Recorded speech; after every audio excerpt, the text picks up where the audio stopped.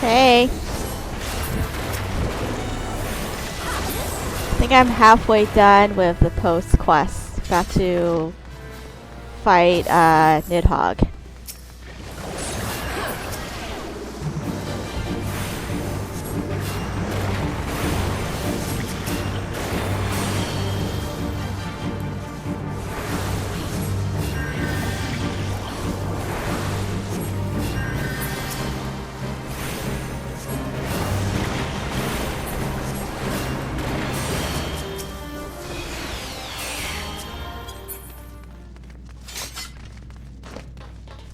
Yeah, like, I finished the, I guess, trial with Heavensward, so I just have to complete the quest and then should open up Nidhogg trials.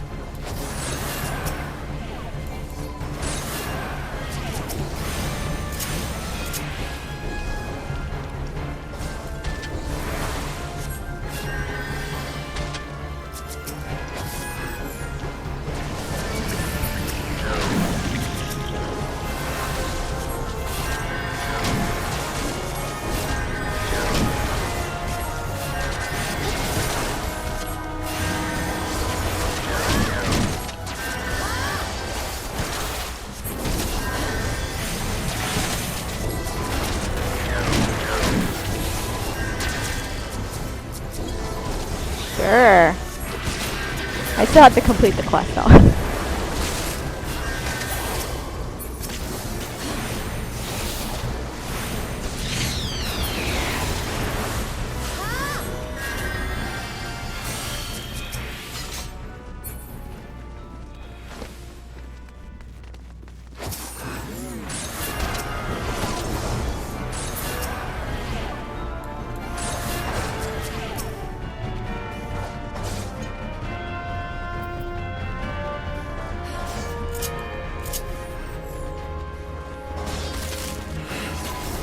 That's fine, I'm just doing my daily leveling anyways.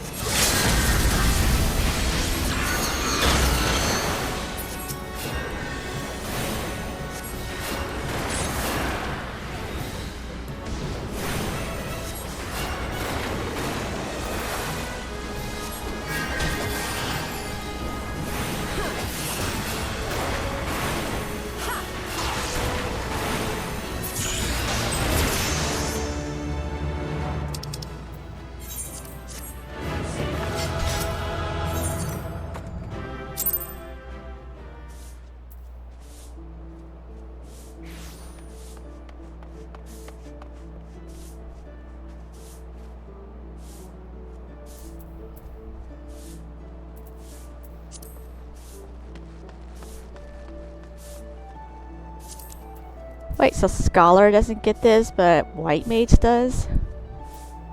Move around faster.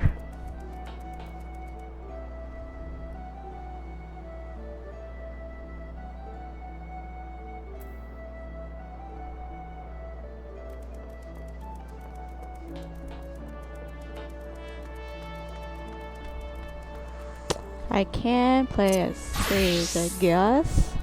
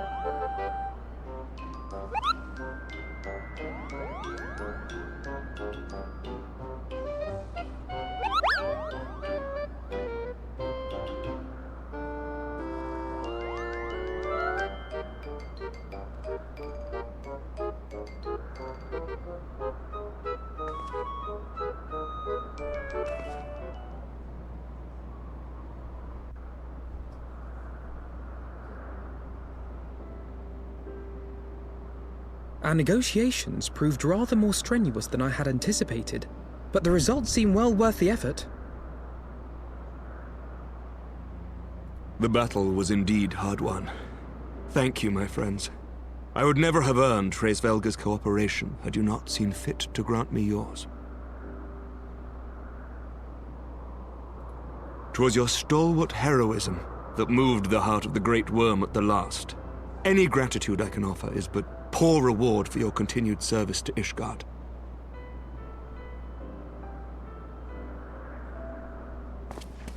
'Twould seem our final reckoning with the dread worm is at hand.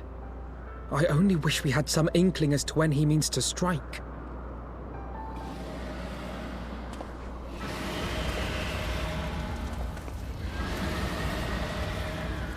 Oh gods.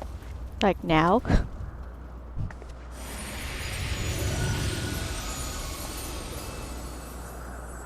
The cry heraldeth his coming. Nidhogg's shade hath taken wing. We must away to Ishgard.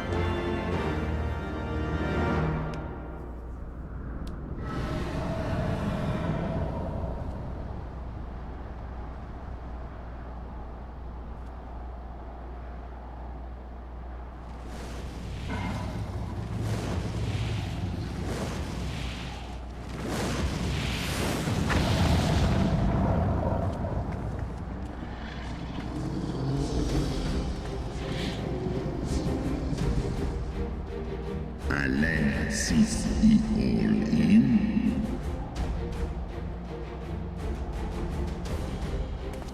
Aye. I must return to my city without delay.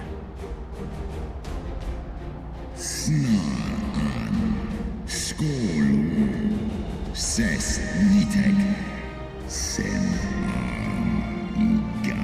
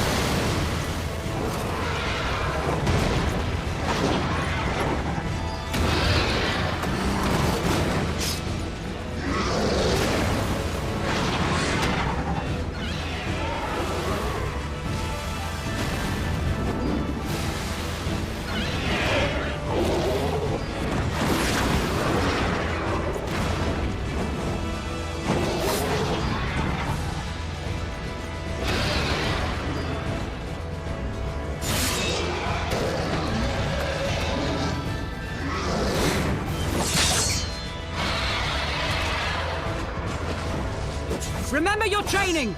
We hold fast until the Lord Commander returns.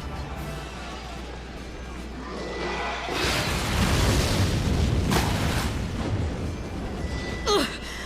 We must hold!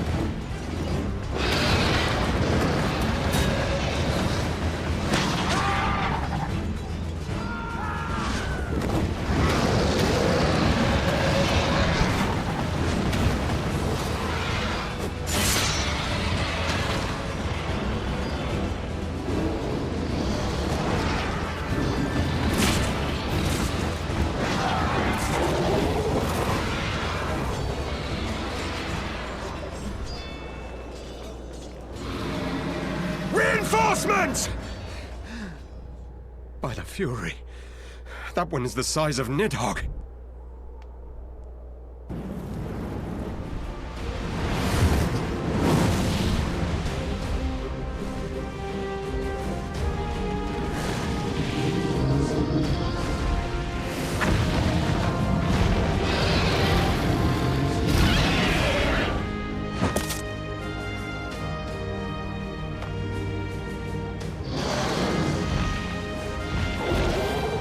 Lord Commander!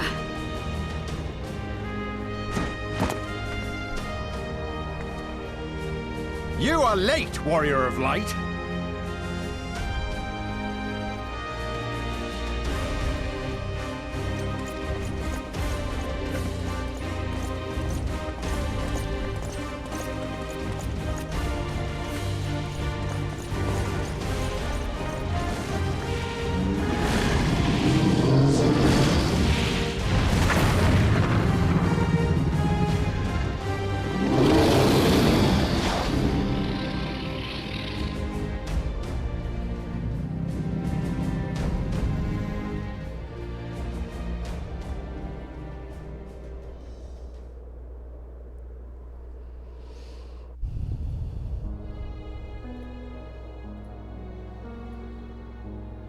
Watan en by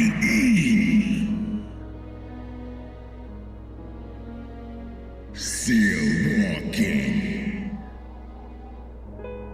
Nal inga. Ale ikinfa kohesto in.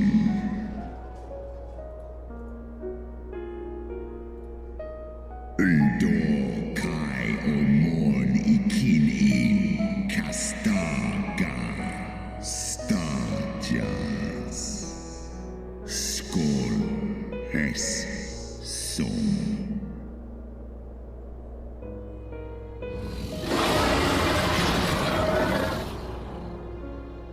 Orsk mig in, eskja in van i här. Dolun higin hern esh.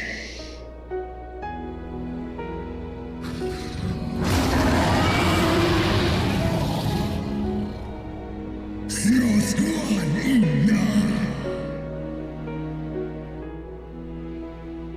His ingar liskol an. Nusgar akin. Sus ulwa. Whoops.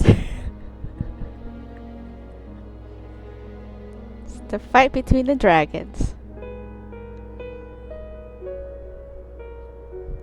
But Nidhogg is angry though.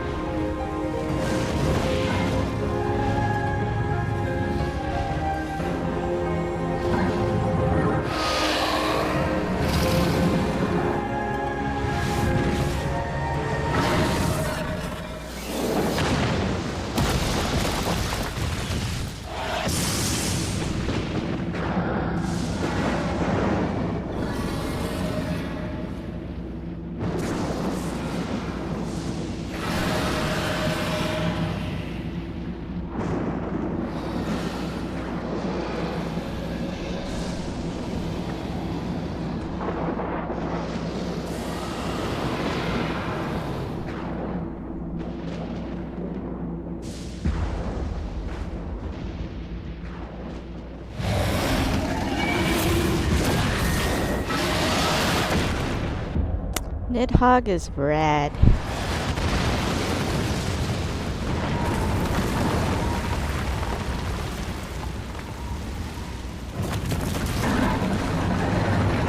Bit his brother's wing off.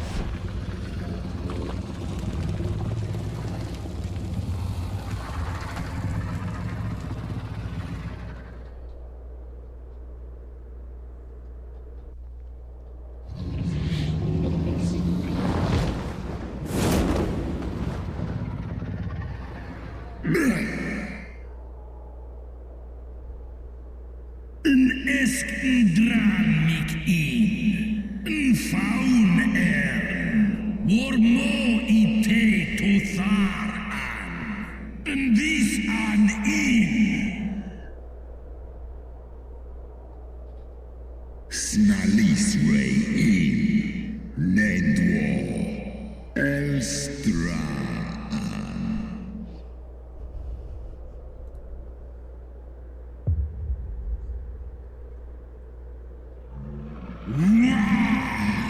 In Hesmesh.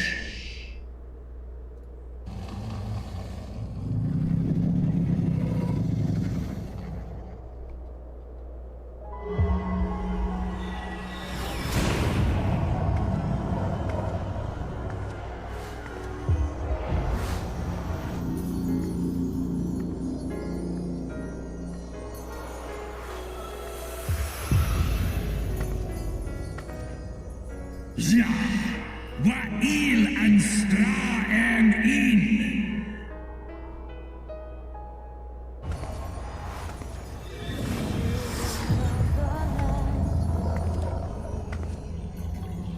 Alle in Kum an les in. Dis alf I an in. Sal jas an.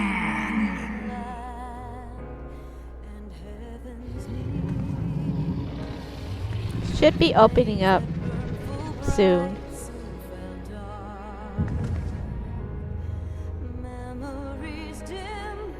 Probably like now.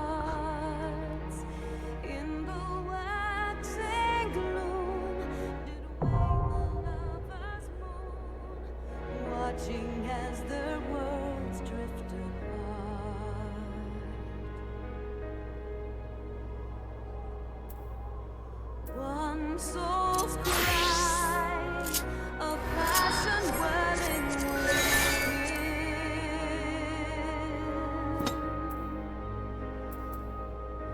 Sacrifice a final plea to her kin.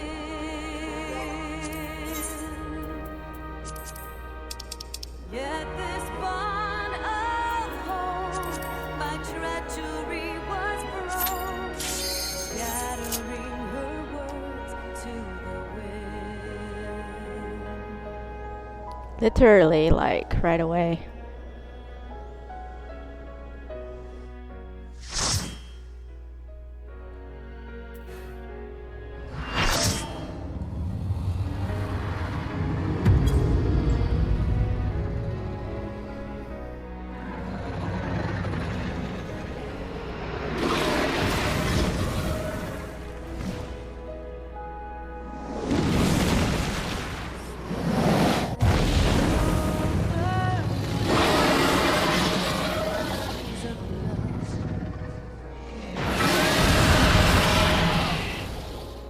And death on afterthought.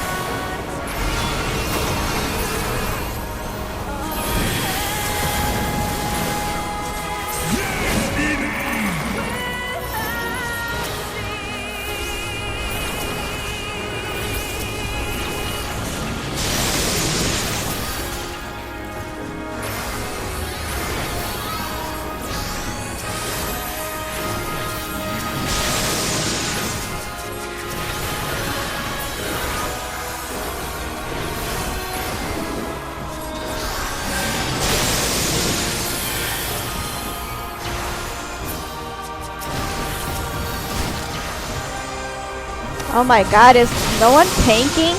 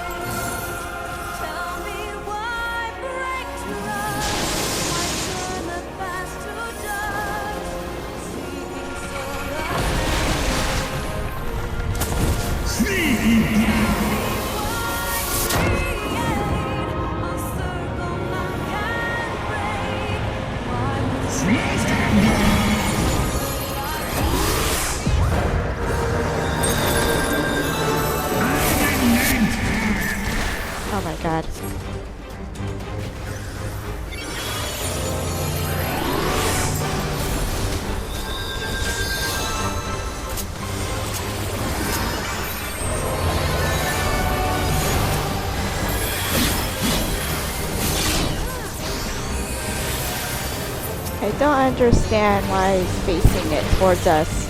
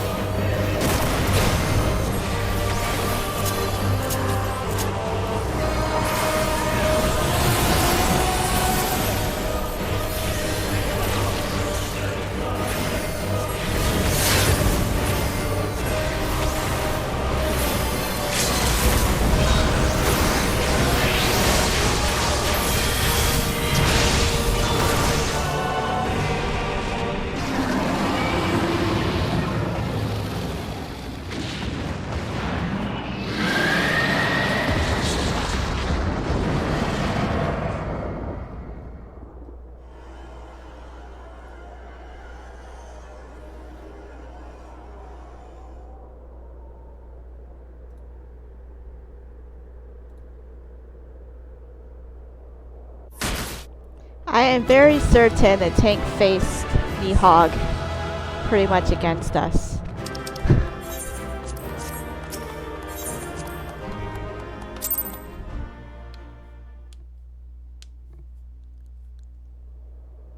On top of that, the second part, not all of them were being tanked. Estinian!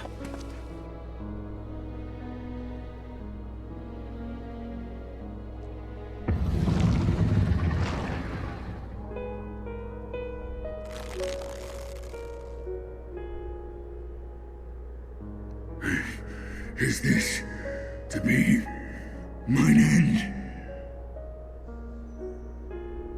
Nay, I will not allow it. I am of the first brood. I am vengeance incarnate. I am Nidhogg! Thou shalt die by my hand!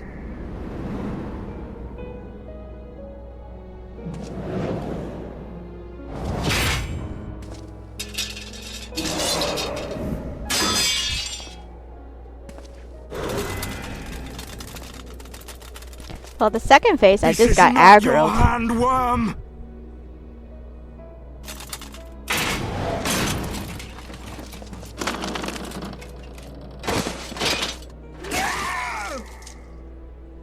Thou wilt obey!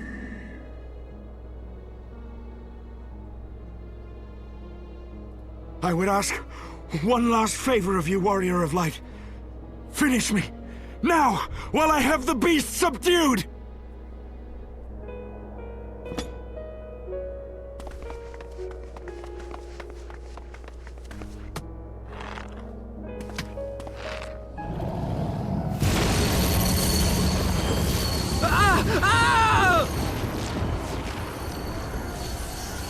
You waste your time! Kill me! It is the only way! Ending Nidhogg will be my final duty! No! You can't die like this! I won't let you!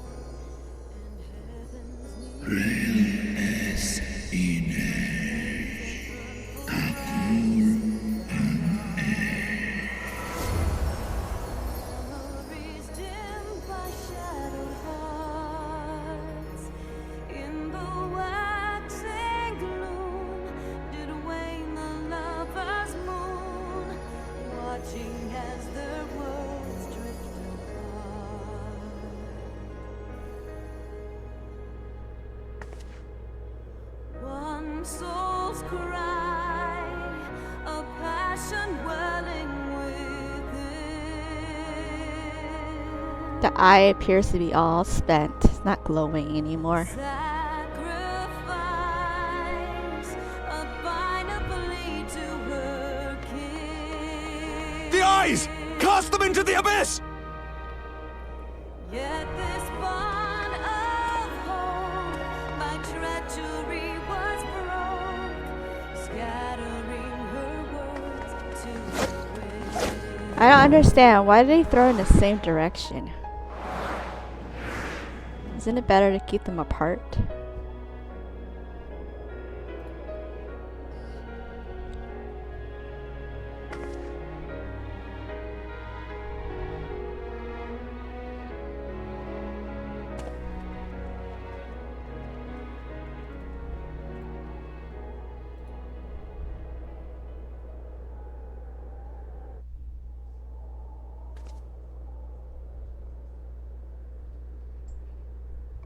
He lives. Ah, Estinian, my ill-fated friend. Lucia, summon the healers. I want them ready to receive him. At once, Lord Commander.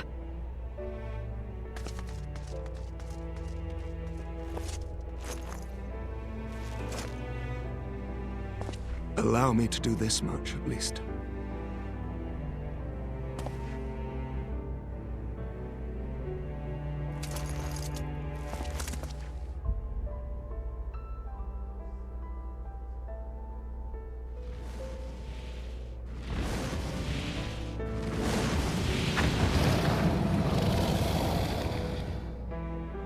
Alemon integran, fall in. You have my gratitude, Hraesvelga. Your deeds this day have saved a great many lives. Al and flee. Ustra udin instra rare. An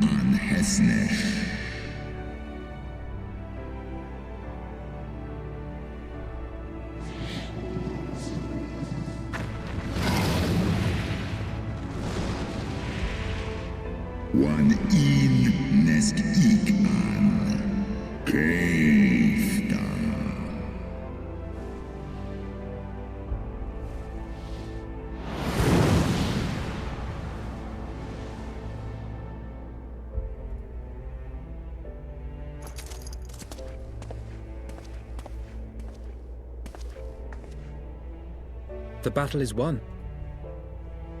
We can do no more for Estinian now than bear him home and wish him well, even as Hraesvelgr did. The rest we must trust to the hands of the healers and the grace of the gods.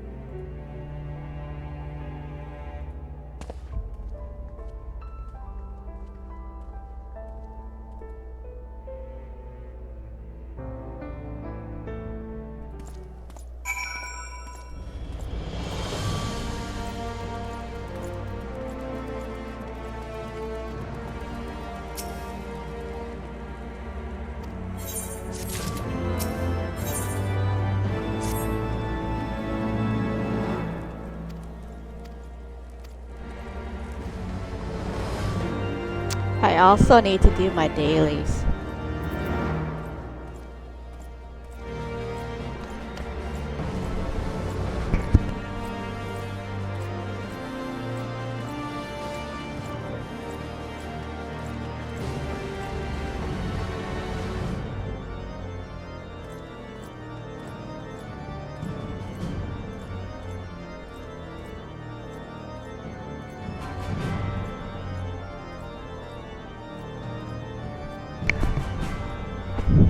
Almost all of them, just not the leveling. I did everything. I only did one.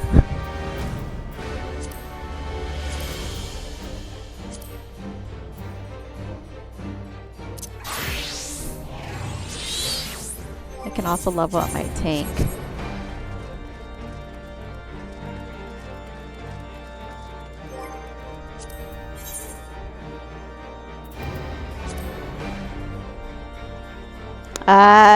If you want to heal, I can always tank or DPS.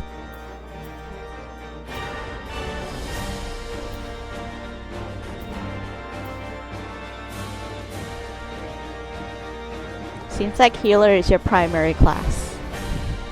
I can play whatever.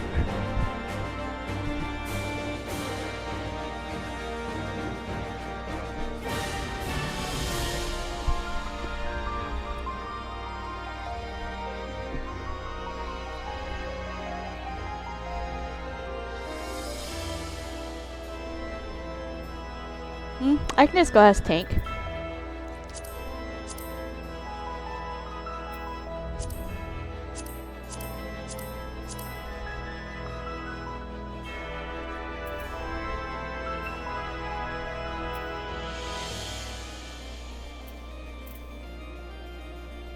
I'm just gonna go down the list. Oh, actually, let me pick up that daily thing from Ordona so I can get those Alexandrite thing.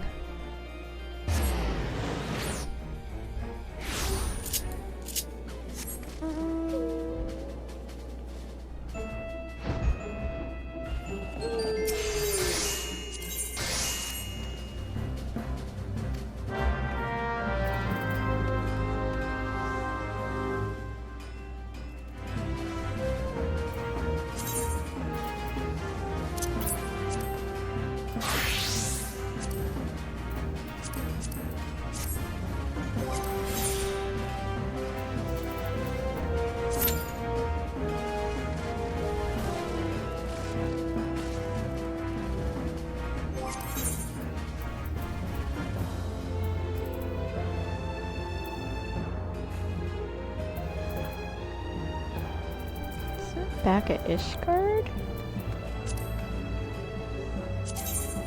Yeah.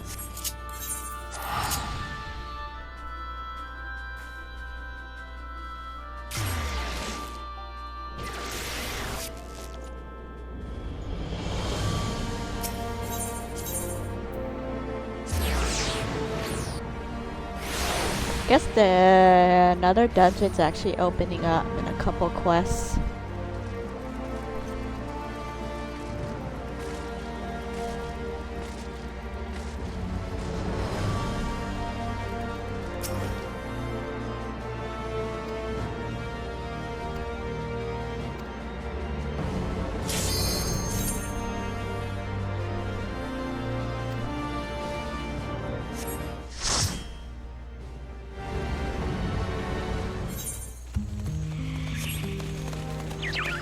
Oh my god, it's not a 650 dungeon. Yes, I am. I think it's just... There's still 3 more... No. Yeah, no, 2 more. 2 more dungeons.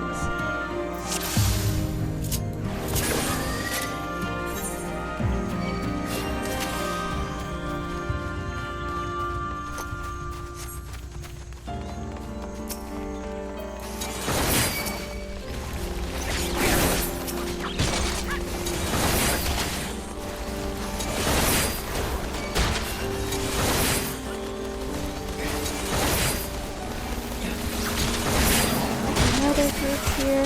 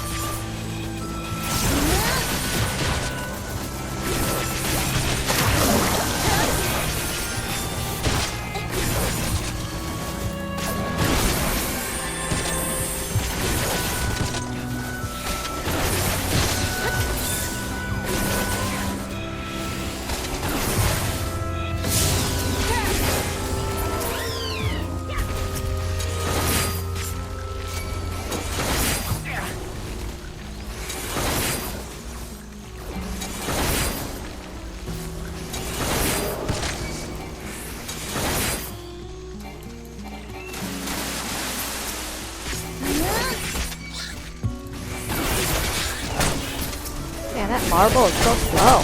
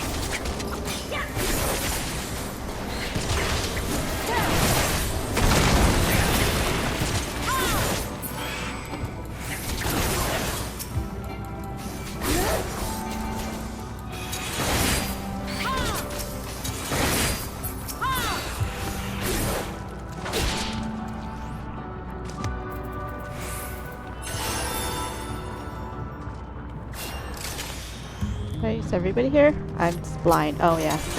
Moon's being covered.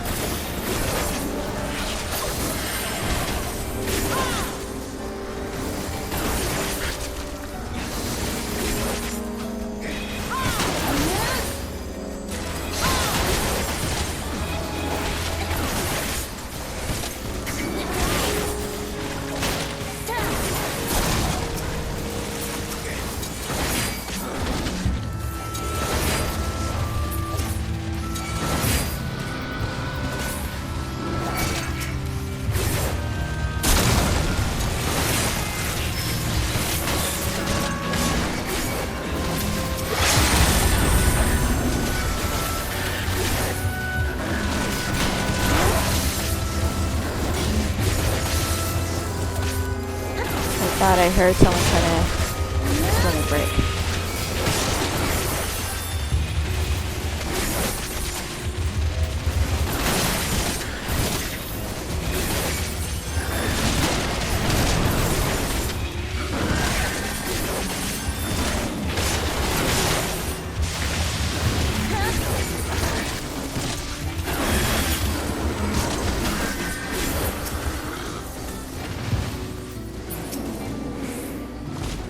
I'm going the right way.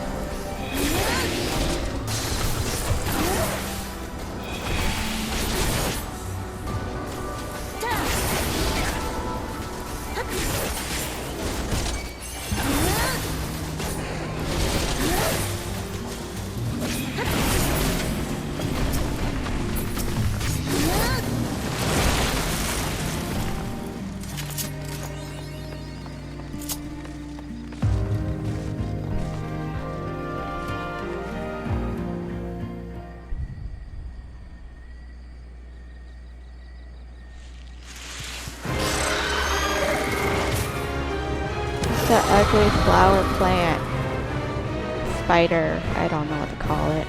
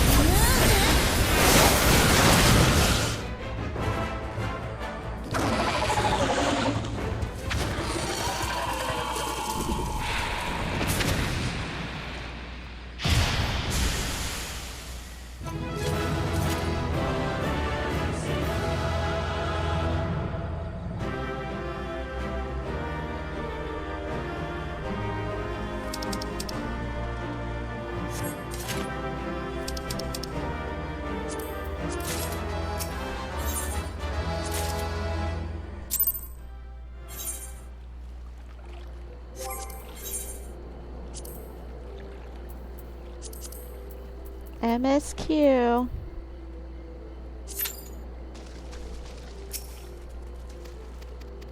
Might as well complete this quest.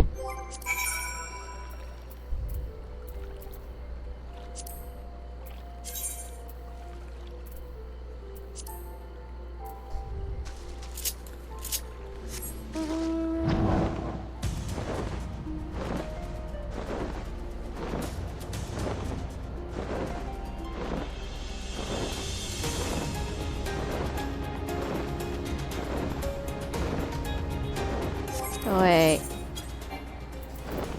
Let me come as healer then. Faster, yeah, it's faster.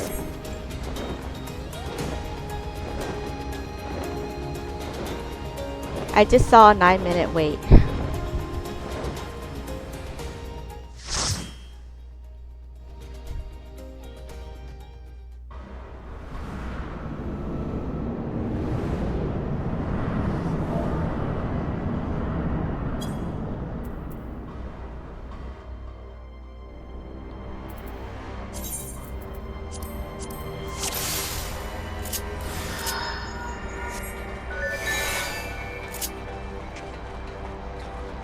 Well, I'll keep you alive.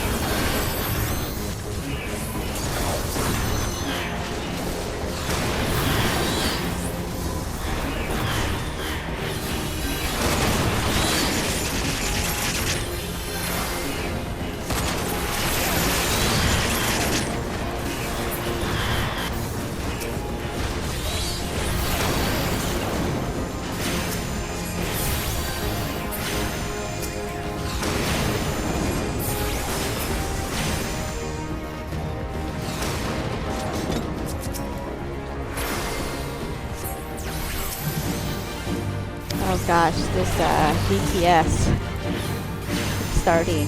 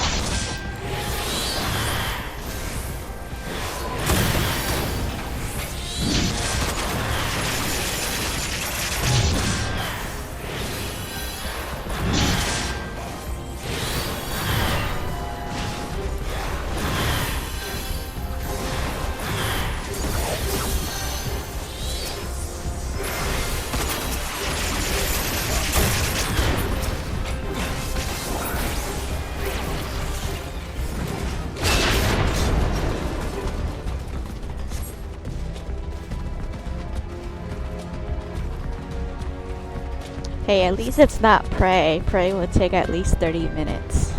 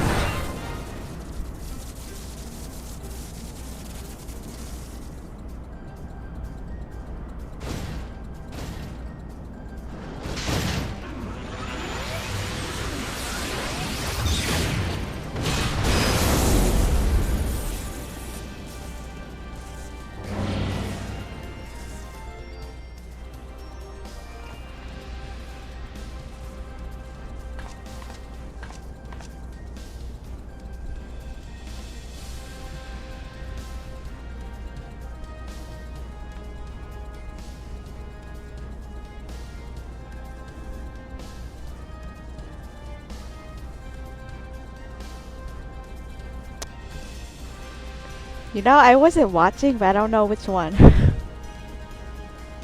That's not... It's kind of stupid to use it there, because literally it was about to die.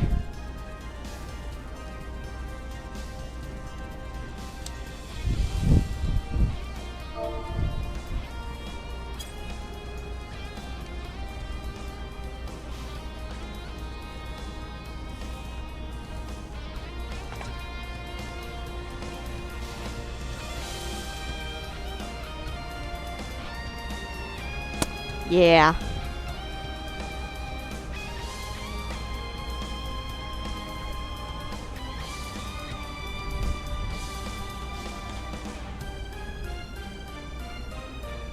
Probably gonna kill the Alliance raid next. Probably just kill as my scholar.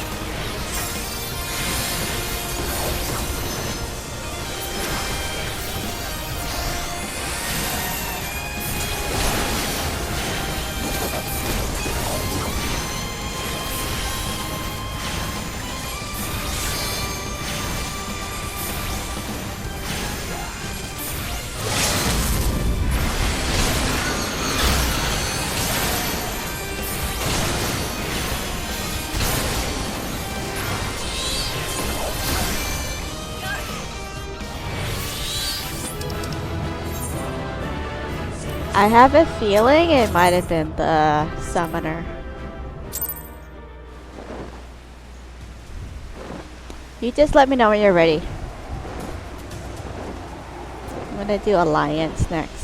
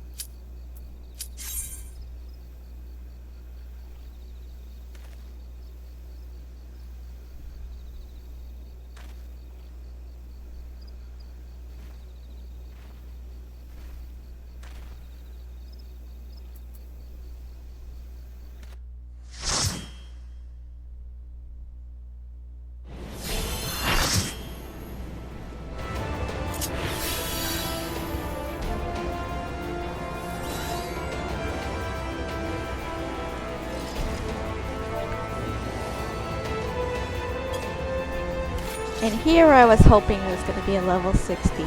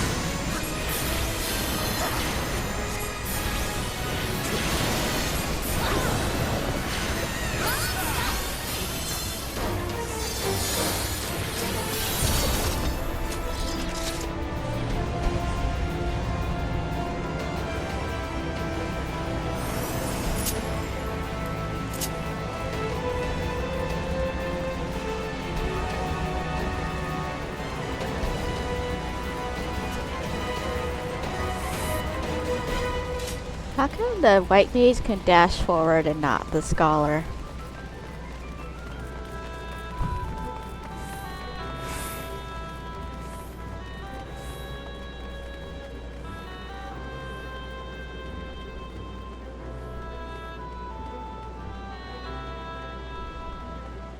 Feels like white mage and sage can move around a little bit faster.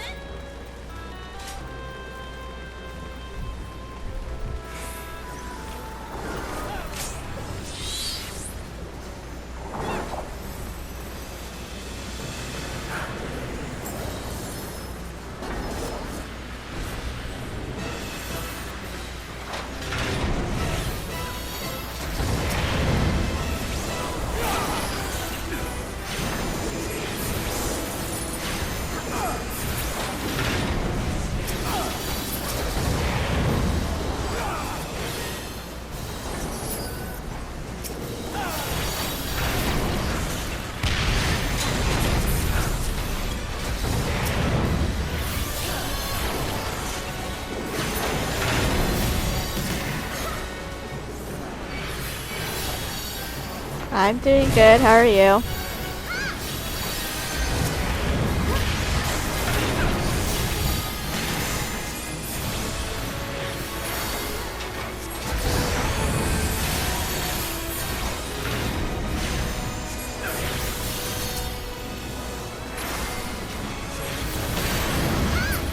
No, I already finished Heavensward.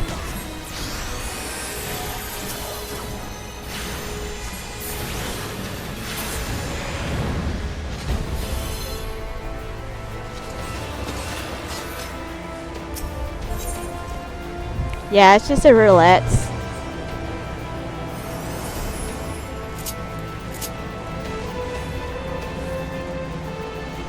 Yeah, I'm like halfway done with the post quest, so I'll be heading to Stormblood soon.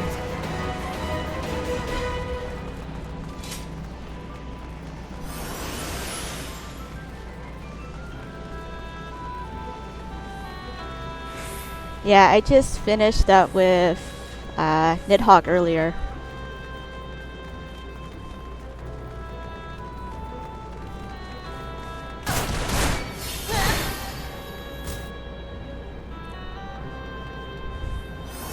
Hopefully today.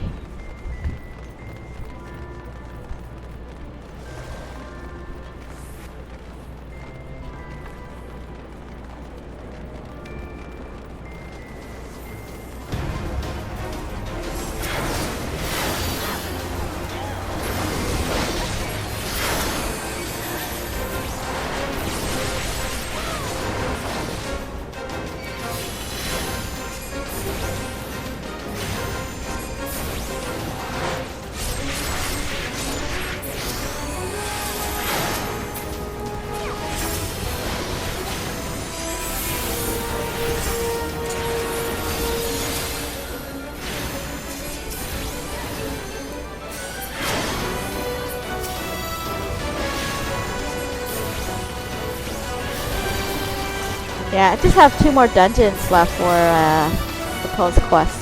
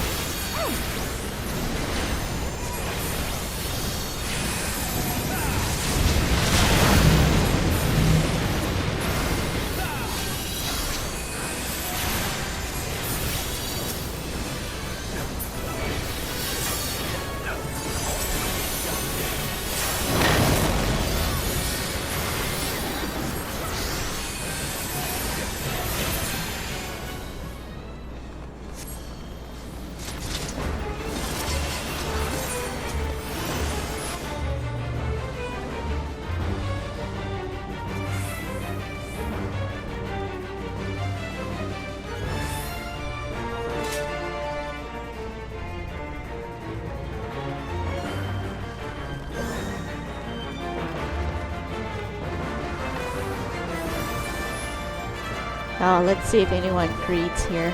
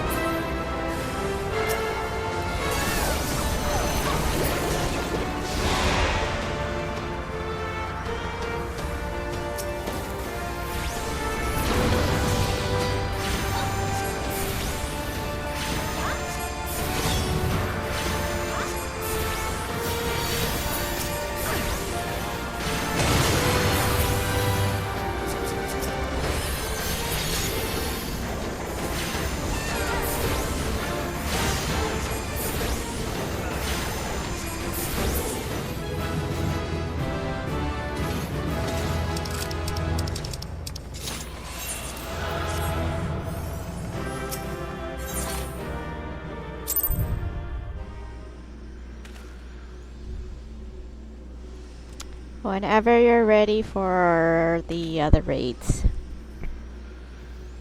Normal and trials. That's the last 2. Let's see. What was I doing? Oh yeah, I was turning this in.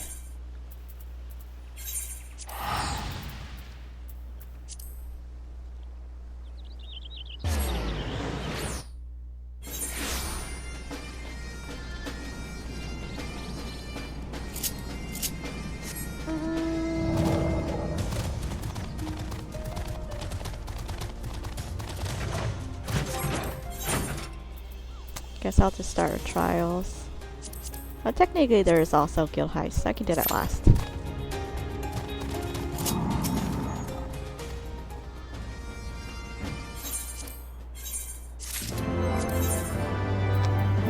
What other quest? Oh man, that's a far away.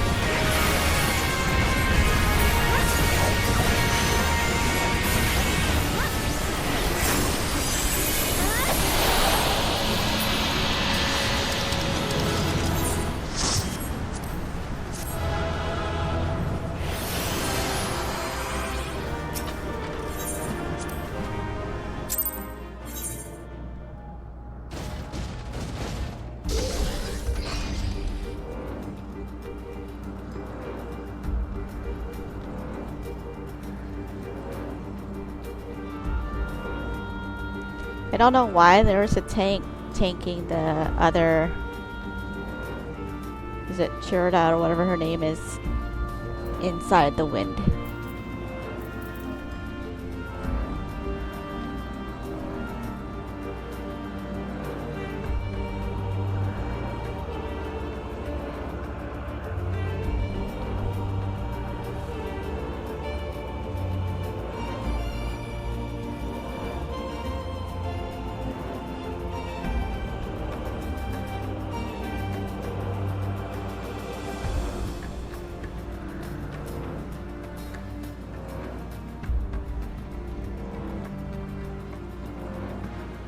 No, I have 2 more.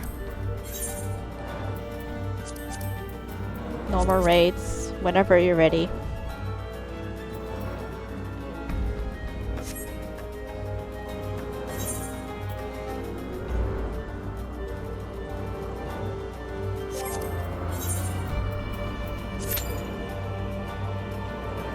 It's a short one, so all the long ones are done.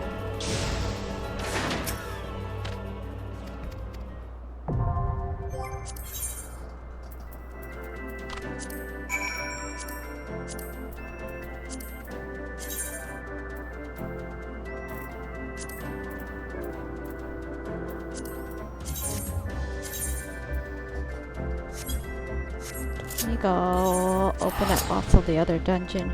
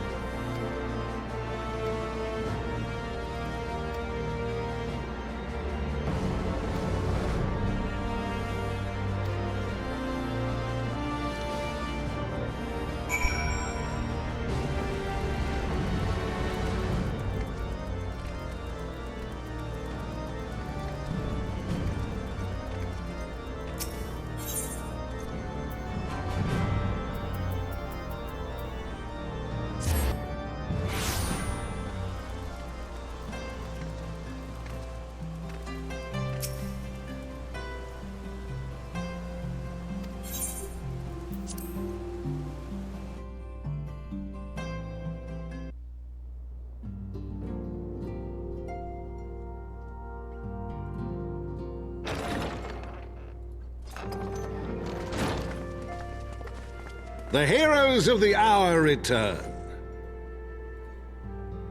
We but did our duty, my lord. It was the memories of fallen friends and not our heroism which saw us through at the last.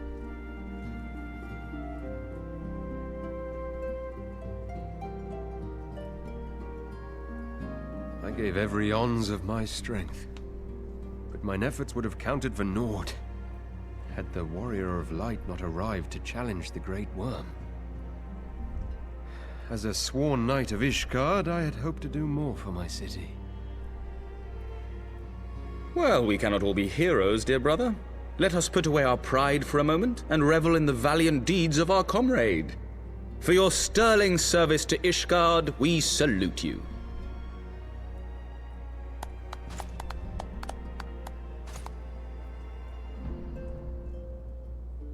And while we're on the subject of valiant deeds, I believe I myself have earned some small measure of recognition.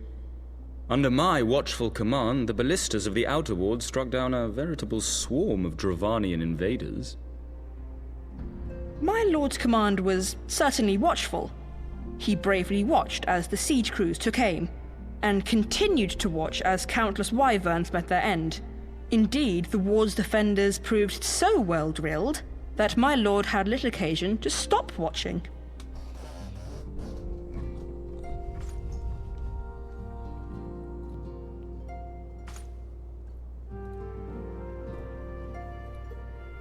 There will be time enough to determine who is most deserving of recognition later. Our friends are doubtless weary from their exertions. I had chambers prepared in expectation of your return. You are welcome to retire at your leisure.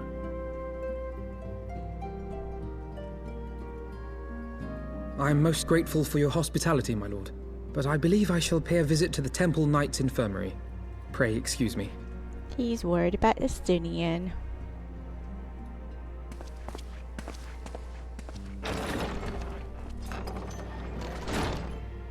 Our master Alphino has grown. The plight of his stricken brother-in-arms pains him more than his own hurts. In which respect he has come to resemble you, Warrior of Light. Go then, visit the Azure Dragoon, and grant him what comfort you may.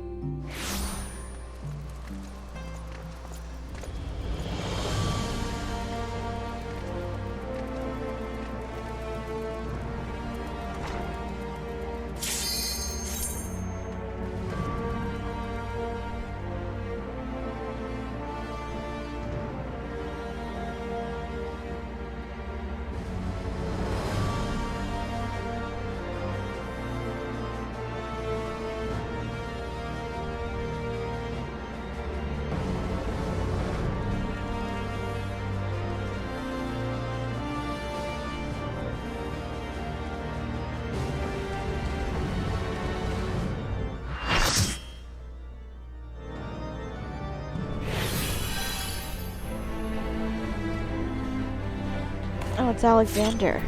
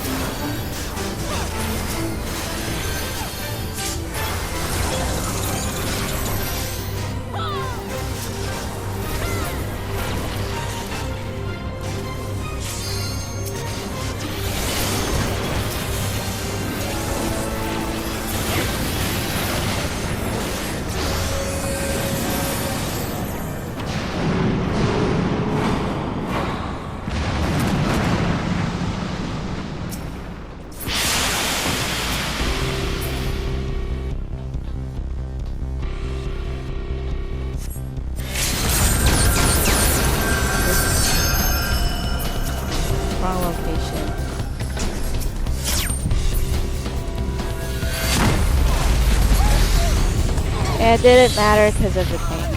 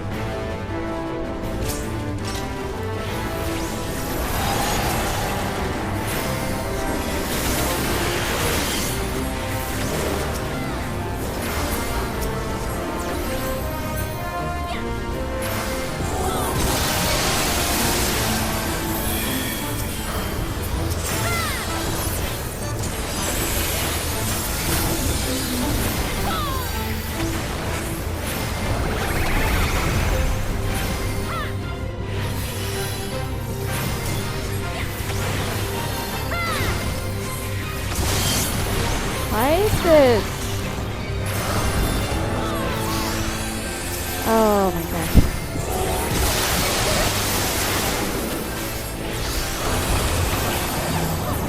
I'm not gonna say anything anymore.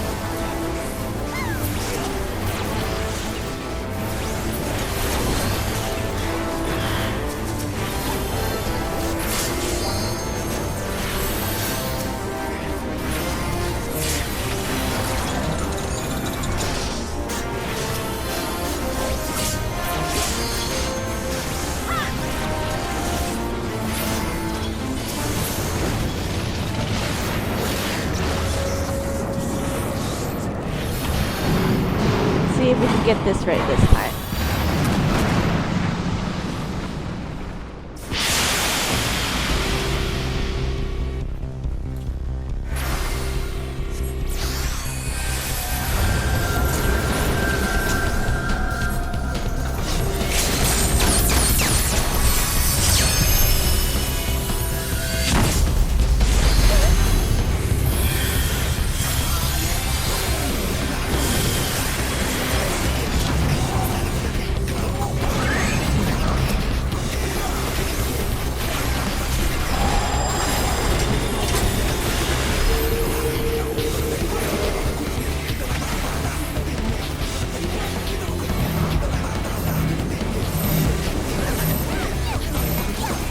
Uh-oh. That's 3 of us. Should be fine.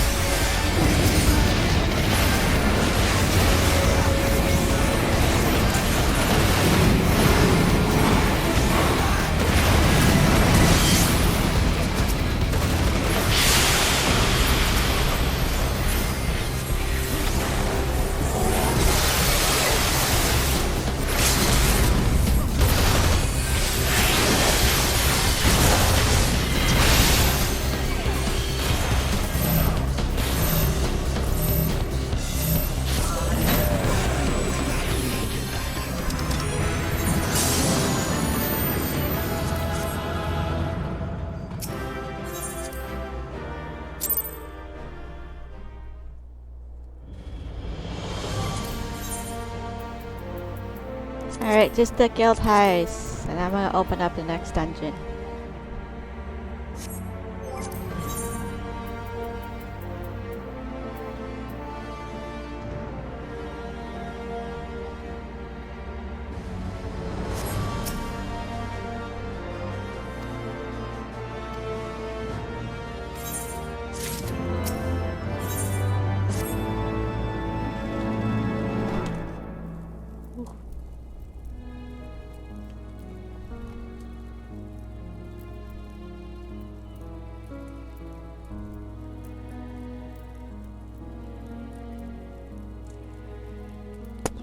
I live in Cali, so I don't think I can say it's extremely cold here.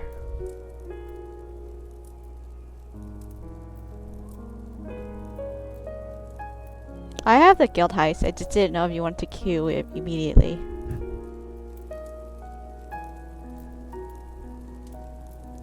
Looks like I'm about to open up the next dungeon.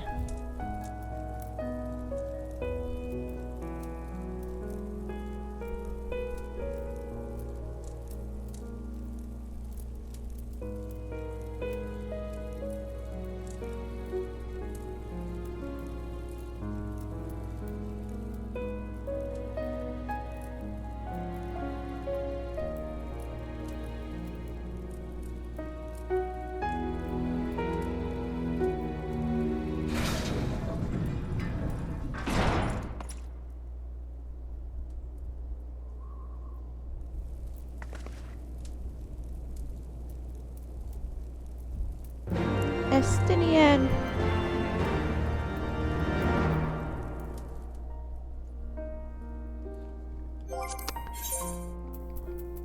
The guild heist?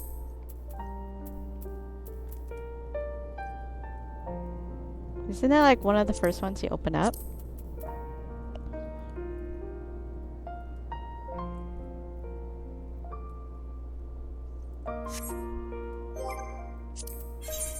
Oh.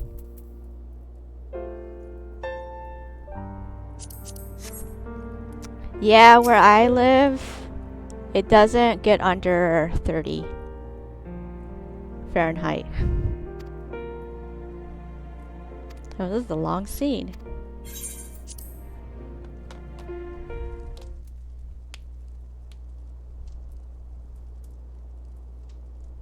Atheno looks like he's crying.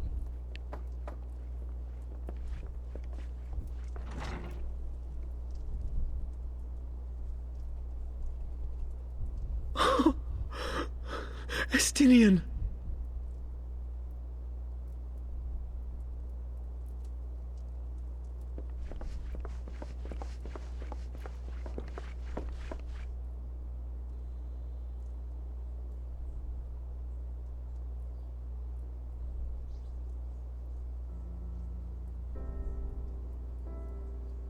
Cease your mewling, boy.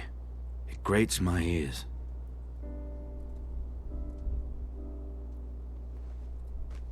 Forgive me. When I saw you awaken, I could not... It was such a relief. We feared you might never wake up. Now, Estinian. If Master Alphino thought any less of you, you would still be Nidhogg's plaything. Or dead.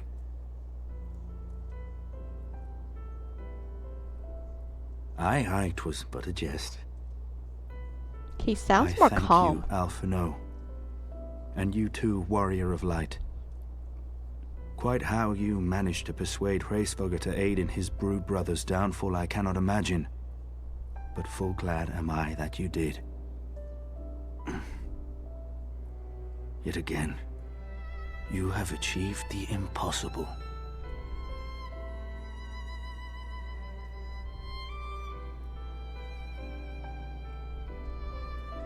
I, for my part, owe you an apology.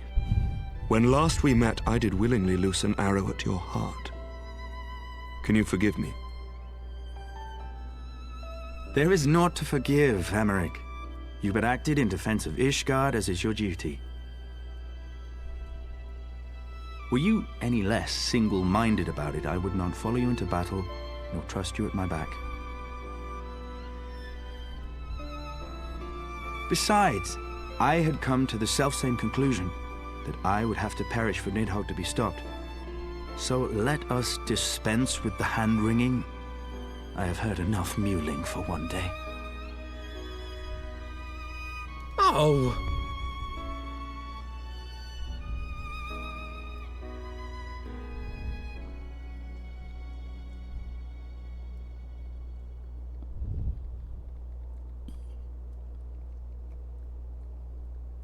The tendrils of Nidhogg's foul presence bound up every fiber of my being, usurping my senses, but I yet retained some trace of awareness.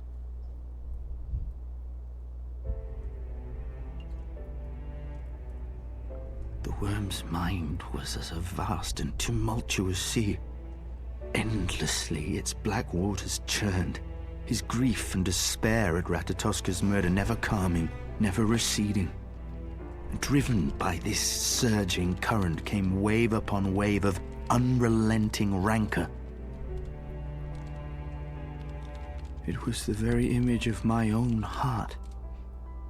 There I saw the dark reflection of the hatred I felt after Nidhogg slew my family, when no path remained save vengeance against dragonkind.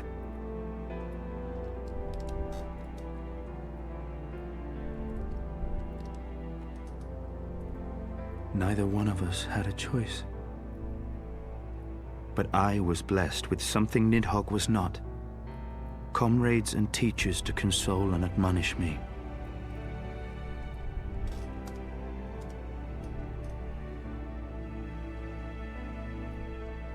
Had I not had them to gainsay my obsession, it would surely have consumed me as Nidhogg's did him, and we would have been in all respects alike.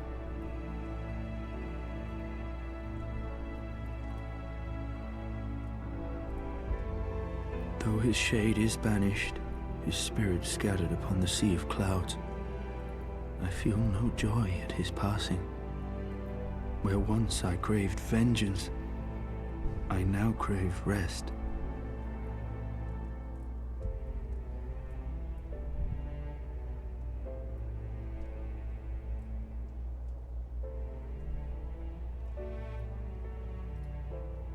Lord Commander, my hunt is at an end. I would lay down the mantle of Azure Dragoon. My friend.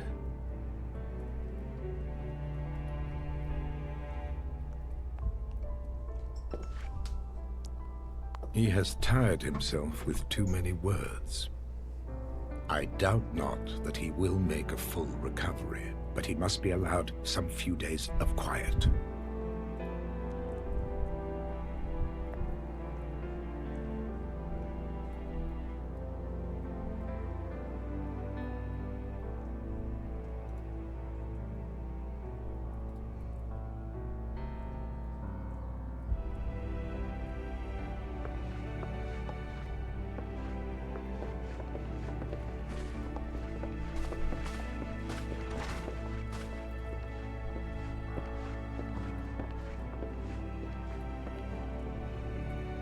I too must see my path to its end.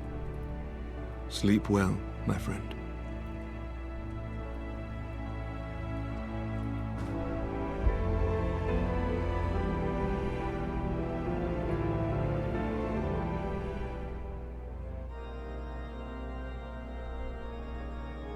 Following the battle with Nidhogg on the Steps of Faith, Sir Emeric called an assembly that he might make his final proclamation as acting head of state.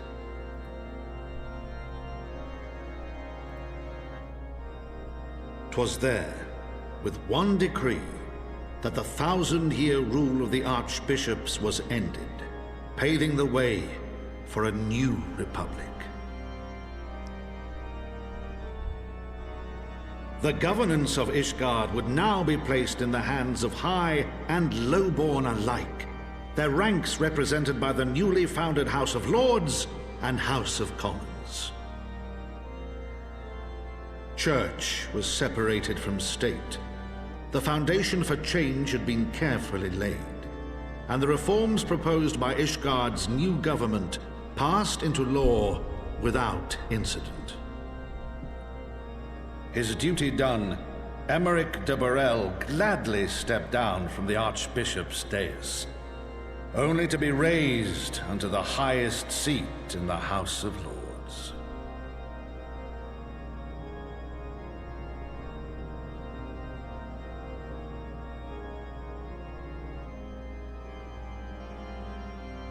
Though he strove at first to refuse this honor, the unexpectedly strident voice of the Count de Durandare left him little choice but to accept.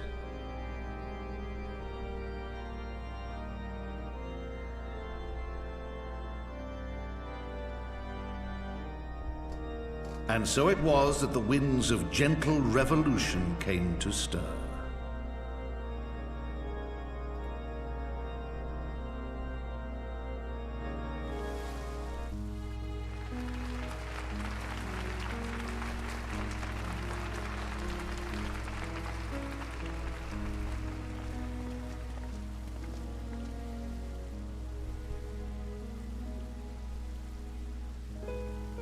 Prominent among the many honored guests at Sir Emeric's investiture were the ambassadors of Dragonkind, a fitting symbol of Ishgard's newfound peace.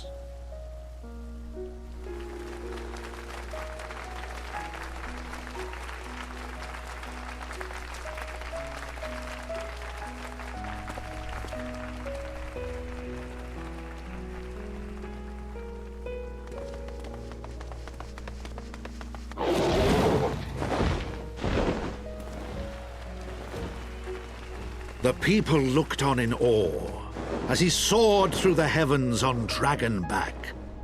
And by their cheers did they hail him an Azure Dragoon for a new age.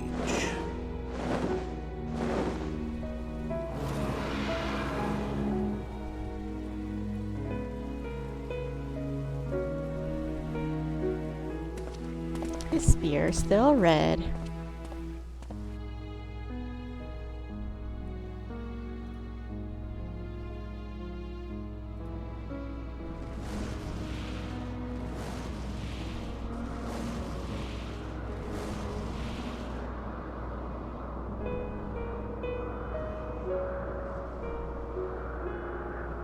Thus were the notes of the dragon song rewritten, the din of war giving way to a rising litany of peace and hope.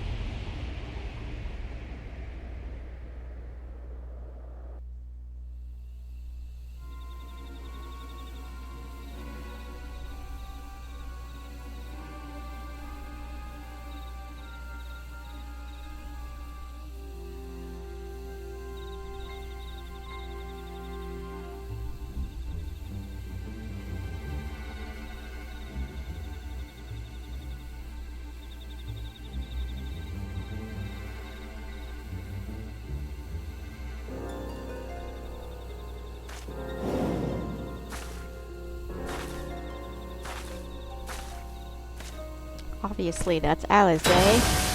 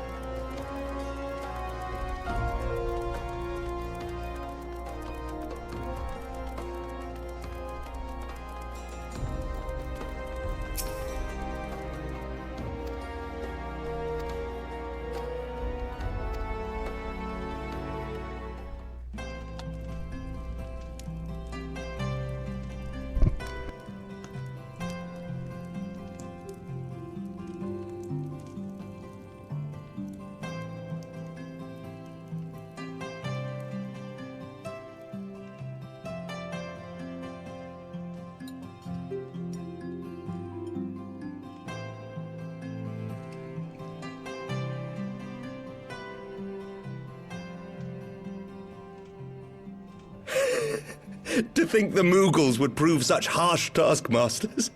Forgive me. I did not know you had suffered so in your quest for the Horn.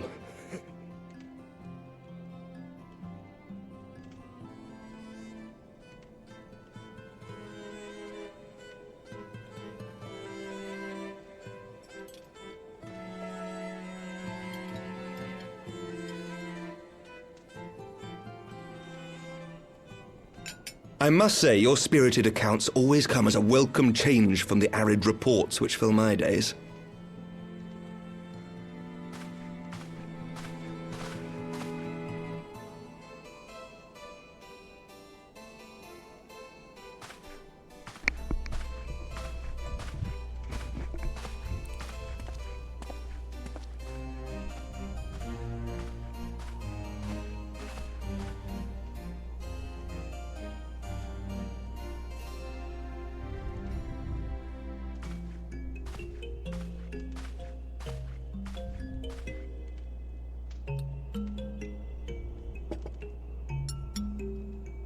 Their fish almost looks like salmon. Actually, I can't really tell.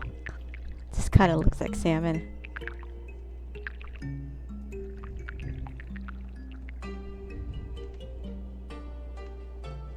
Though I have lived in these lands my entire life, to hear you speak of them, there is much and more I have yet to see. Truly, yours was a marvelous journey.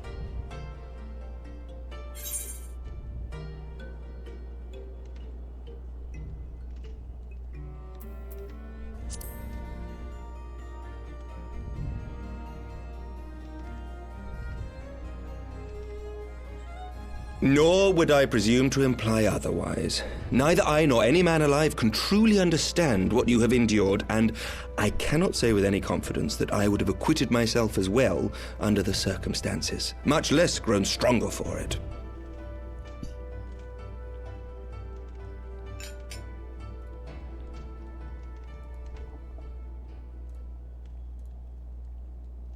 By your deeds, you have helped us to lay the foundation for lasting reform. The formation of the Republic is but the beginning, for it is not only our system of governance which must needs change. We, the people, must learn to let go of our hatreds and rise above our bloody past. I only pray that I live long enough to see us achieve some measure of success, that I might know the lost did not die in vain. I can still see you there on the steps of faith, striding fearlessly towards the worm. If you could do that, who are we to balk at the challenges ahead?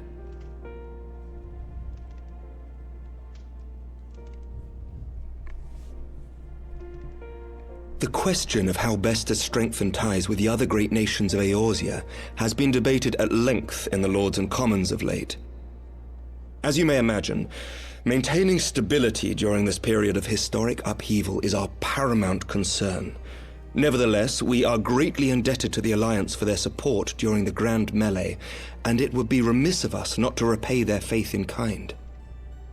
Of course, we owe you the greatest debt of all, and it is my hope that in extending our support to you and the Scions, we might also express our gratitude to our neighbors, nay, our fellow Eorzeans, whom we pray you will continue to protect.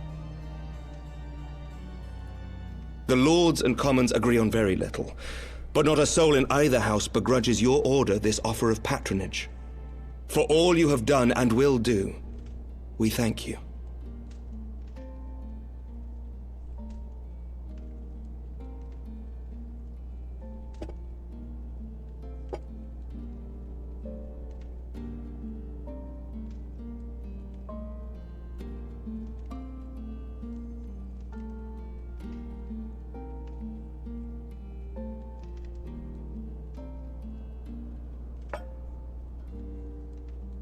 May I ask a personal question? Now that the dust has settled, what will you do? Not as a scion, I mean, but what do you want for yourself?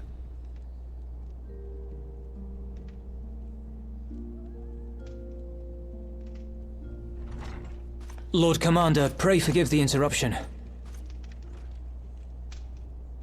News from House Fulton? An urgent message for the Warrior of Light. I was instructed to deliver it without delay. Master Thancred returned to the manor a short time ago, bearing an injured maiden. Master Leveilleur and Mistress Tataru are tending to her wounds, but they like not her chances. Respectfully, my lord, they have requested the Warrior of Light's immediate presence. You must go to them, my friend, and I shall go with you. Man, they didn't even touch their food.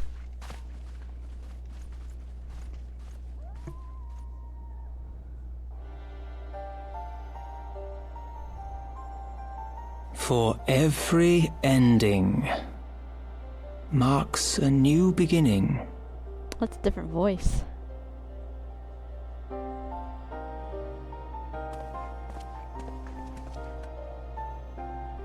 From tragedy and sacrifice, we rise to greet a new dawn, as did she.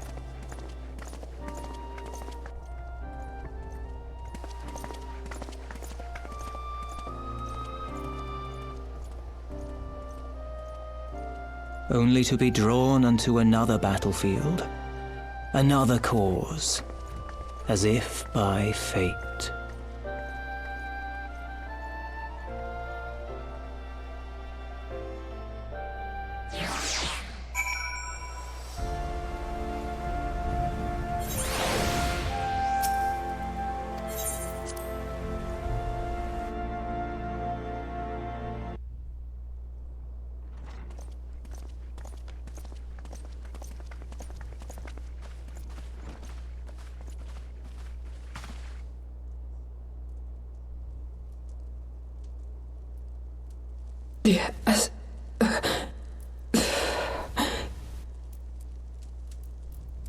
Is that... Alize, Alphino's twin sister. She ran afoul of the Warriors of Darkness. I had been tracking them since the ceremony at Falcon's Nest. Little did I know I was not the only one. Evidently, she had learned of their activities and attempted to shadow them on her own. Poorly. I rescued her in the Twelveswood, and together we fled north. But though I made every effort to cover our tracks, they caught up with us on the Ishgardian border. And in the ensuing struggle, Alize took an arrow to the shoulder. 'Twas only after we had made good our escape that I realized it was poisoned.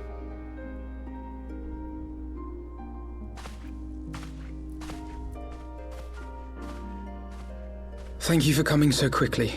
And you, Sir Emmerich. Think nothing of it. How is she? We have done all we can for now. Although the immediate danger has passed, the poison yet lingers in her blood.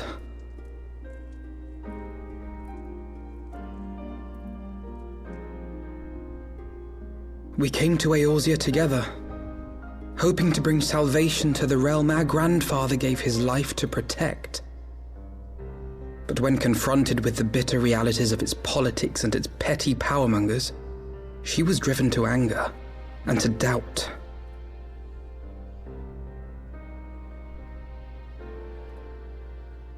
She refused to become embroiled in what she termed Eorzea's squabbles and distance herself from the Scions. Though she remained hopeful of a brighter future, she would walk her own path. Would that it had not been so perilous.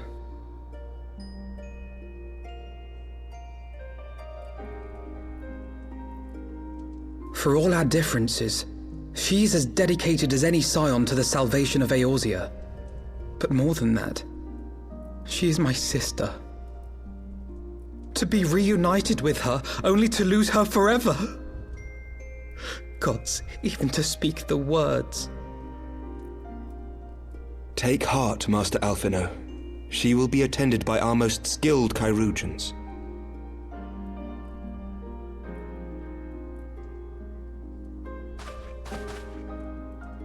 Bear Mistress Leveilleur to the infirmary at once. Apprise Captain Whitecape of the situation, and inform him that she is to be treated as my personal charge.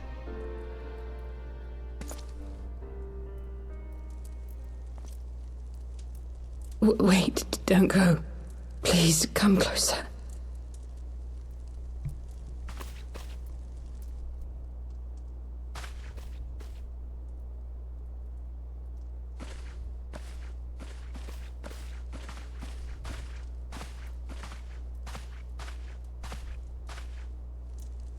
The Warriors of Darkness are in league with the Ascians. Slaughtering the Primals is but the first step in their plan. They make for Zelvatol to bring about Garuda's summoning and to kill her.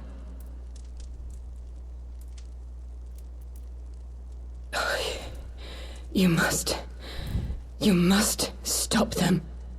Yes.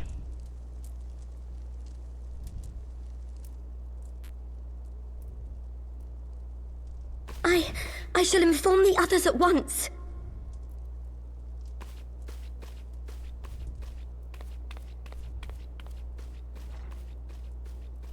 Master Thancred, I would ask that you accompany Mistress Leveilleur to the infirmary. Your knowledge of her injuries may well prove useful in determining her treatment. Of course.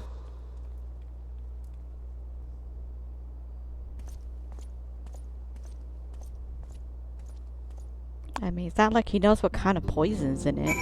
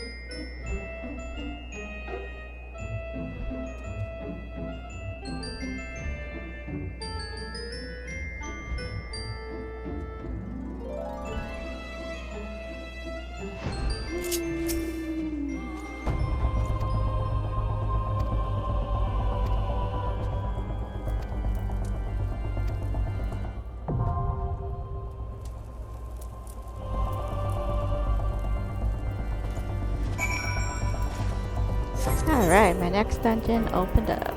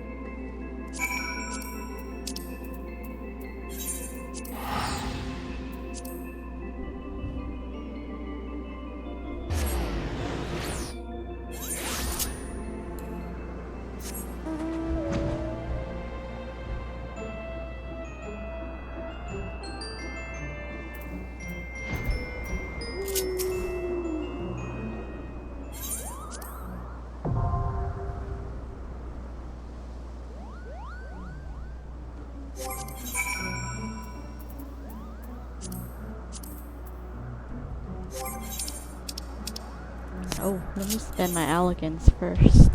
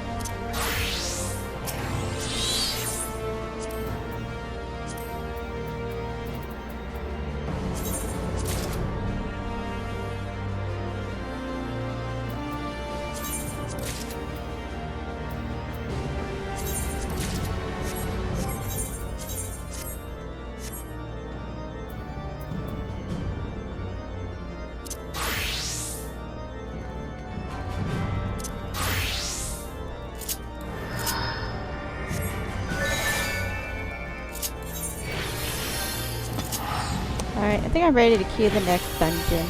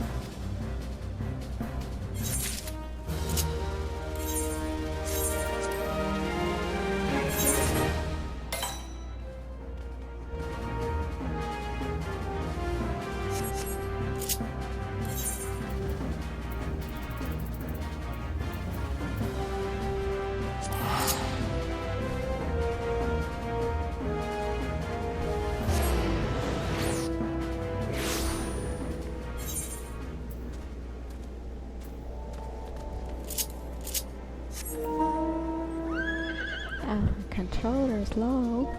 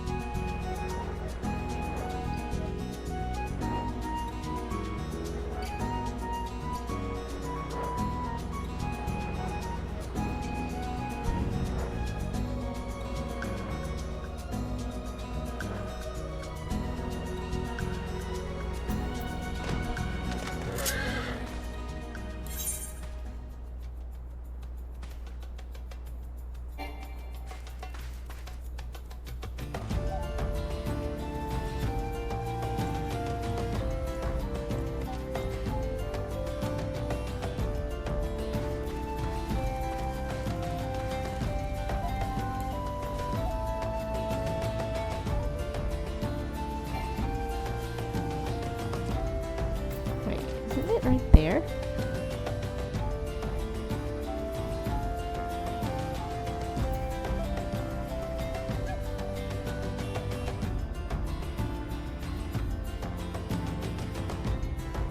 No, this has to be it.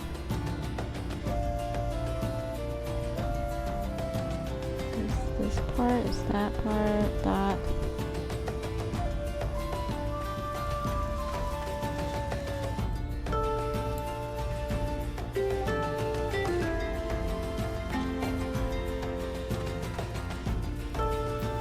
Oh, I see why. Haha. It's considered a duty.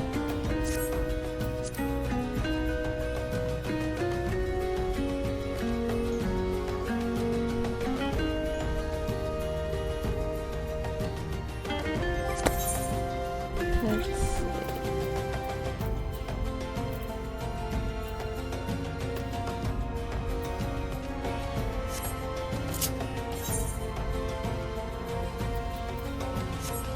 Guess I can work on my beast try dailies, tail feathers.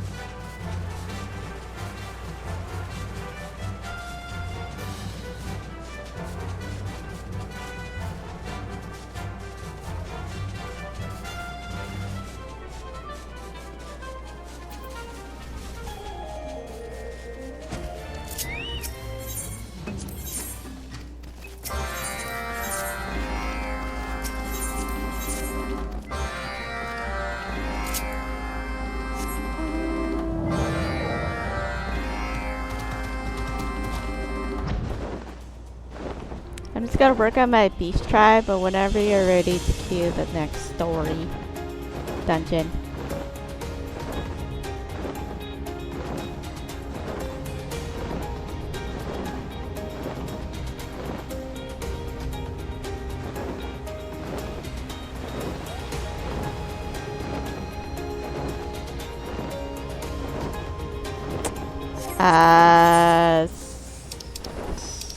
Don't know the name of it.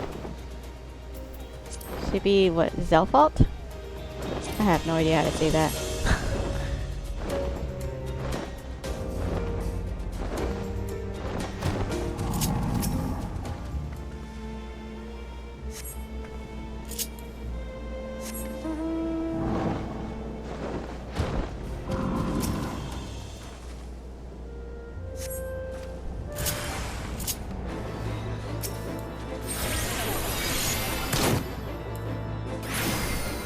I can do whatever. I have all of the classes.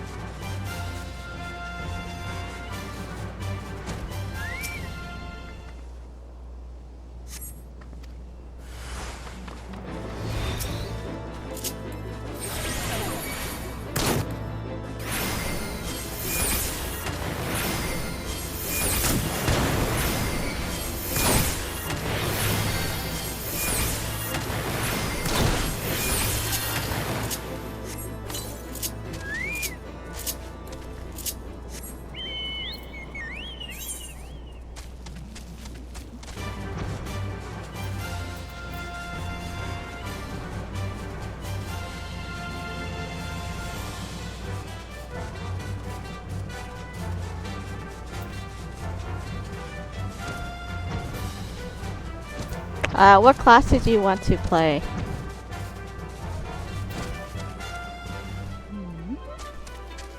Is it up there instead? Oh, it is up there.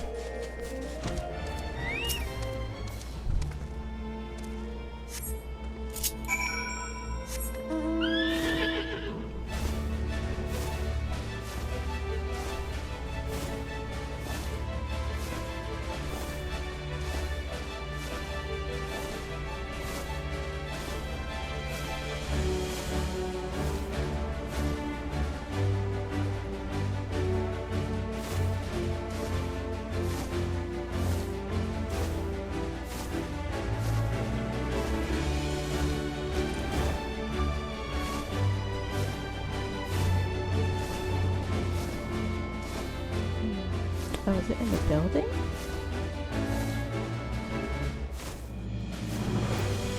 Oh, it is in here.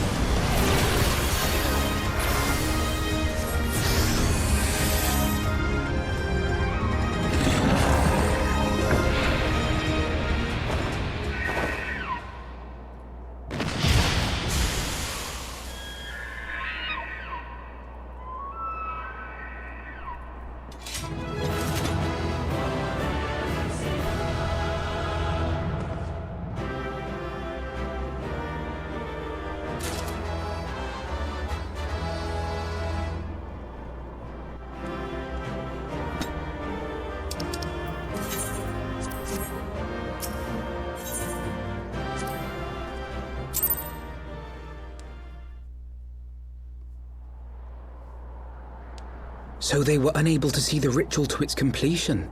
Then Garuda is no longer a threat, and whatever the Ascians and the Warriors of Darkness were planning has come to naught. But we should not tarry. The knights have secured our path to safety.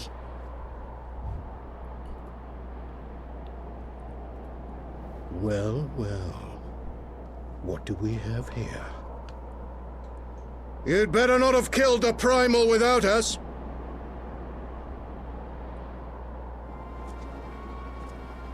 Oh my god, it's so obvious who that is.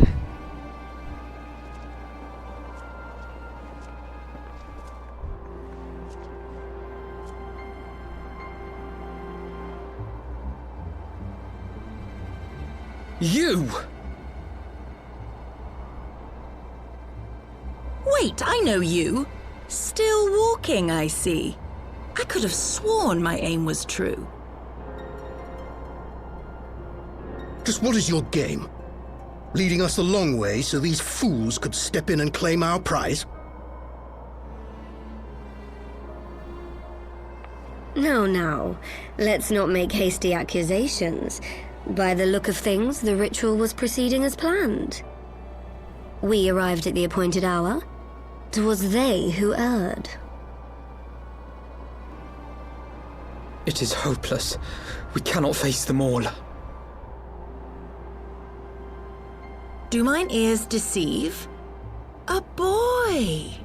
So that's the way of it. Twins! You had me worried for a moment there. Know that I will happily make it quicker for you, if you just stand still.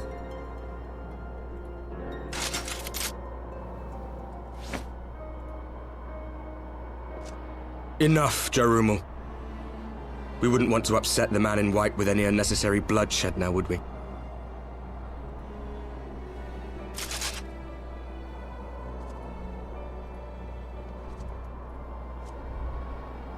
You've been awfully busy since we were kind enough to spare your lives.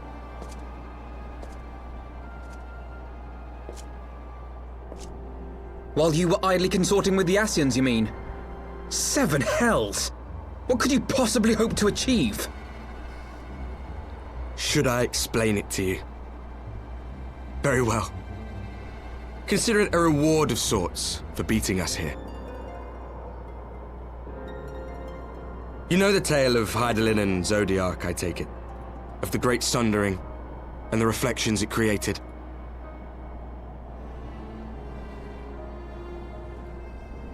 Across 10 and 3 they were divided. Reflections of the source, each possessed of shards of light and dark. Just so. One of those reflections, the one nearest to the source, is our home. And we were the heroes blessed with her light.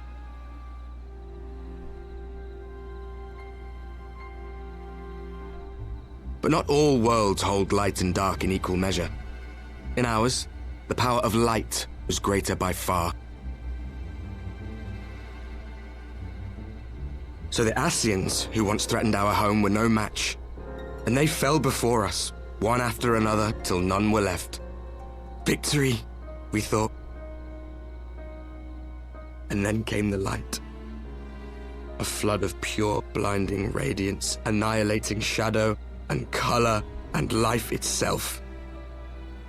Ere long, it will consume our world, leaving naught in its wake but blank perfection.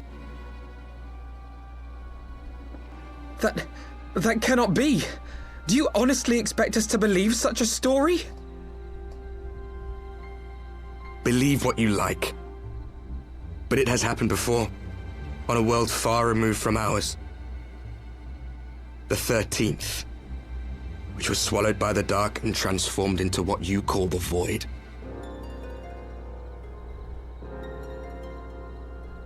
Unchallenged light would condemn us to a similar fate.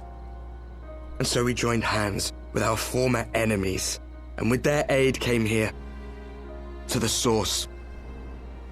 For there is but one way to restore the balance and save our home. The Ardor. Calamitous destruction with the power to break down the barriers between planes and see our worlds rejoined. You would doom our world to save your own? What would even become of us? Of you? Enough. I tire of talking. You know our cause. You know what is at stake. We are prepared to do whatever it takes. Are you?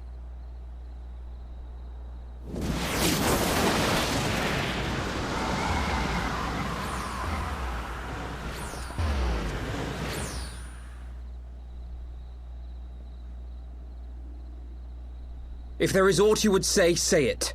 Otherwise, begone. You have no friends here. It's pretty obvious who that is.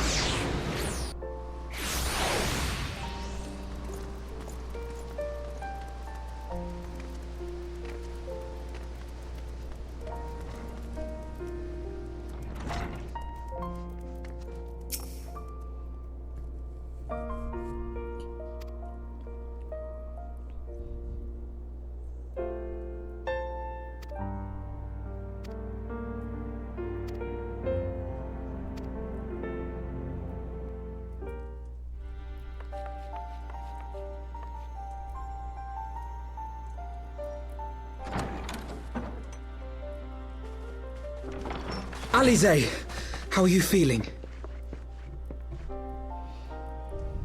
Well enough, brother. Thanks to the kindness of our hosts. They told me you had departed for Zelfatol while I was still abed. I slept much better knowing that. Thank you.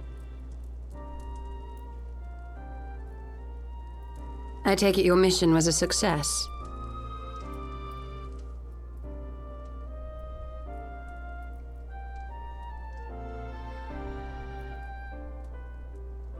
As if we needed any further confirmation that they are in league with the Ascians.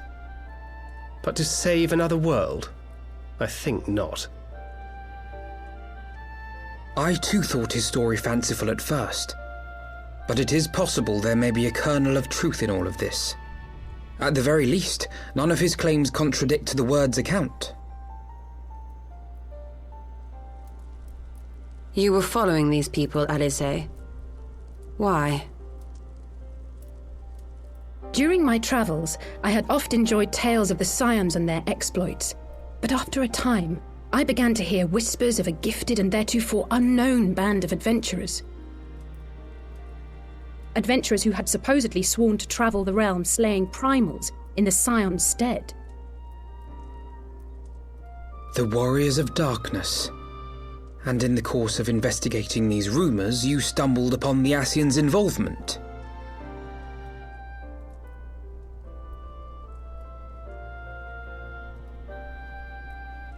Yes, exactly. Forgive me, but if these Warriors of Darkness mean to bring about another calamity, to what end do they hunt primals? To prompt an escalation. To deepen the beast tribe's feelings of helplessness and despair, and thereby drive them to summon ever more powerful gods. And lest we forget, these events do not occur in isolation. With their patron deities being slain left and right, the news of man's victory over Nidhogg must surely have sown panic in the minds of the beastmen. 'Tis no wonder they wish to defend themselves.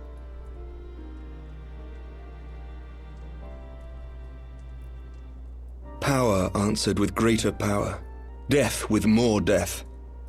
A vicious cycle fueled by fear and hatred. I know it's like all too well. Indeed. The Ascians sow discord and desperation, and the warriors of darkness reap the harvest. And so it continues. Yet that is not the extent of their ambitions.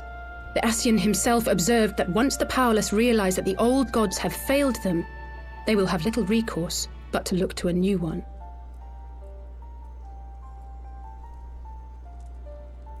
We cannot let that happen.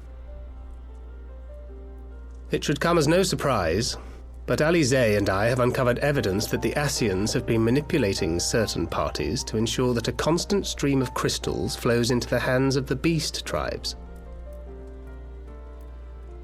If we sever these supply lines, we should at least be able to slow the escalation.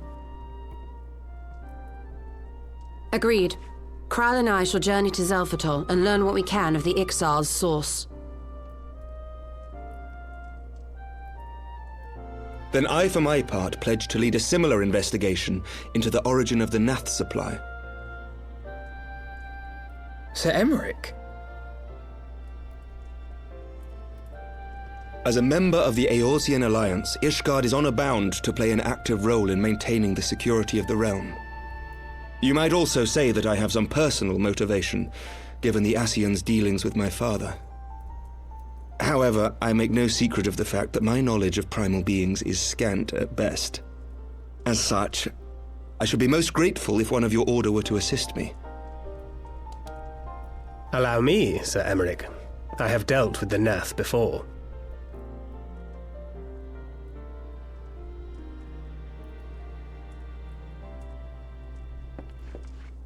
Let us consult with Orianja then.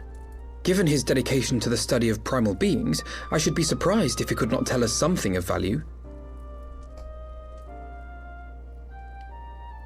Allow me to accompany you, brother.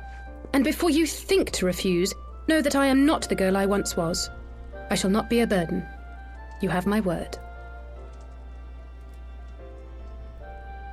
But Alizé, you...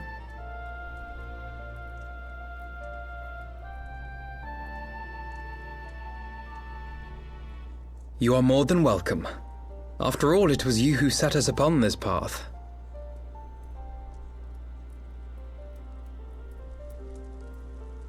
Wait a minute!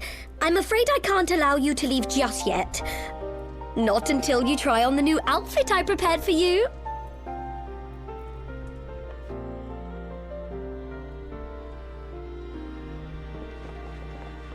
Tatar sure likes to make clothes.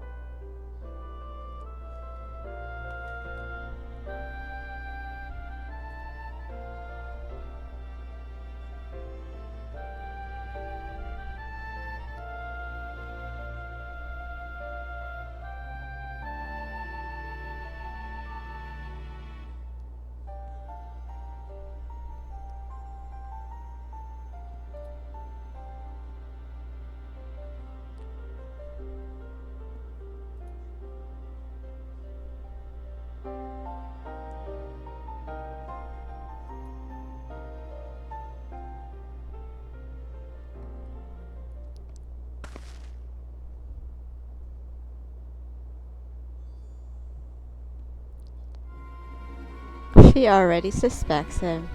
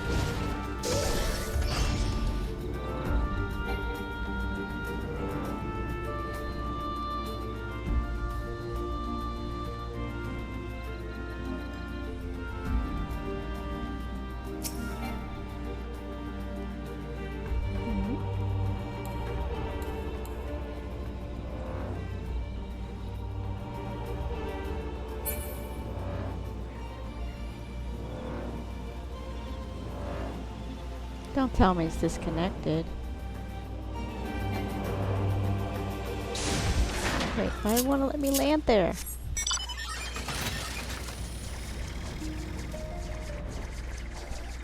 Oh.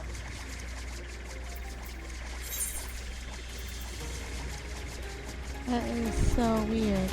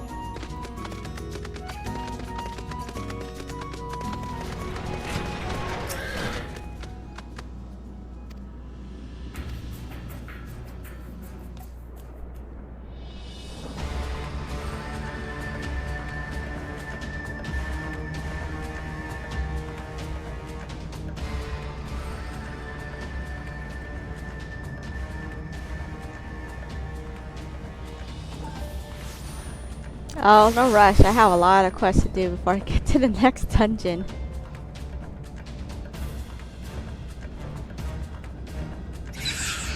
Okay, not a lot, but I still got a few more to do.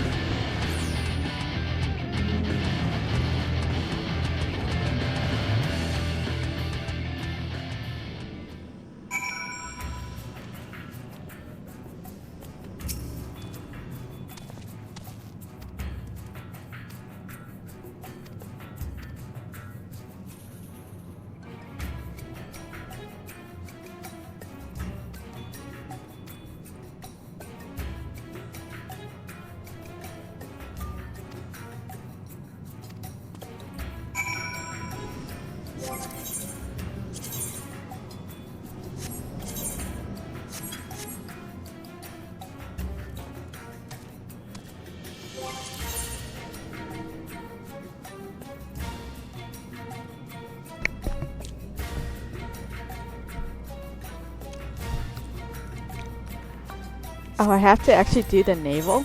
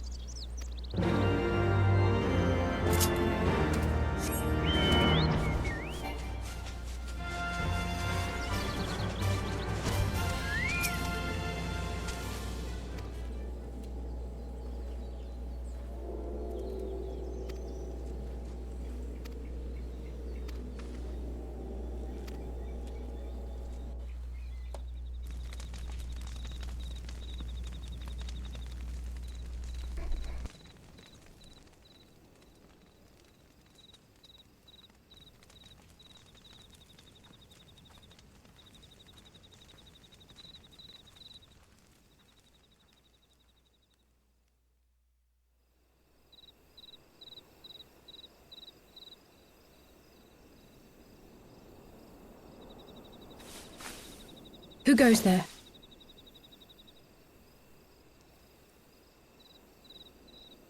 Oh, it's you. Forgive me for straying from the camp. He hasn't been feeling too welcome, to say the least. I thought a change of scenery might do him good. But, alas.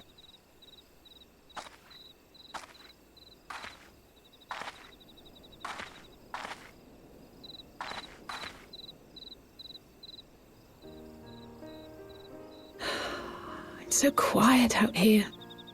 The stars spread out before us, beckoning across time and space. Dawn may banish even the darkest night. How bitterly beautiful, those words. I should be stronger for all my experiences, yet my heart aches more than ever.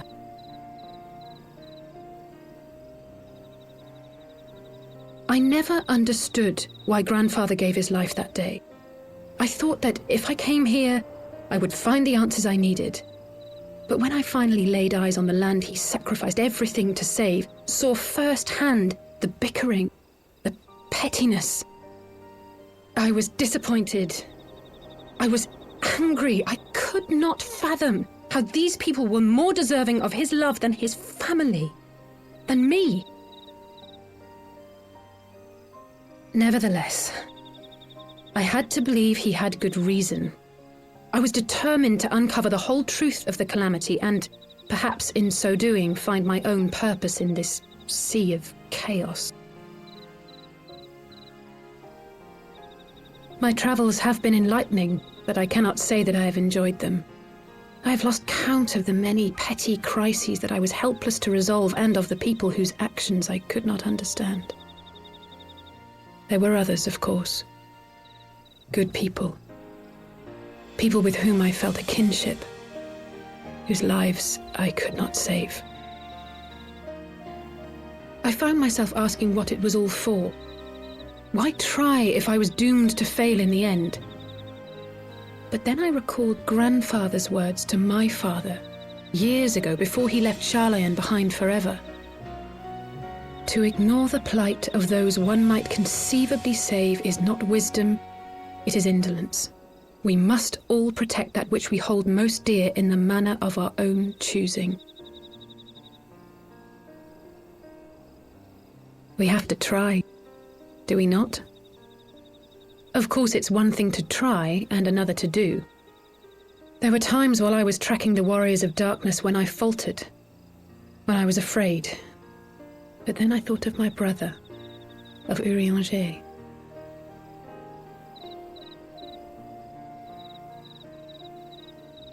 Oh, pray forgive me. This conversation has been rather one-sided, hasn't it? Mayhap you could recount some of your adventures in Ishgard.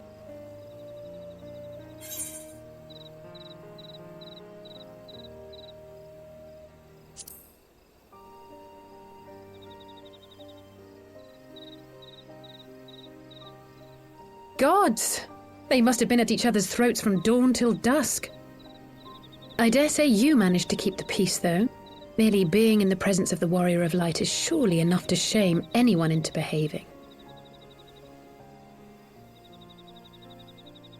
The hopes and dreams of so many rest on your shoulders, Warrior of Light. As long as the sun rises, we can but carry on, for the sake of those we hold dear.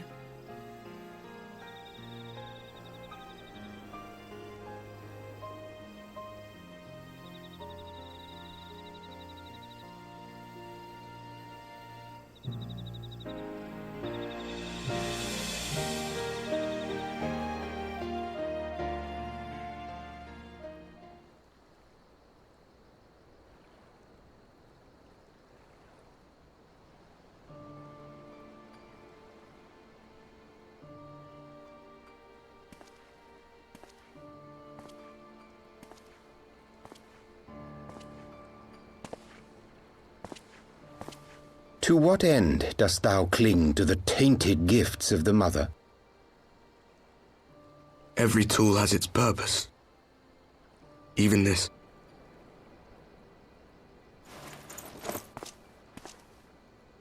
Well, What is it? The seeds sown in Vilbrand have been plucked from the earth and left to wither. Alas, Titan's demise sufficed not to drive the kobolds to deepest desperation. What did the man in white have to say? That we are to proceed as he did first set forth. Well, that's easy for him to say. It's not his bloody world on the brink of destruction, is it? Be thou well reminded that with an end to Ishgard's unrest, naught now remaineth to preoccupy the Scion's thoughts, and thus may they devote their every energy to thwarting thee and thine. I foresee only greater difficulties ahead. Foresee? Are you sure you don't welcome them? I'm starting to think you might hold a candle for your old friends after all. Pray do not mistake mine intent. I but look upon the path which lieth before us with due trepidation. Shouldst thou be of like mind, pray consider then another course. For the power to invoke the ardour belongeth not unto the Ascians alone. With thine own hand strike down thine enemy, the so-called hero who would see thy home lost to light.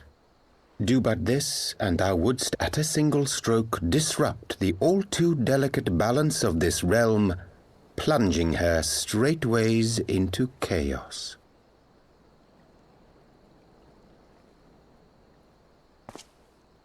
You do realize what you're suggesting, yes? To ignore the plight of those one might conceivably save is not wisdom, it is indolence. The words of my teacher, and a creed I hold close to my heart.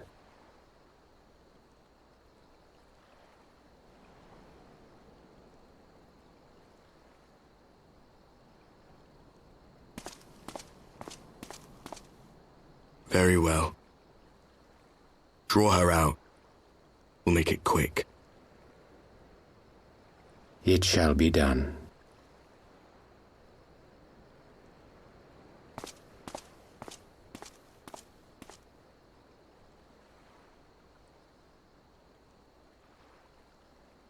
What good a creed one cannot uphold?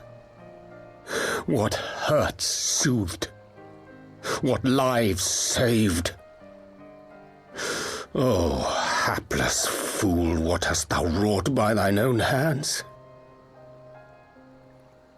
Minfilia, my friends, I shall not now beg your forgiveness. Full deeply though it paineth me to walk it, I shall not stray from my chosen path. As Moonbreeder remains steadfast, so too shall I.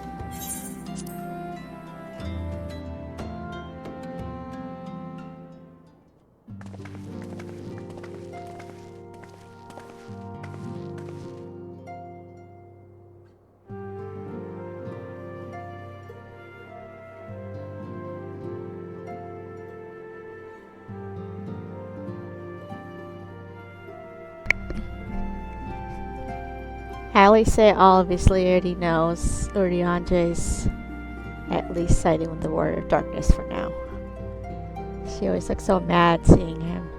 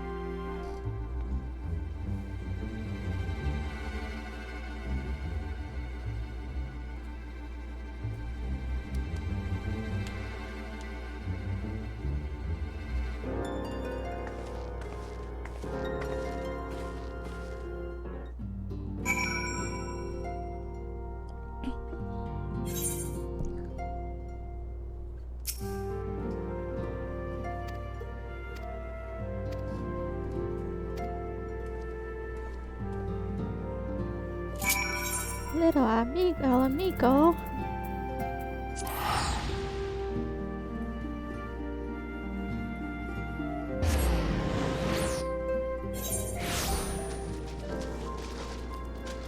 We finally gonna see Papalymo.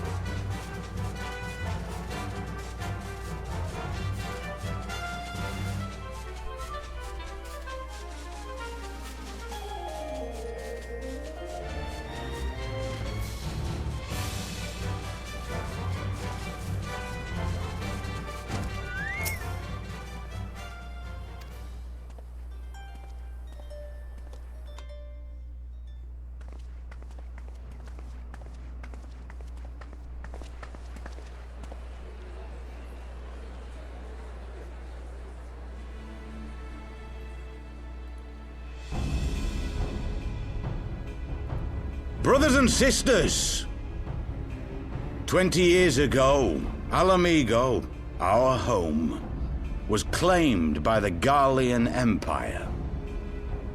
In our haste to overthrow the King of Ruin, we turned a blind eye to our foes in the north. With our glorious revolution, we but laid a path for a new tyrant to succeed the old. And when confronted with our failure, we fled.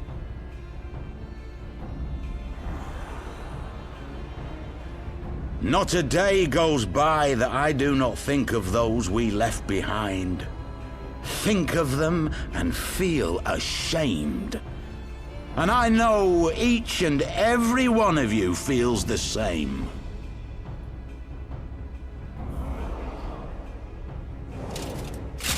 We abandoned them, our own flesh and blood, to labor till their backs gave in and their breath gave out, building the twisted steel ramparts which now mar our once majestic mountains.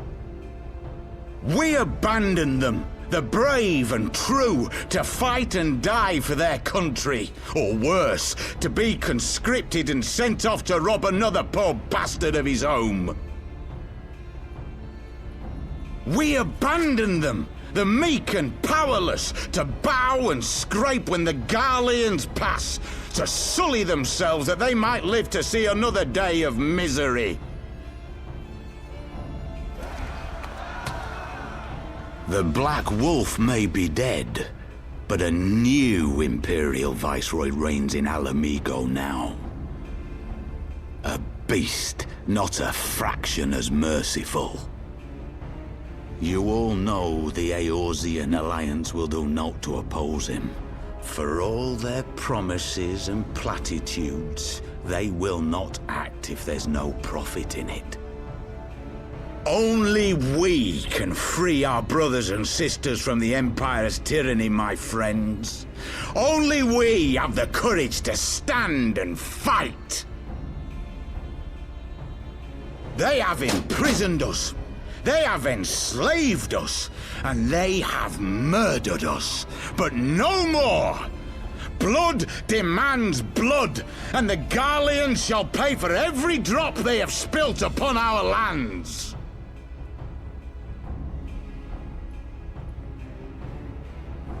This I promise you, for we have a power within us, my friends.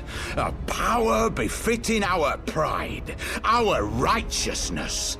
Only join us, and we shall grant you the means to unleash it, and together we shall see the Alamigan standard raised over the mountains of Gia Arbania once more!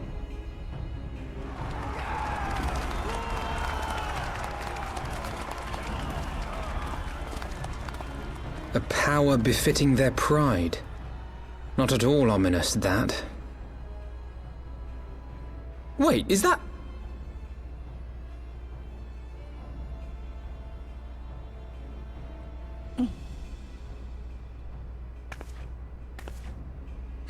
What are you two doing here?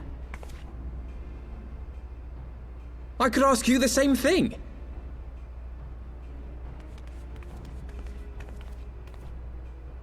Well, well, this is quite the surprise. If you see what I see, if you feel as I feel... Might I suggest we continue this conversation in more agreeable surroundings? For it is not strength of arms that will win this battle, but strength of heart.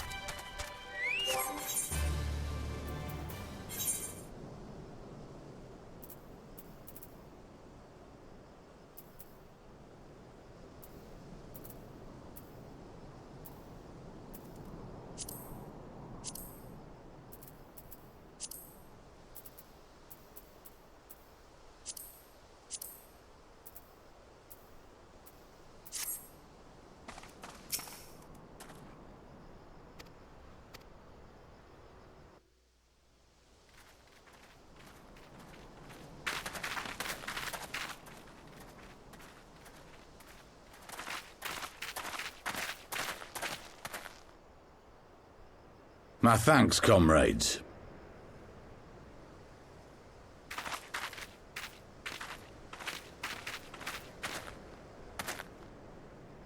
You must be the esteemed adventurers of whom I've heard so much. I understand you have taken an interest in our cause.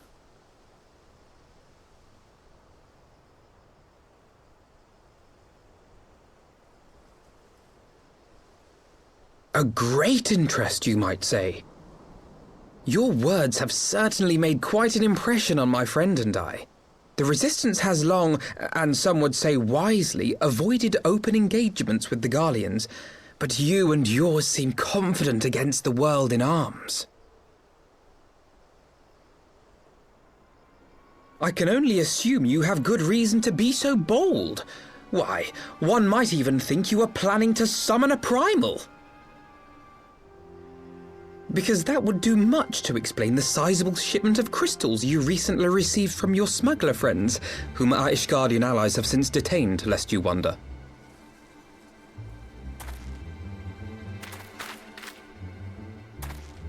I'd like to hear more about the Griffin. The real Griffin. Your performance earlier didn't fool us. Ah, the famous scions of the Seventh Dawn. I should have known better than to think I could conceal the truth from you lot. You are right. I am not the Griffin, but I speak with his voice, and it was at his behest that we procured those crystals.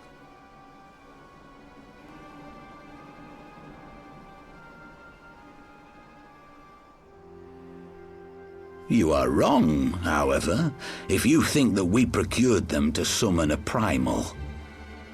We used them to reach an accord with the Amalja. In exchange for crystals to summon their god, they will aid us in the fight for Alamegan liberation. You've got to be joking. Have you gone completely mad?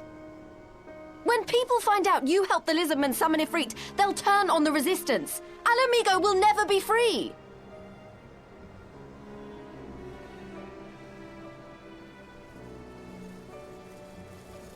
This isn't a fairy tale, girl. We don't have the luxury to play at being honourable heroes. It's because the likes of you wouldn't sully your saintly hands that Alamigo's been under the yoke for the past 20 years. But the Griffin won't stand for it, and neither will we. We're ready to do whatever it takes.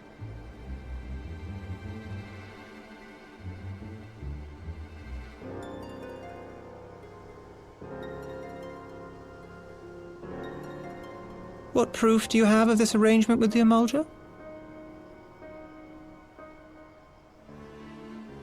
What?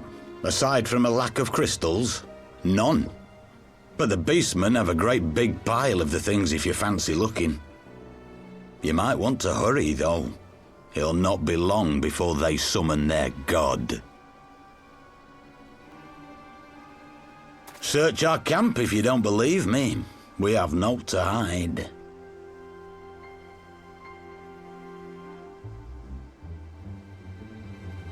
If there is a cache to be found, Ida and I will find it.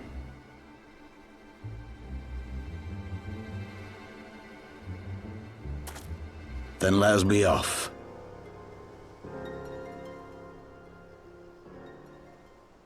Are you perchance the Warrior of Light?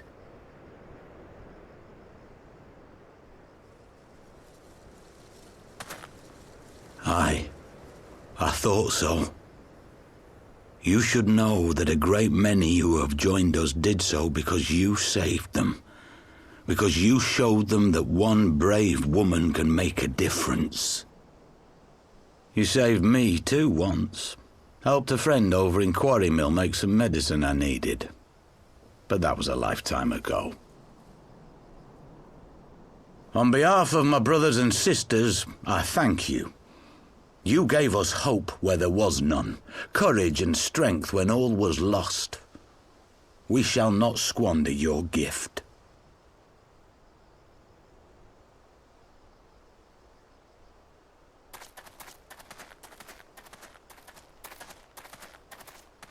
I know that look, Ida, and I do not like it.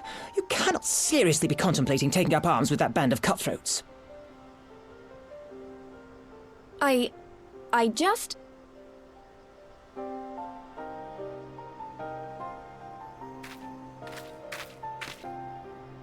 If the Griffin and his men have their way, it is only a matter of time before the situation in Alamigo comes to a head. Your homeland's future teeters on a knife edge, and any reckless action, however small, could have irrevocable consequences. You mustn't lose sight of that, Ida. When the time comes, we must all make our choices, but we must do so in full possession of the facts. Now, let us away. There is work to be done.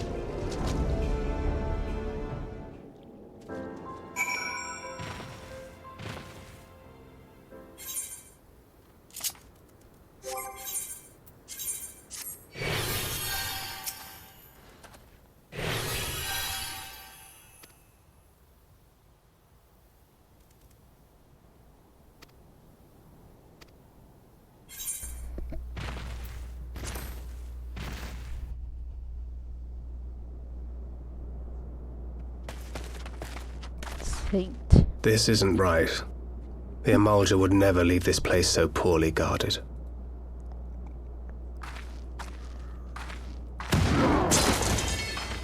Not willingly, no.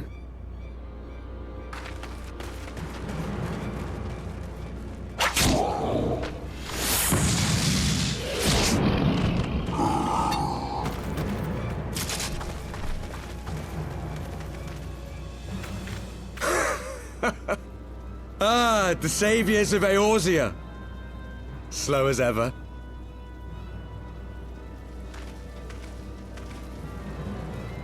By the 12, will you never learn?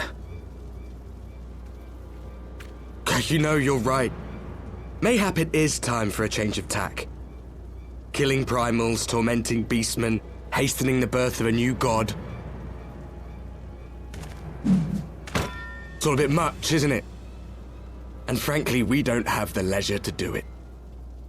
But killing the Warrior of Light, on the other hand, that would soon plunge Eorzea into chaos.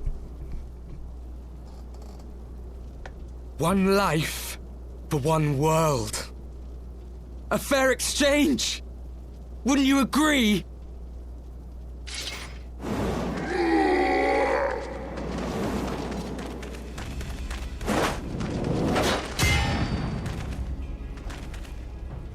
Lest you forget, you've more than one opponent.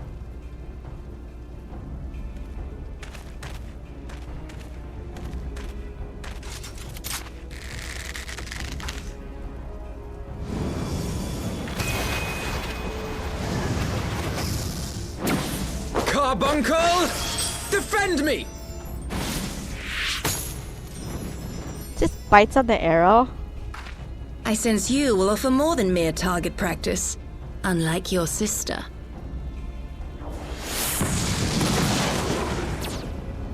Alizé!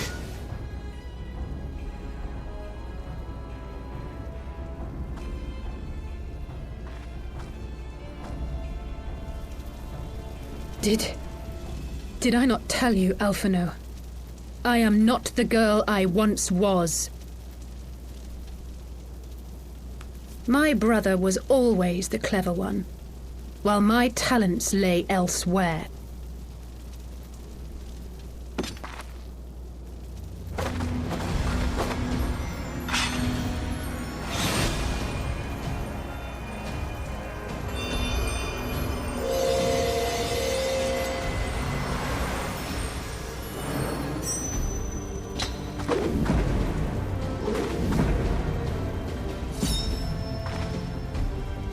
If you would dare to stand against us, to destroy all that we hold dear, then you shall die by my sword!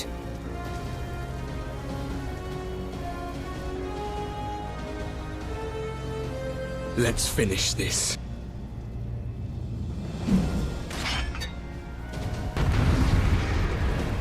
I already knew she's a red mage because of the red mage quest.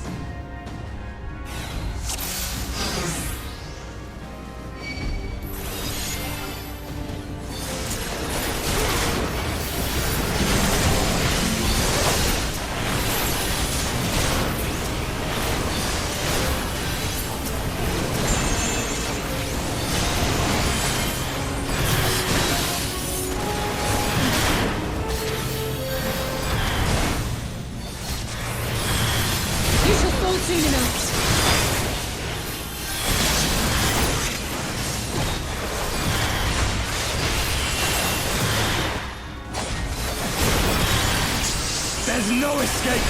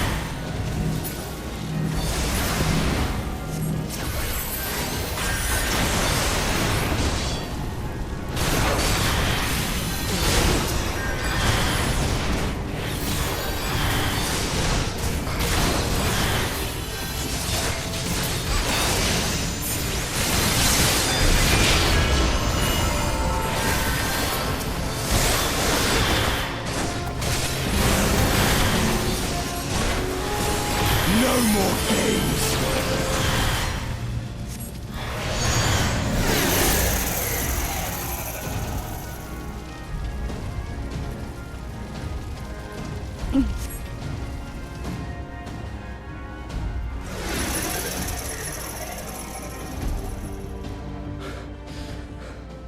It ends now.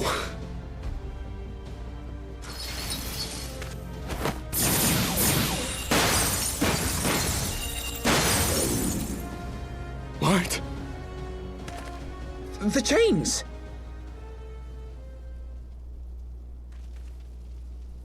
You snake! You would betray us as well?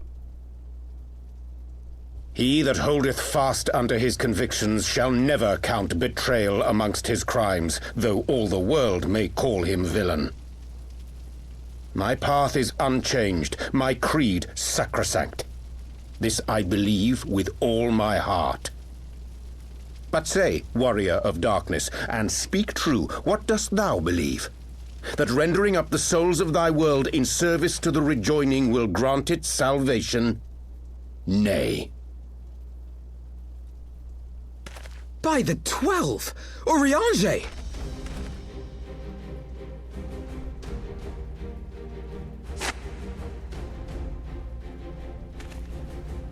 Mine apologies, Master Alphino. That the brightest light might shine, duty did compel me to walk in darkest shade.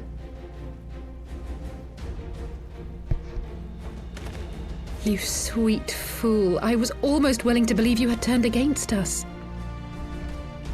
I expect a full explanation when this is over. For now, may I assume you have turned your cloak for the last time? Thou mayest, my lady.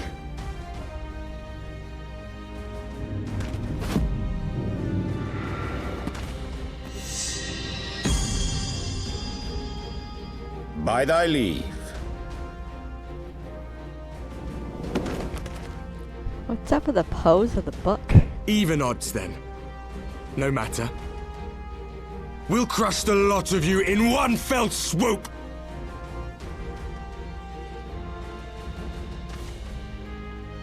Understood. Hearken to me. We only have one chance. Channel your ether into my blade that I might strike before the mage casts his spell. I cannot do it alone, but together we can defeat them!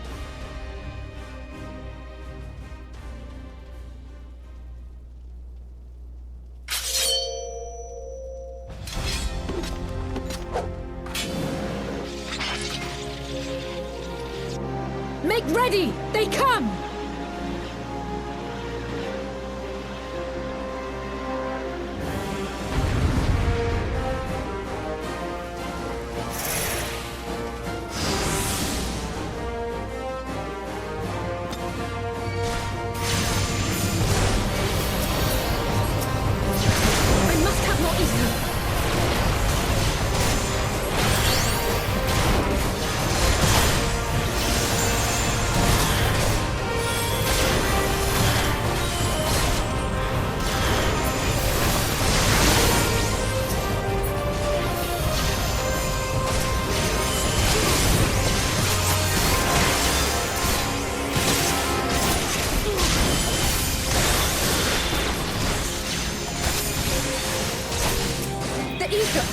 It's not enough!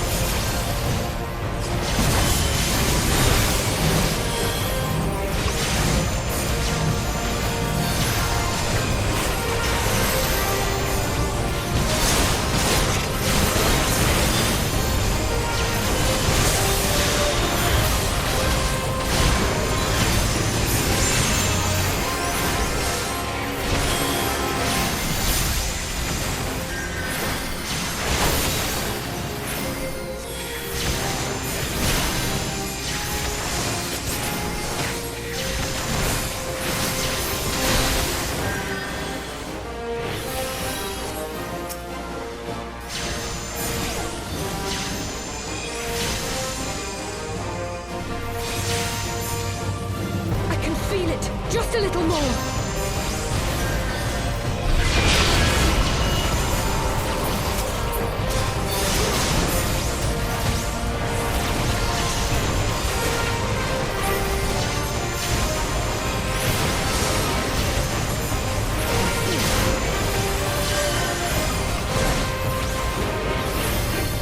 Hurry it up, neighbor!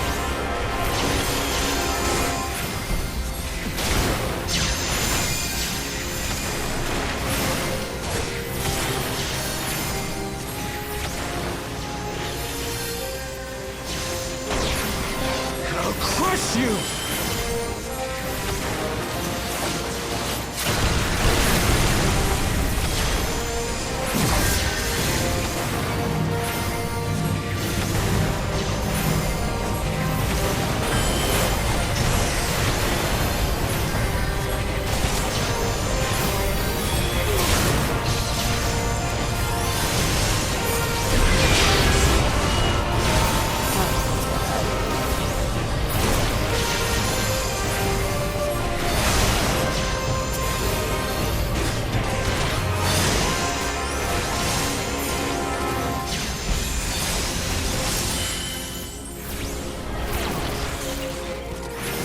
Tis done! With this blade I banish the darkness!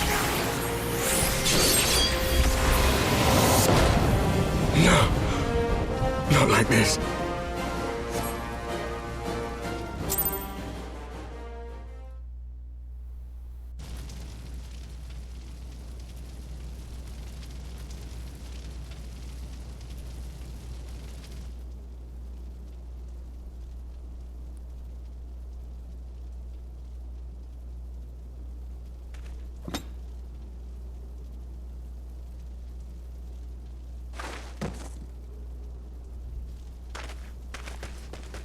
Alize, are you hurt? A touch dizzy, but otherwise fine. Thank you.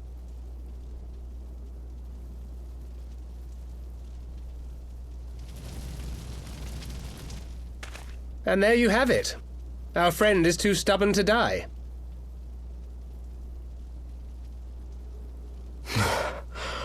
We are far from finished.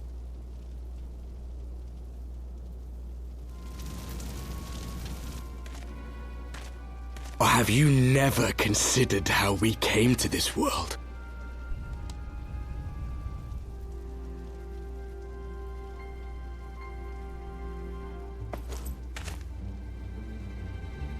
Crystals?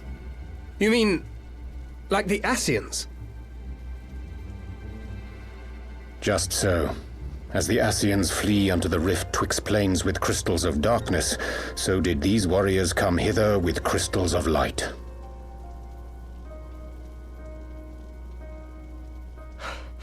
Eloquent, as always.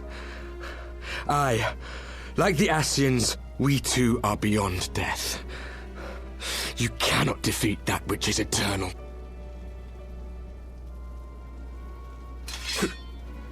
Wait!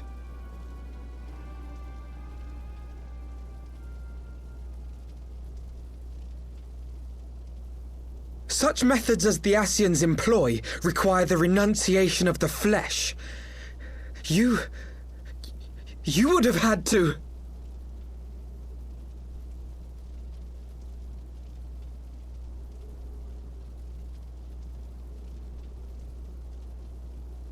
At long last, you see.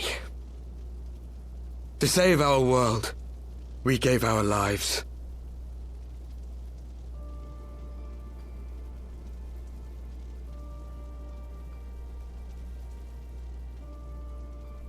We were just adventurers trying to make our way. An odd job here, a favor there. We never aspired to be warriors of light. But word of our deeds spread, and soon people were calling us heroes. They placed their hopes and dreams on our shoulders and bid us fight for all that was good and right.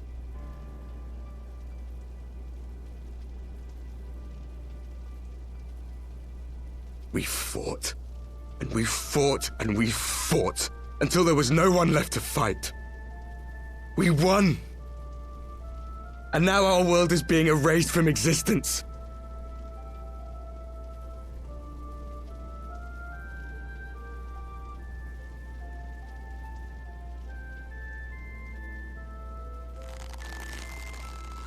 We did everything right.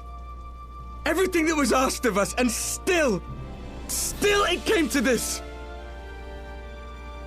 You of all people should understand. We will not falter. We brought our world to the brink of destruction, and now we must save it.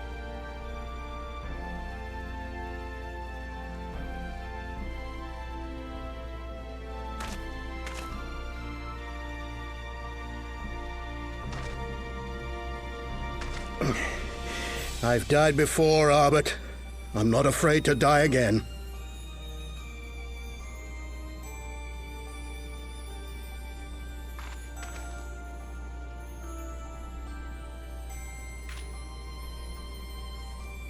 No matter how many times we fall, we must rise and carry on the fight for those we left behind.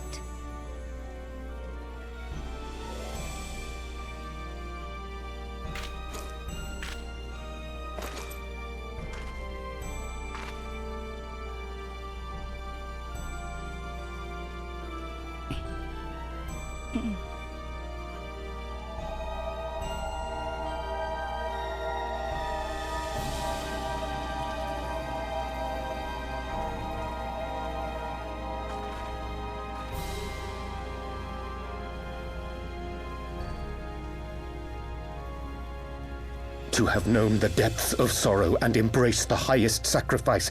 Nonetheless, Master Louis-Sois, guide my hand, I pray you, as fate's thread spinneth upon this most capricious spindle.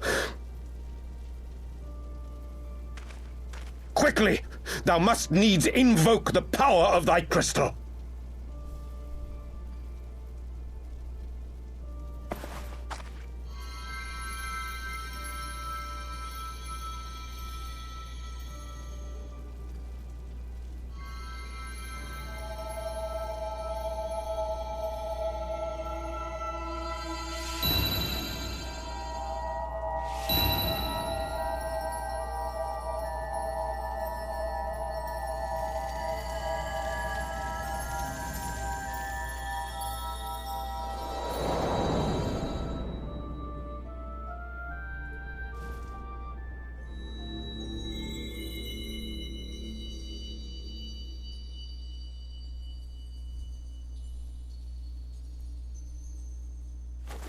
What is this place? Such pain. Such sorrow. Oh, my dear children. It can't be. Mother Heidelin, hearken unto your children's plea. From two worlds do we gather, and from two worlds do we offer a bounty of light. In this desperate hour we do beseech your intercession. We beg an audience with the word of the Mother, with your chosen Minfilia.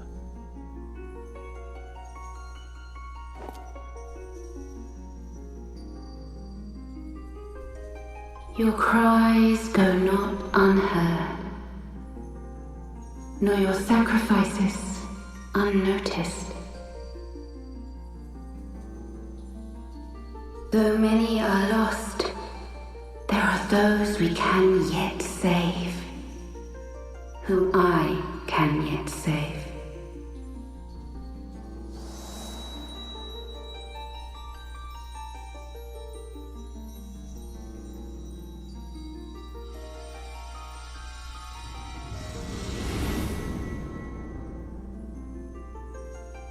Minfilia.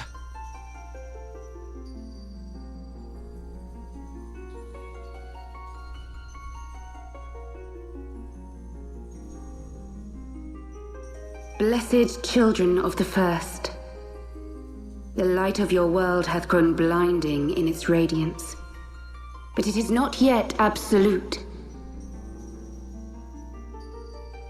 I will hie me to your world, and there take unto myself the light which riseth even now to drown it, as darkness once did drown another. Now you deign to answer our prayers? I will suffer this farce no longer!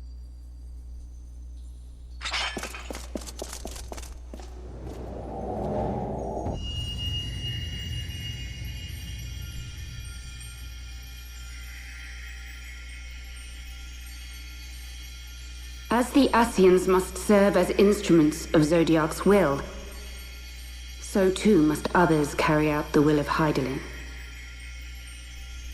But for the boon you have granted her, she has grown strong enough to set me free, that I might serve as her emissary. Your suffering, your sacrifice, your supplications, she has heard all.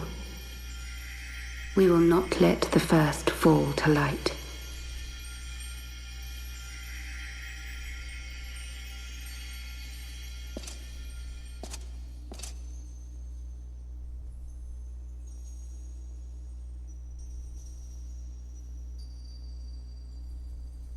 Thank you, Urianger, for bringing everyone here. It fills my heart with joy to look upon the faces of my friends once more. In taking you unto her bosom, I knew that Hydaelyn had bequeathed to you a sliver of her grace, granting you strength longsword. And in treating with the Ascians, I learnt of a star like unto our own, a doomed world of fallen heroes, in whom I glimpsed ourselves, the first. Full long did I search for a means to save this world, concluding at the last that the answer lay in the power of blessed crystals. And thus did I labor to set light against dark.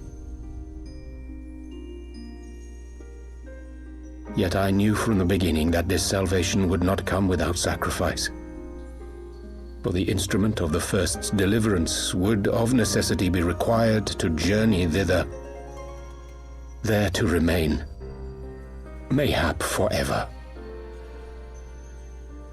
You orchestrated all of this, not to save her, but to send her away!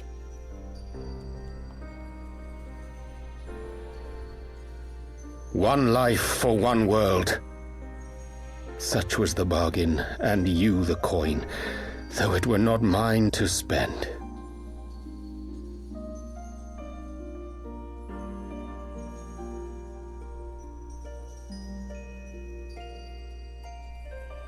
Have we not walked together in the light of the crystal, and at her bidding borne witness to the joys and sorrows of this land?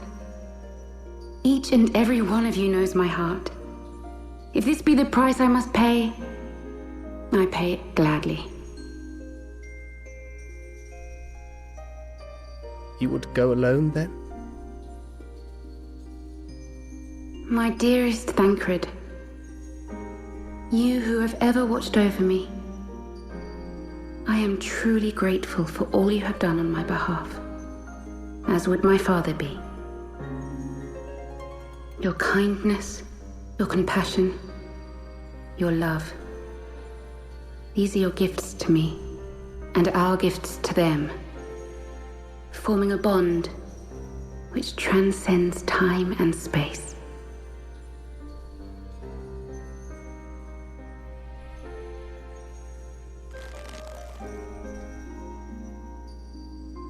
Sometimes I forget you are not the child I once knew. Make me proud.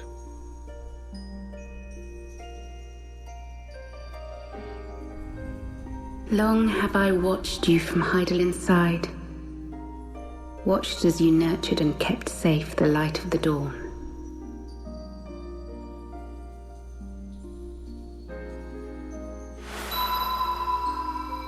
The dark recesses of the world hide untold secrets and dangers. Thus do I entrust to you, Tupsimati. I pray you, keep to the path that you may never have need of it.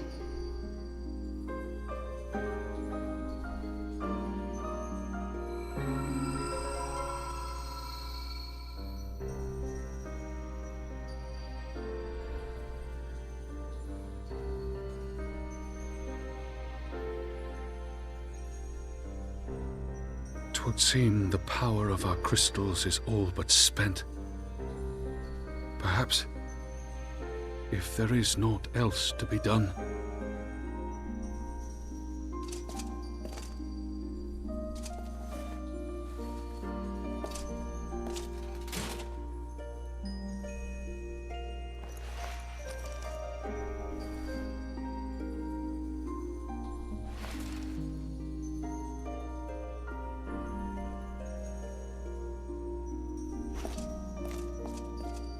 Hear me, servant of Hydaelyn. If you would have us place our trust in you, then I would ask a favor. Take us with you. Take us home.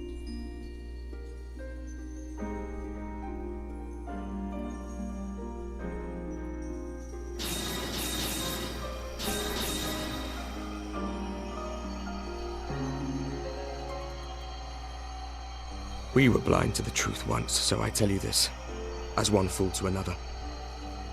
Light, dark, it doesn't matter. What matters is how you choose to use them. We made our choice and you see what came of it, so please, forge a different path. Seize a better fate.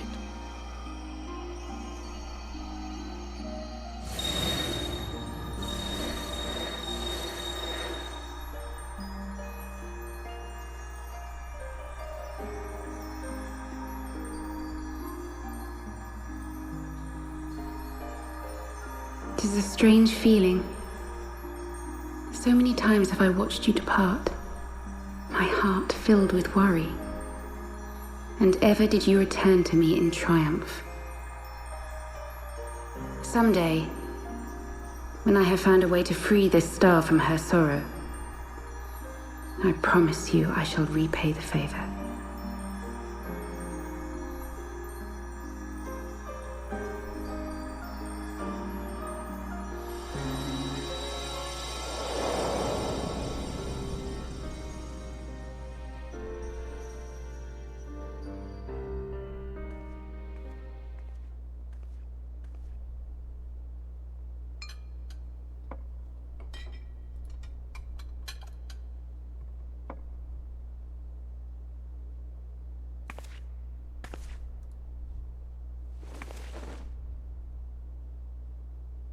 Thank you, Lemmy, for everything.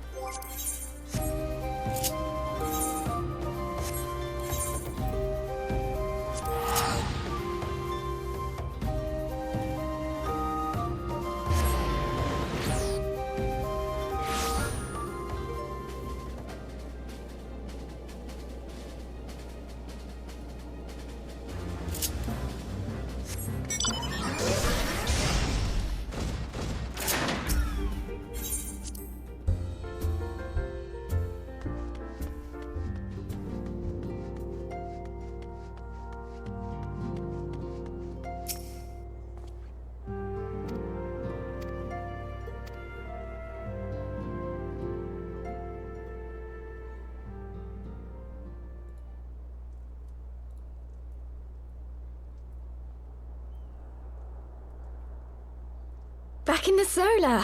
It's been too long since we were all together like this. Not since after Moonbreeder. Much has changed since then. We ourselves, most of all.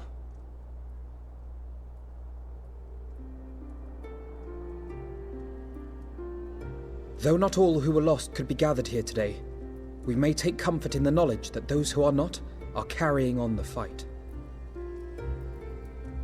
While I am grateful to our friends in the north for their hospitality, it isn't half good to be back. But, as Papalima rightly said, much has changed since we last stood here. The Scions of the Seventh Dawn are not as they once were, nor should we be.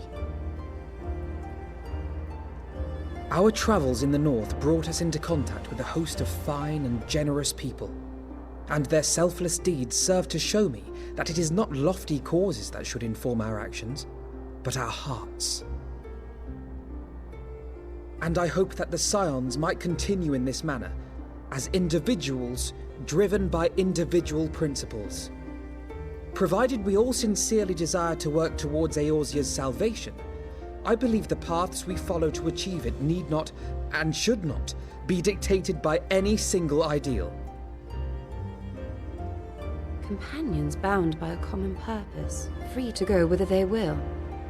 The idea is not without merit. Very well. I shall resume my research of the primals and the elder gods of Eorzea. Should anyone have need of my findings, you need only ask. I should be glad of your continued assistance. Well, my main purpose in coming here was to see the signs of the Seventh Dawn restored and my dear friend found. Nevertheless, having involved myself in your struggles, I feel compelled to see them through to the bitter end. For Minfilia's sake. That is, if there are no objections.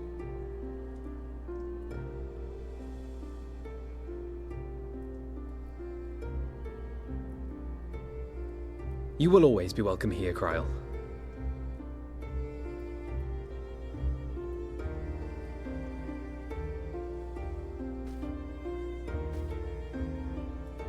Urianger, can we trust you to carry on your investigation of the Ascians as before?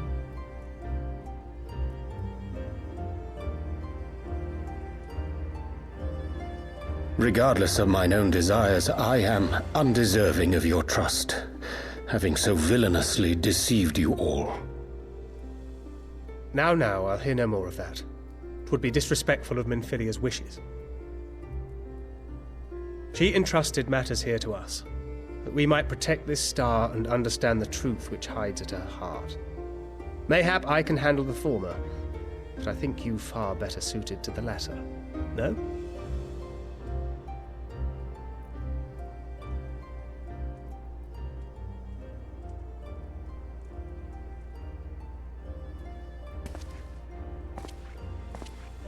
Very well. Then out of love for my Lady Minfilia and Moonbreeder both, this shall be my solemn charge. Papalimo and I should probably return to Thanalan to keep an eye on the Resistance. There's still the matter of the Griffin and the Amalja, not to mention the new Imperial Viceroy. That little lot must be worthy of our attention, right?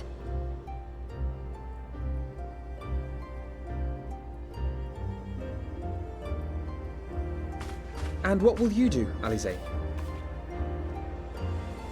You know I have no great love for organizations and formalities.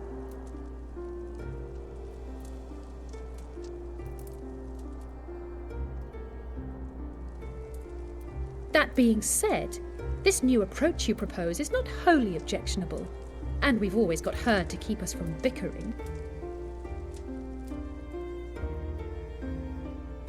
But I will suffer no titles.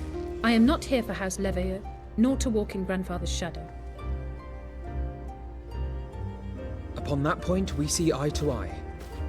If it please you, you may think of me as but another comrade in arms.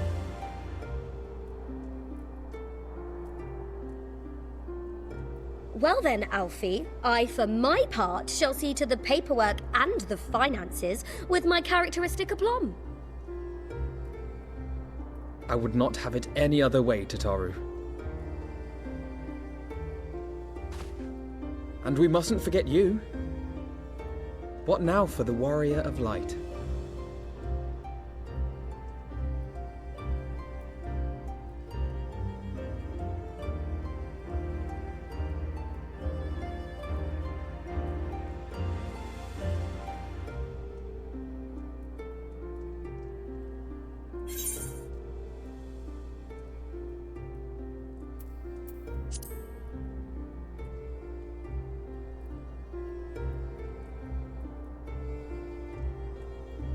Indeed.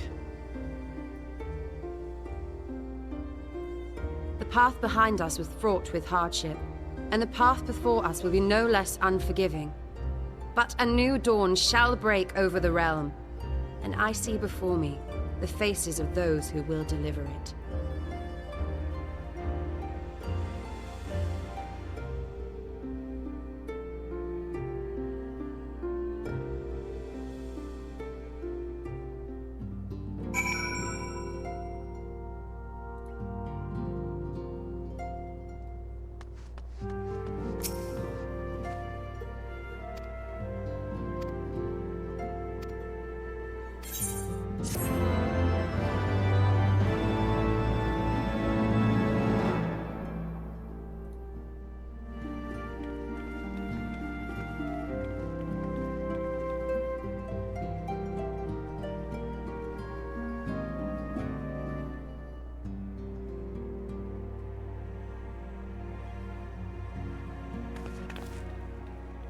One world's heroes are another world's villains.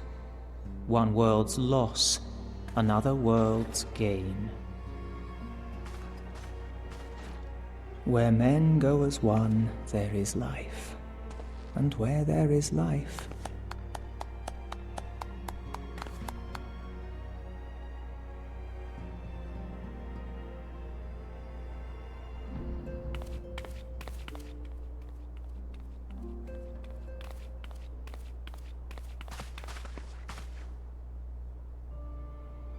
My friends, if I may, I would ask that you entrust Tupsimati to me. Clouds gather upon the horizon, and as Master Louisoix's disciple, I would keep it close at hand.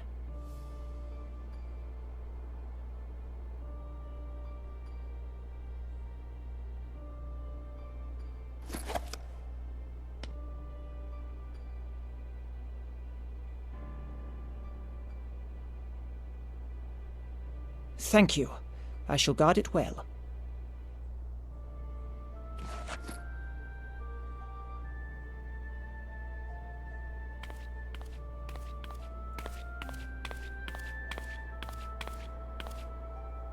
there is cause to hope.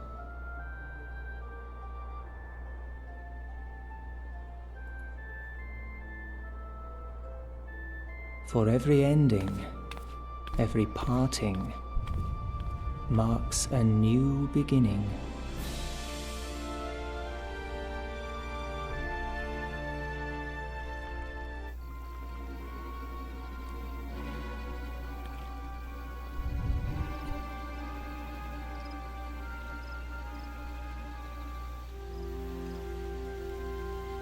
There's 2 griffins.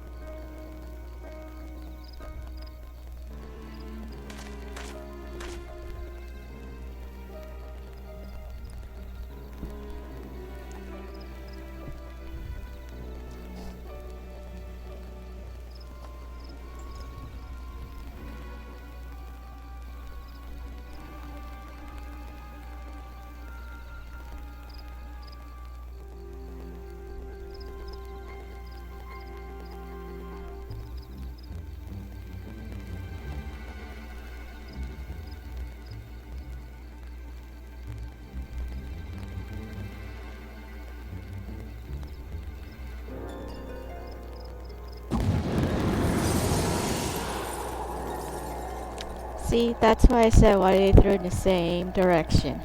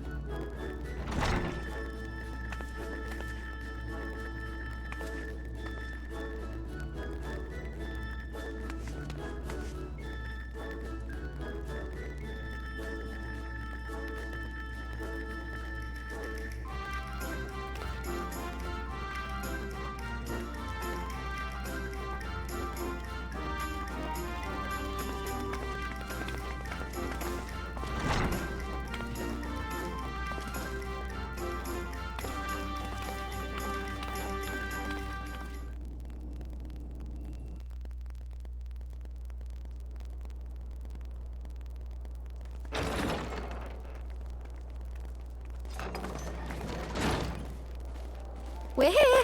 Did we miss anything? We would not presume to begin without you, Ida. Urianger has returned to the Waking Sands, but everyone else is now present. Yes, but for what exactly? We all have duties to attend to, Alphino, so you may dispense with the preamble. Thank you, Elise. It is the very subject of those duties which compelled me to call this gathering. Though the Warriors of Darkness no longer pose a threat, Eorzea's many troubles demand no less of our attention. And while I stand by the decision to approach each task as we see fit, I fear our effectiveness will ultimately be diminished should we continue to act in ignorance of each other's efforts. Thus, I propose we elect a successor to Minfilia. Not to serve as a fully fledged antecedent, perhaps, but as a coordinator of operations. Is that all? Well, then the decision seems clear. No one else has shown any enthusiasm for the role, and judging by your performance at our previous meeting, you would seem the perfect candidate. You always did have a flair for politics.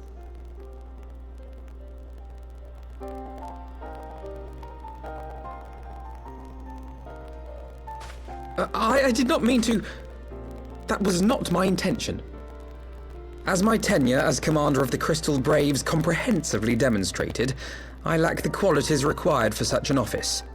I would much prefer to remain as I am now, a soldier in the field, so to speak. Should none of our number step forward, must we then constrain some unwilling candidate to take up the position? Well, based on merit alone, a certain adventurer would be my choice. Though I concede she might struggle to balance her new responsibilities with, let me see, slaying primals, thwarting legatuses, and feeding the orphan poor. Thancred makes a good point. Any who would wear such a mantle would be bound by its obligations. Have we not become sufficiently familiar with each other's methods to act without an overseer? At present, I see no cause to so willingly limit one of our number. Oh my goodness! Help! I need some help here!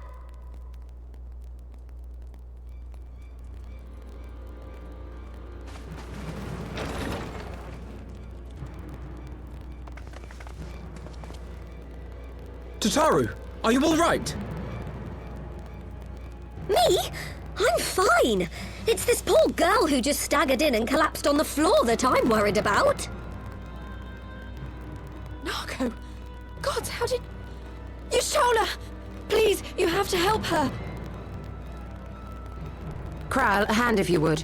Let us see about closing these wounds.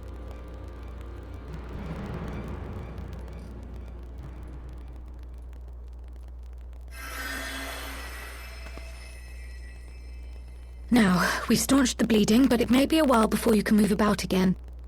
Though having seen your wounds, I'm surprised you are still moving at all. Thank you. My message. It was too important to delay.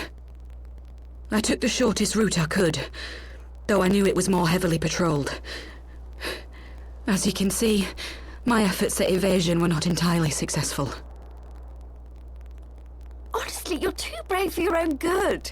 What was so urgent that you needed to fight half the Empire to get here? You could have been killed. I'm sorry, Ida. I had good reason. But I imagine your friends are wondering who this bloody mess of a Mikote is. My name is Minago, and I belong to the Alamegan Resistance. I came to warn Ida and Papalimo about one of our leaders. A man who calls himself the Griffin. He's always been dangerous, but he's planning something new. Something reckless. The Griffin, you say? I've heard the name.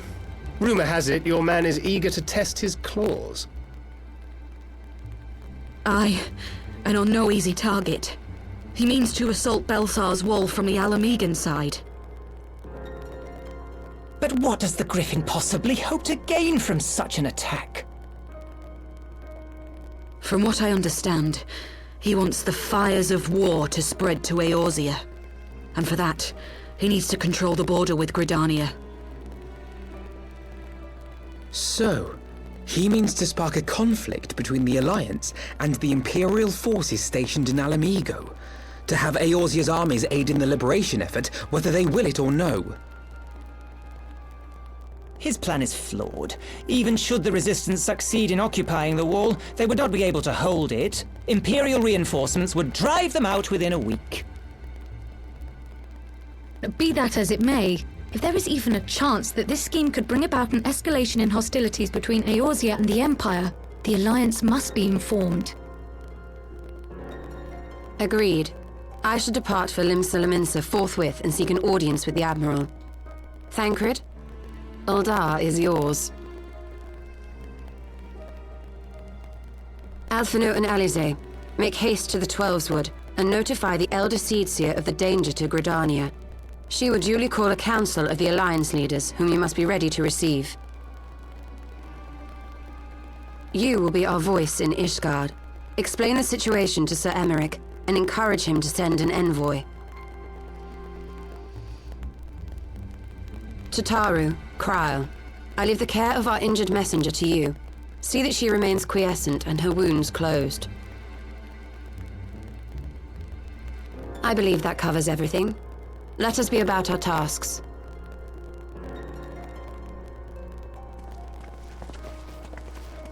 I suspect the ill tidings from Girabania will be held as a turning point. The beginning to a bloody end. The business of war was ever conducted with the coin of self-sacrifice.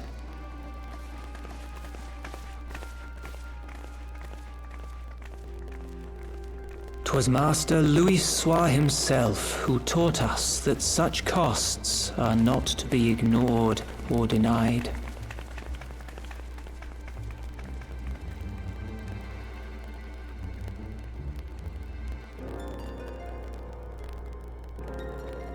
And so I shall embrace them. When the time comes, I will make my choice, as you will yours.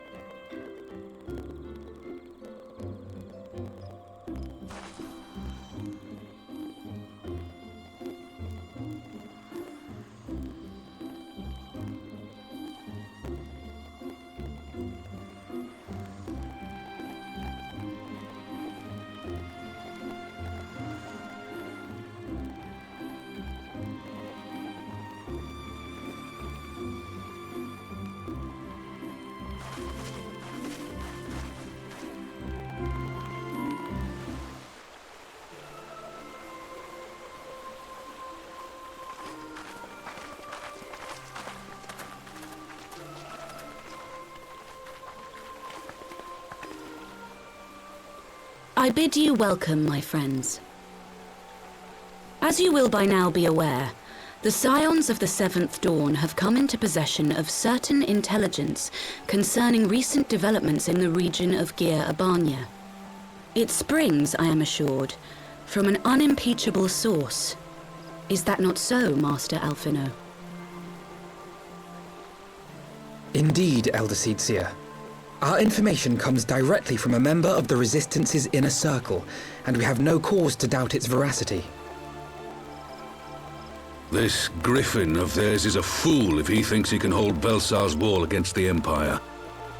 When the Imperials move to take it back, they will come in force, and the resulting fighting is all but certain to spill over into the Black Shroud. At the Battle of Cartano, the combined might of 3 grand companies labored to contend with the remnants of but a single Imperial legion. Alone, Gridania would be hard-pressed indeed to hold back the tide, should the Garleans turn their minds from reclamation to invasion.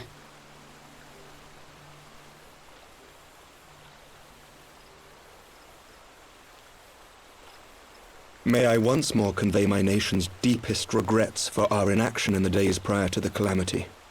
'Tis a stain upon our ledger that I would fain remove.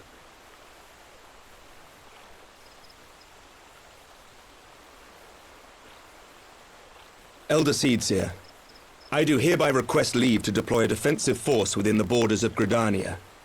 Ishgard's return to the Alliance shall be honored by more than mere ink upon parchment.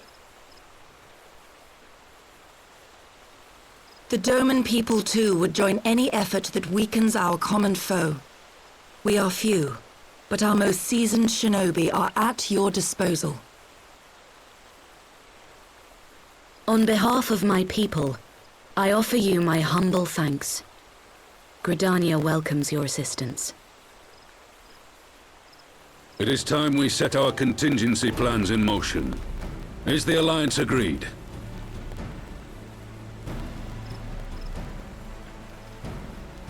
Then let us make ready for war. Victory favors the swift, and there is much to be done.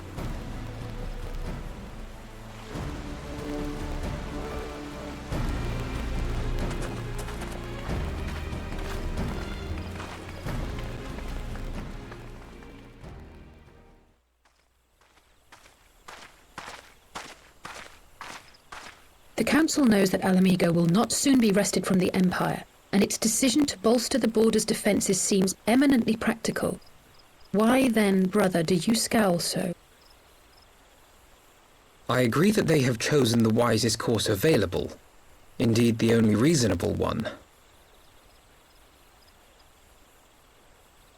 Yet something feels awry. In making ready for war, is the Alliance not granting the Griffin the very thing he desired? Any attempt to hold the wall is doomed to failure, aye. But I wonder if we have misjudged the prize for which he plays.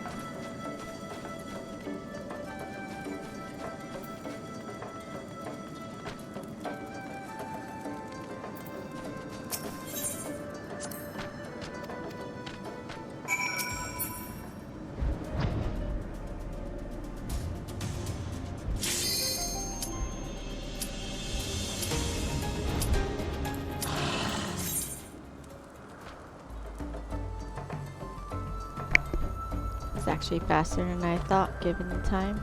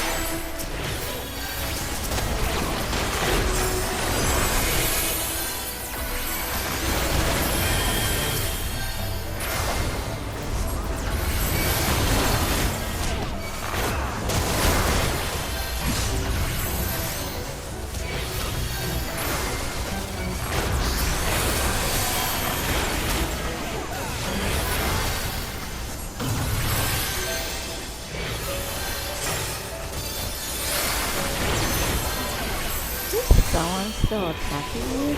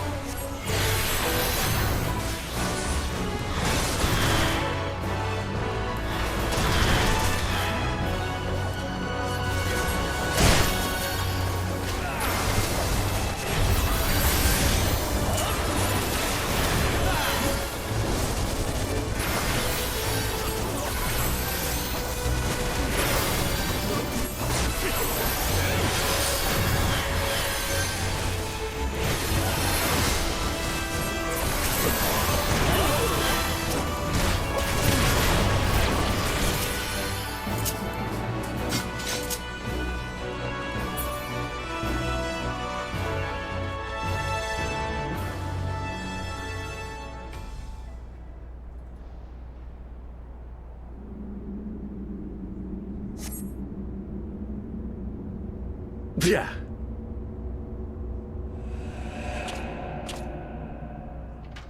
Yeah. Ilbert. How'd you like this?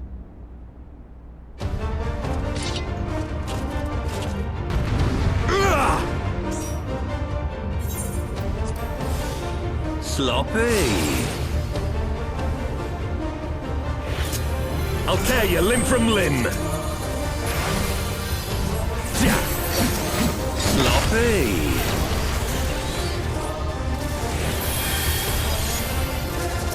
For Alamigo!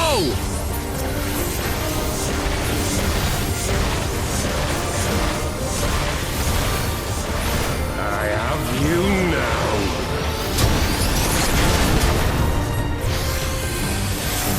Yeah. How'd you like this?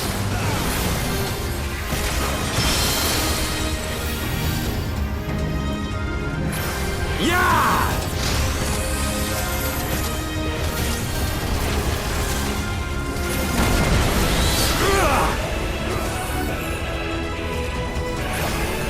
Sloppy. Yeah.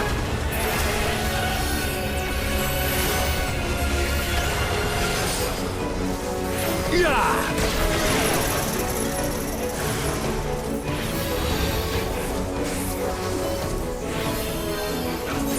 Yeah.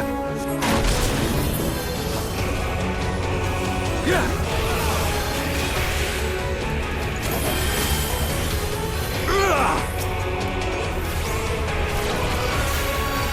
Sloppy.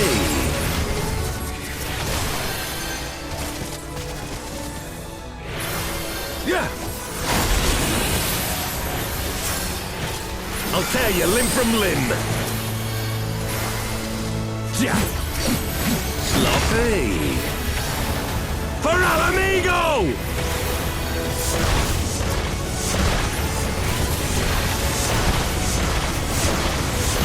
I have you now.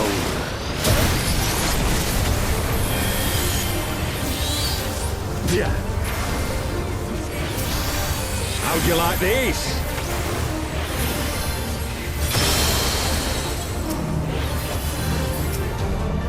Yeah!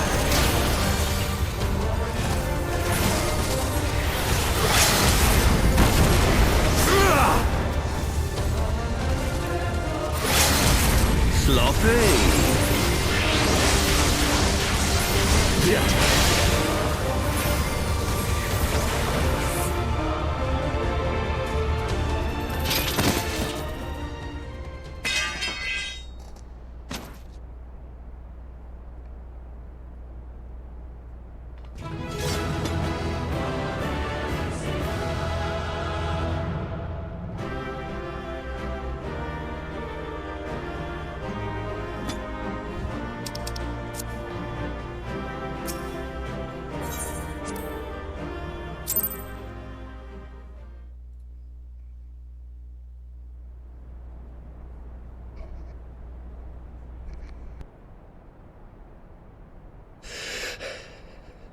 You've beaten me, aye.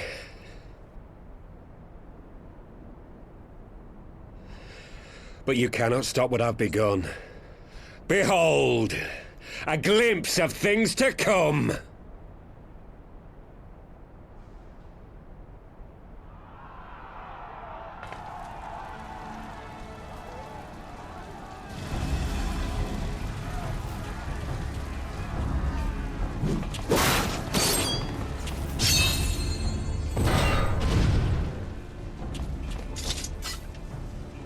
We did it!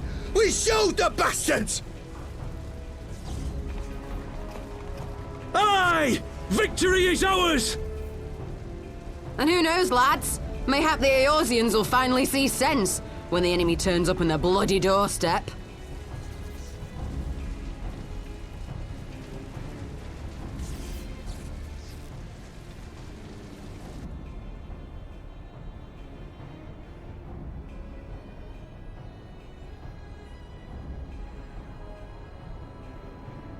This is for Alamigo, for Eorzea.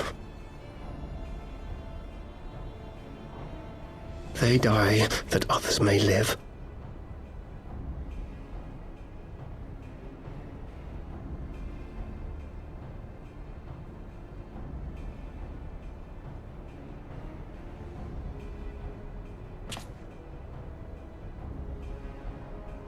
Vanguards! Attack!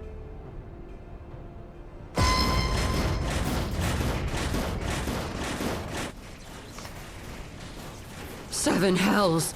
Do you hear that?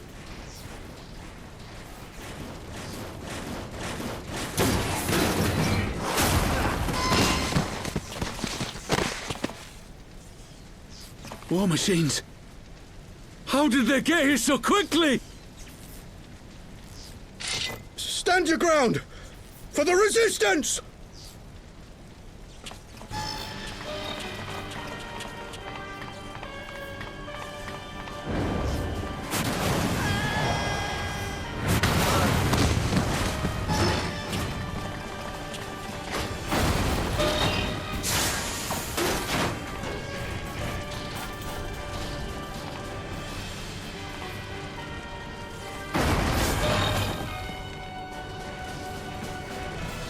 There's nowhere to run! We're cut off!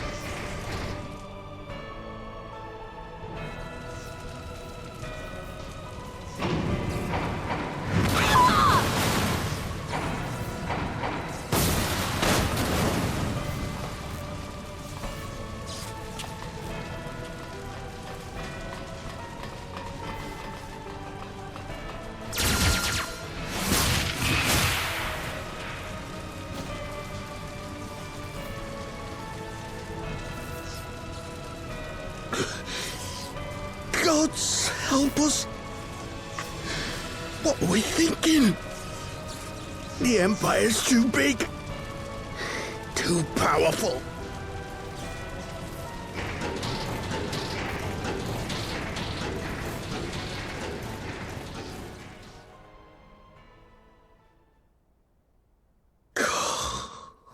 Mighty Rolger, grant us the strength to crush our...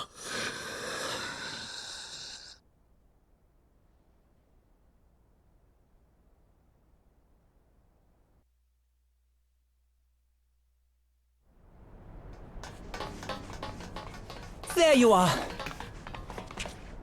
As you can see, our infiltrators did not elude me for long.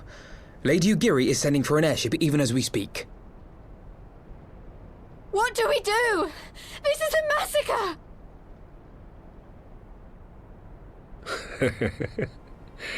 How wonderful to see you, Commander. Ilbird, I should have known. This has to end. It has to end now! Do you not see your countrymen dying? Have your ideals rendered you blind even to that? Order the retreat, and we will help your soldiers to safety. Retreat? With the moment of my triumph so close at hand? You truly are a sheltered child, Leverrier.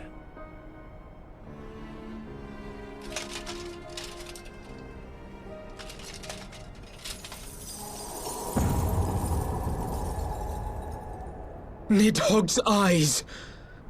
No abyss is too deep for you, I see. But trust me when I say that such power was not meant for mortal hands.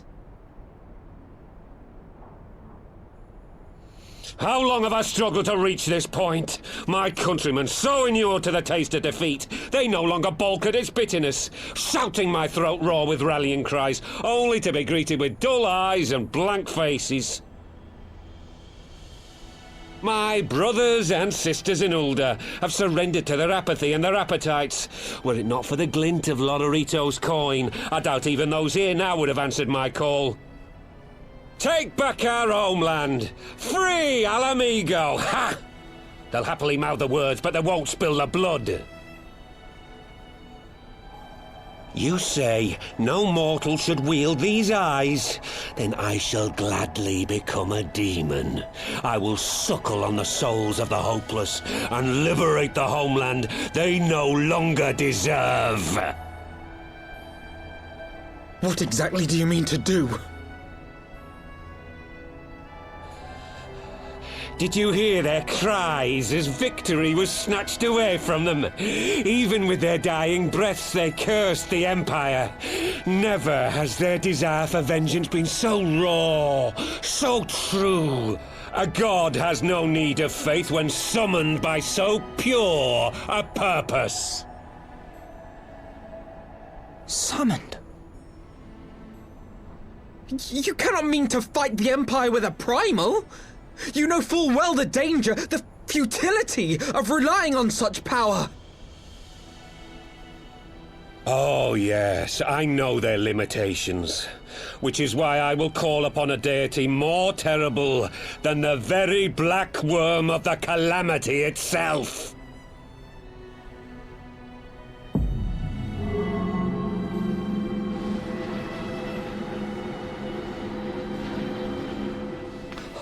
What? Here? Now? Like hells you will!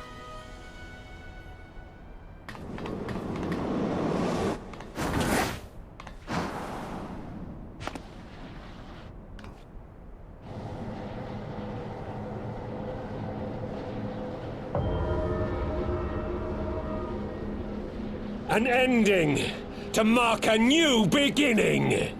My pain, my longing, you shall have it all!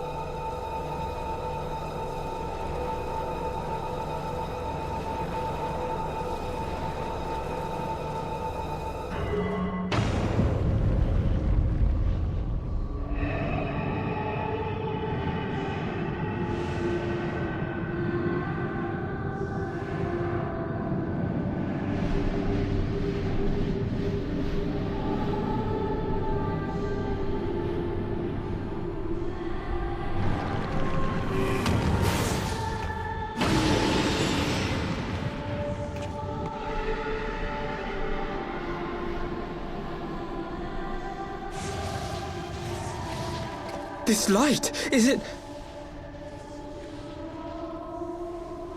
His death completed the ritual. The primal is taking shape. Well, can't we stop it? There must be something we can do!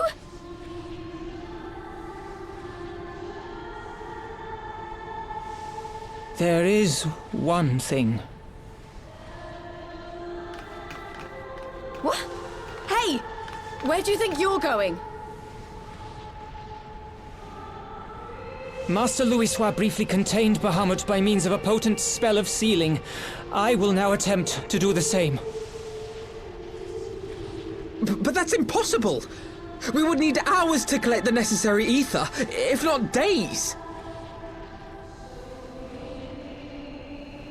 Ah, Alphino, though I concede it may not always be apparent, I was ever your grandsire's finest pupil. Tipsamati, of course! The staff still holds enormous power, broken or not. Don't you dare, Papalimo! I know how that spell works.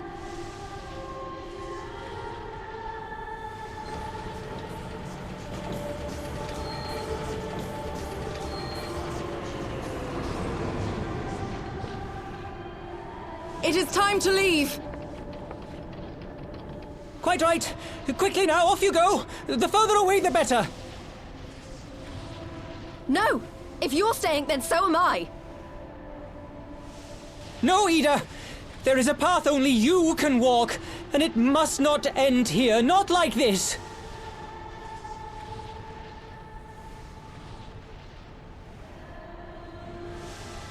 Take her!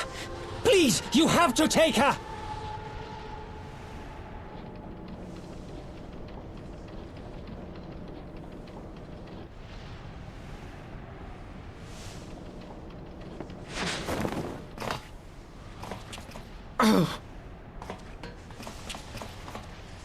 What? No!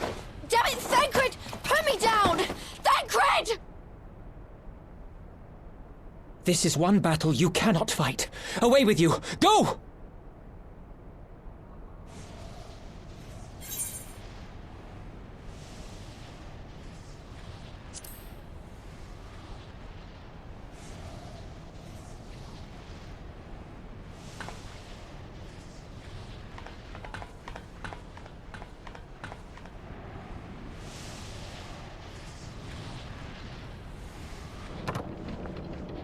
Hilda! I think he means now!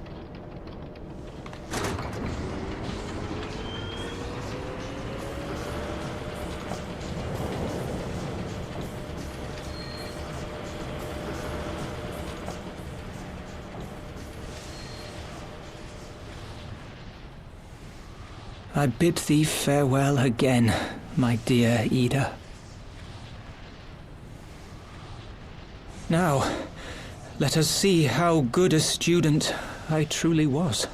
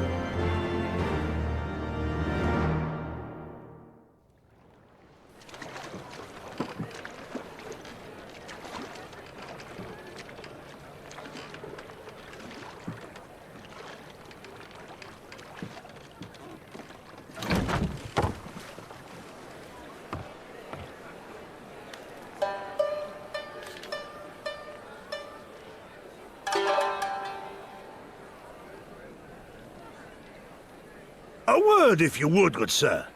This place, it is within the realm of Eorzea. You're an odd-looking fellow, aren't you? Still, takes all sorts, I suppose. This here's Vesper Bay. Thanalan's door to the ocean, as some folk like to call it.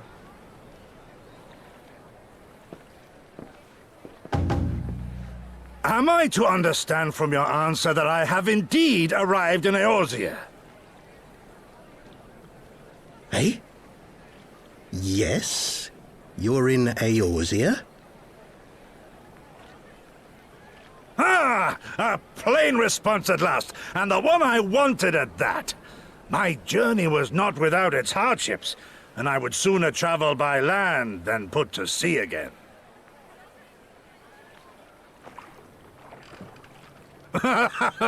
You do not believe that so small a bark could bear me across the ocean? Such timid little sailors. I had but to set my course and set my jaw till I made port.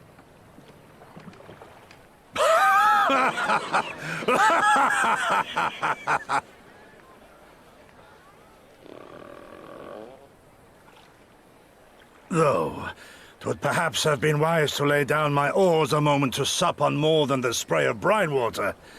By the trembling of my limbs, I sense a brief repast may be in order. Nay, I will not hearken to the feeble grumblings of an empty belly. Duty comes before all.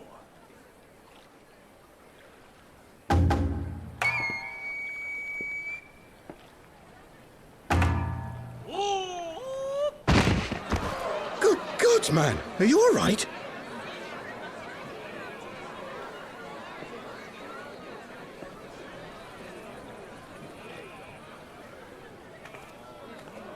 Thou art far indeed from home, friend.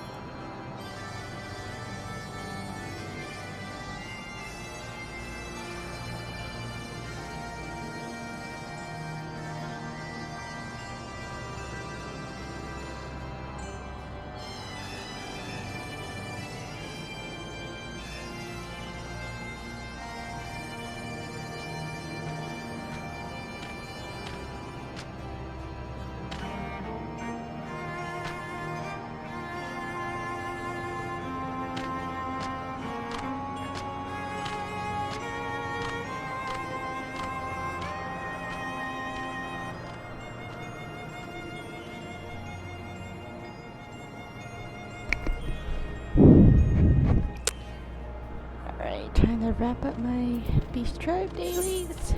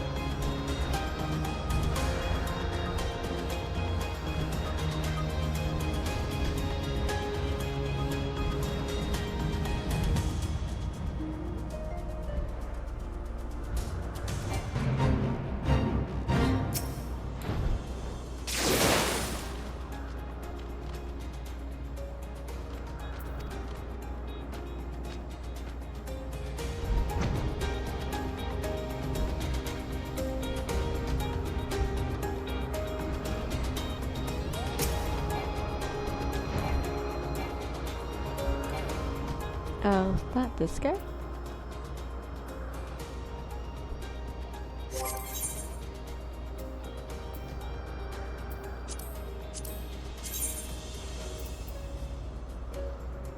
Other one.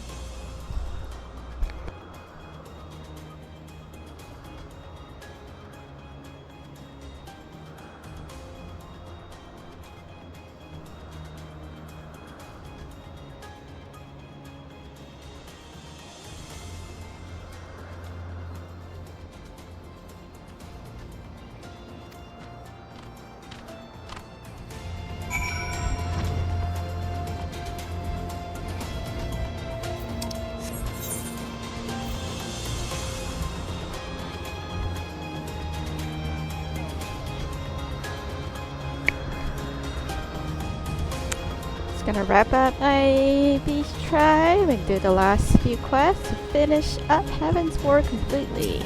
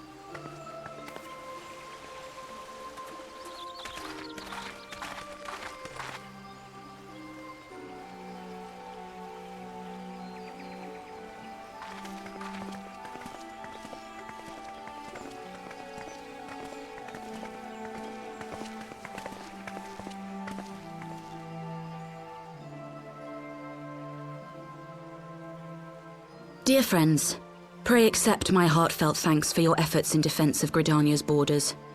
I would fain dwell longer on my gratitude for the support of the Alliance, but the situation at Belsar's Wall demands that we forego such pleasantries.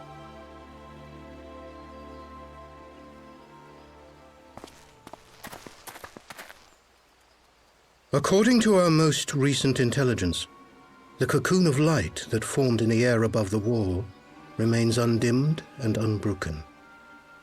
After measuring the cocoon's etheric concentrations, Archon Y'shtola has confirmed the presence of a primal entity.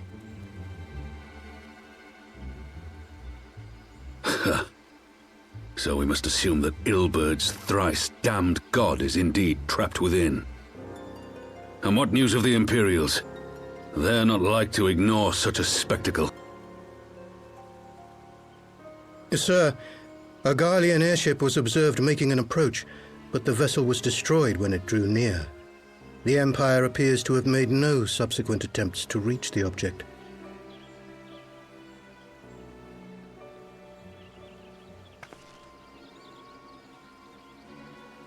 The soldiers who witnessed the incident spoke of a lance of light issuing from within the cocoon, of an entire warship being reduced to smoking ruin in the space of a moment.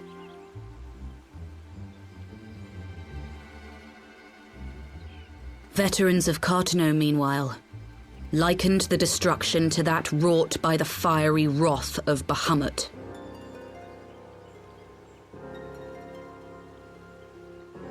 We could face another calamity.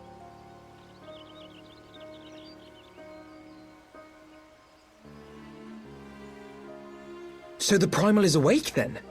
Contained, yes, but for how long? We must destroy it now, lest it break free. Agreed. There is, however, the small matter of how to get close enough to a being that swats warships from the sky as you would a bothersome gnat.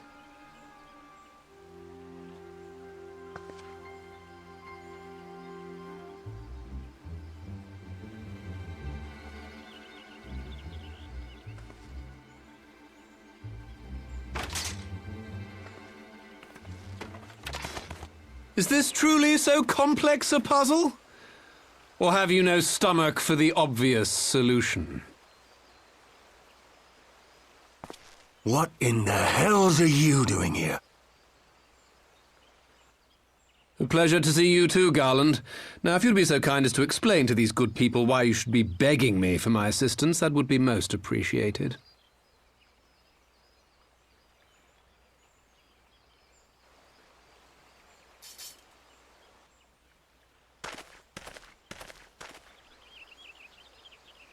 Who is this man?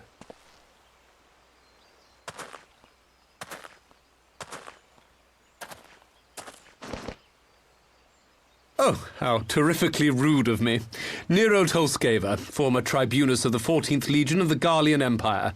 These days, however, one might say that I'm something of a free agent. What do you want, Nero?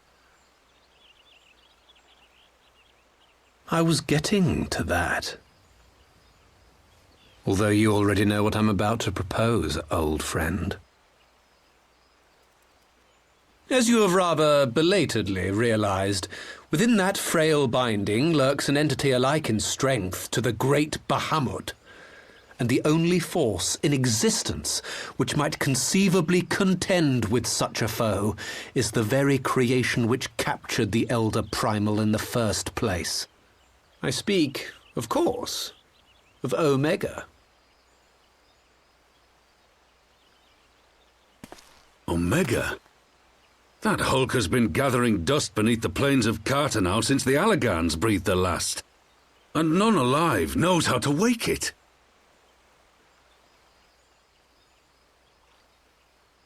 I'm sorry? Do you understand who it is with whom you have the privilege of speaking?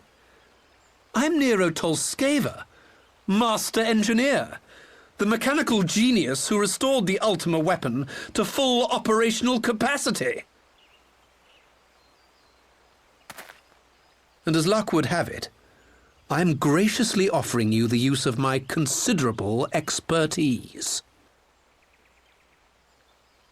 And what, you just expect us to accept?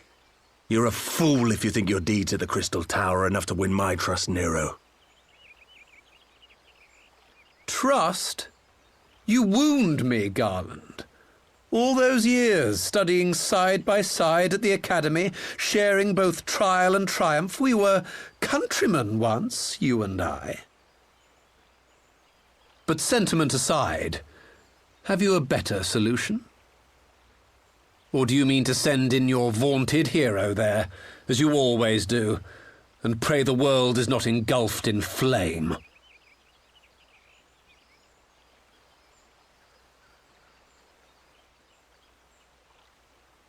Let us approach the problem in a rational manner. Does not the fact that Omega slumbers in stasis point to the existence of some overriding technology? A means of control? I would ask a question, if I may. Nero, was it not? In the event that we succeeded in using Omega to shackle the Primal in the manner you propose, what then would become of it? Do we not risk repeating the mistakes of the Allagans? Omega is but a tool. How we choose to employ that tool is entirely up to us. Of course, if you would rather leave it buried beneath Cartano while you continue your petty squabbles above, then I suppose that is also your choice. Spare us, Nero. The Seedseer's concern is a valid one. He who controls Omega wields the power of the gods, the very power which led the Allagans to destroy themselves. And does it not fall to we engineers to prevent such misuse? What was your company's proud slogan? Freedom through technology? A creed you follow, is it? What say you? Do we take this villain at his word?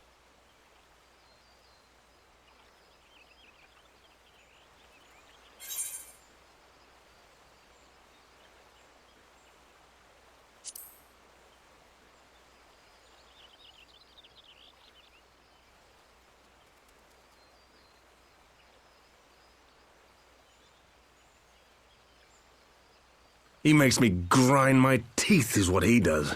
But I suppose we don't have much of a choice.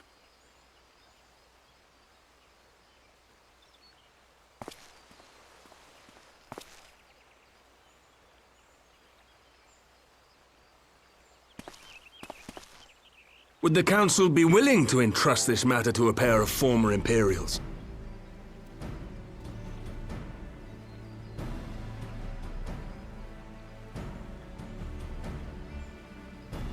Yes. The task of restoring the Allagan relic will be yours. But the responsibility for its reawakening must remain with the Council. Do we condone this course of action? Aye. It would seem we do. Let the record show that we invest this contingent with the authority to enter Cartano and take command of Omega. Sid, I appoint you leader of the expedition. Scions, I would ask that you assign some few of your number to escort Master Garland and supervise the other one.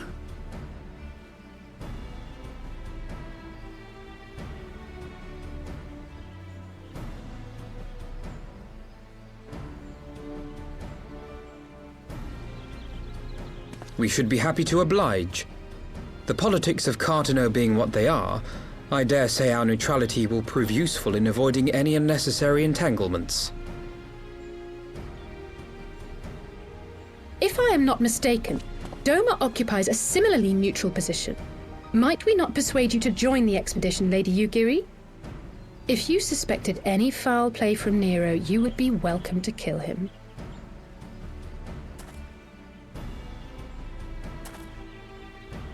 My blade is yours. Not a moment's hesitation, eh? You'll forgive me if I do not shake your hand.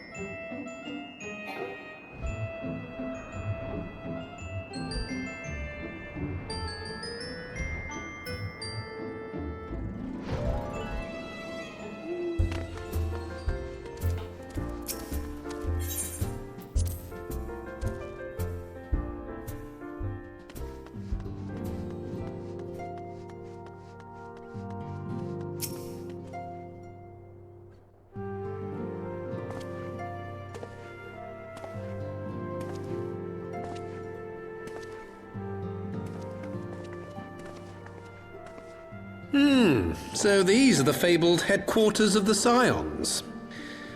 I confess I would have expected an order of self-proclaimed warrior scholars to surround themselves with the fruits of man's enlightenment. And yet there's not so much as a single piece of magitech in sight. It never ceases to amaze me how primitive you Eorzeans truly are. Oh, I'll have you know that the Rising Stones is home to the very latest in magitech innovation. Wedge calls it the Mark 14 Thermocoil Boil Master, and it's the finest kettle I've ever had the pleasure to own.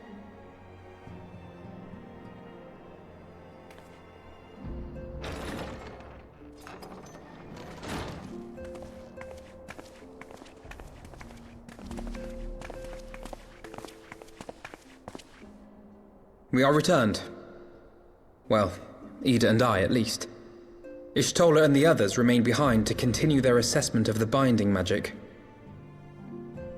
There didn't seem much point staying just for that, so I decided to come back with Alphino. Papalimo bought us this time. We shouldn't waste it.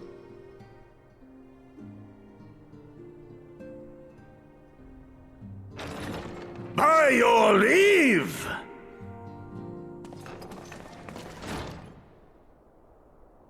Good gods, that voice could fell a gigas. This is the Rising Stones, domicile of the Scions of the Seventh Dawn. I enter at the invitation of one Lord Urianger. I spy you there, Shadow Walker. You always were a hard one to find. Yugiri, do you know this man?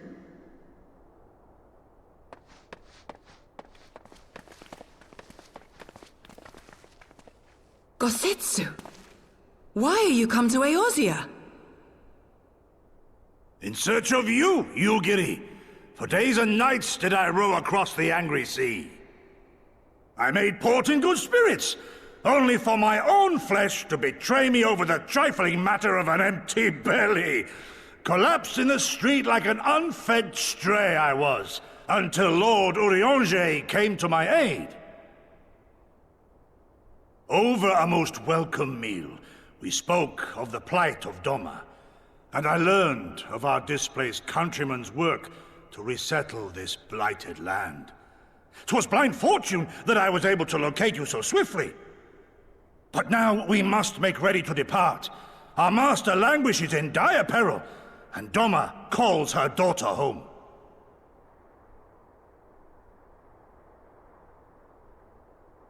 It is not so simple, Gosetsu. There are obligations which bind me here. You refuse? Did you mislay your oath during your flight from our homeland? The laws of hospitality must be honored, but surely the vow to defend your master demands the greater obeisance. It was our master who bid me guide our people to safe haven by any means necessary. And it was the Scions you see before you who provided us succor and sanctuary when all others refused. Dire peril or no, were I to return without first repaying such hospitality, our master would cut me down at the threshold. Mayhap that is so. There is more. A crisis threatens all within this realm, Eorzean and Doman alike, and I go to play my part in its resolution. I will not bring shame upon our liege by abandoning my people or my duty. How very noble of you. Now, in the name of honor, kinship, and, practicality, might I suggest we get this expedition underway? Or would you rather debate the finer points of duty and leave Omega to the Empire? The Empire? Yugiri, you draw steel against the curse of Garlemald?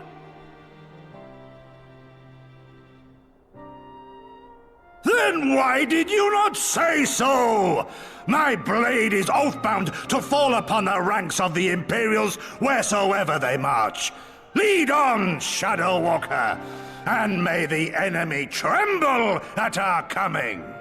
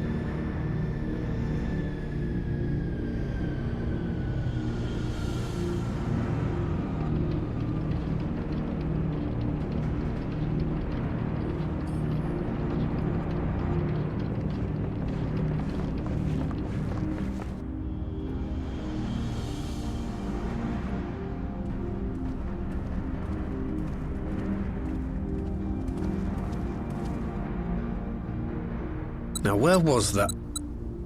Ah!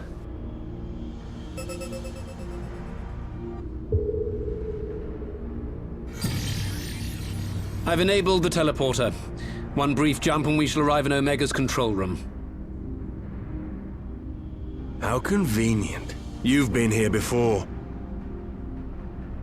Of course. It was no easy task threading a path through all the skirmishers. But how could I ignore the existence of such a fascinating toy? You may trust that my preliminary examination was suitably thorough. Trust? Aye. I trust your appetite for technology. I chased down a suspect airship, and who should I find but the traitor, Sid Garland.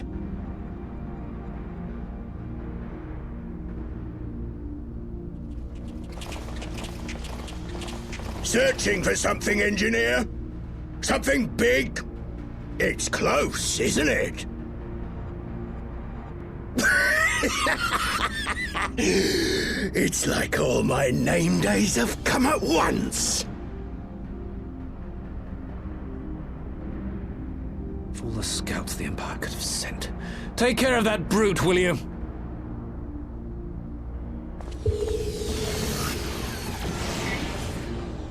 God damn it. Can't let Nero tinker around in there by himself. I'm sorry to leave you to it, but I dare say you'll manage without me. This clod has no idea who he's dealing with.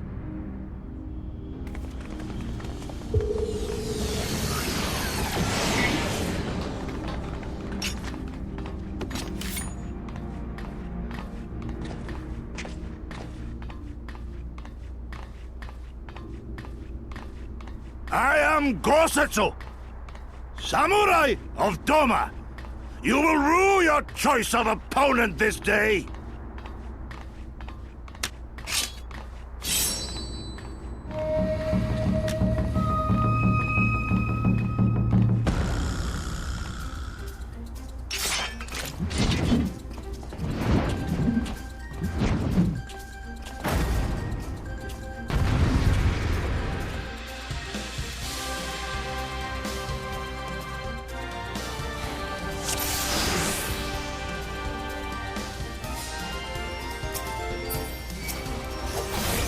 This one'll sting.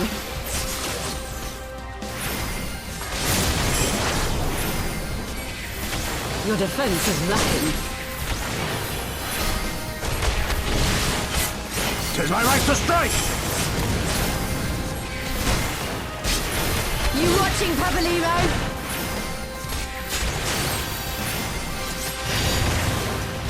An opening.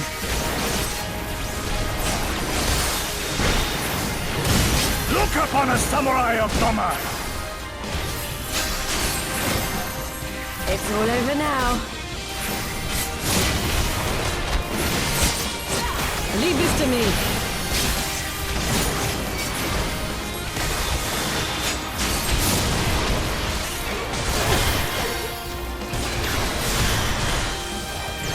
With Zolenstein!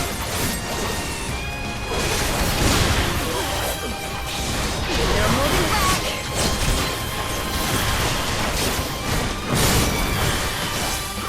No retreat. No surrender.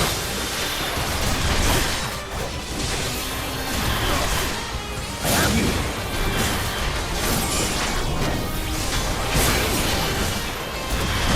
This one'll sting.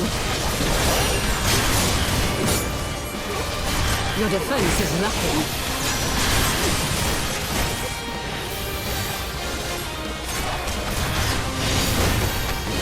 Tis my right to strike!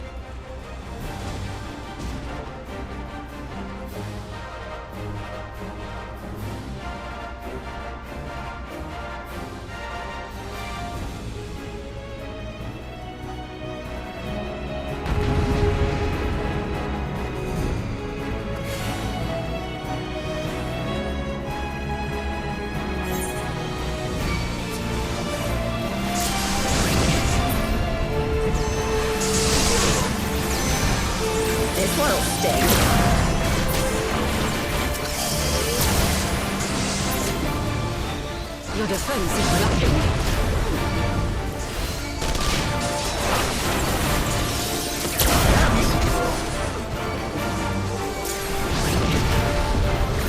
No holding back.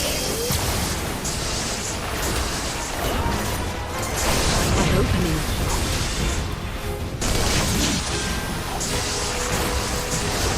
Look upon a samurai of summer!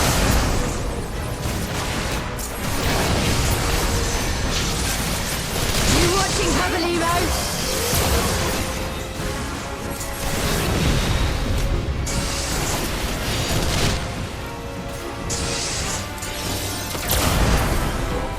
No retreat.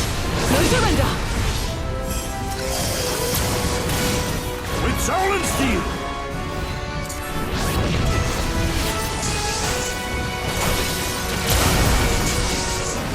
It's all over now.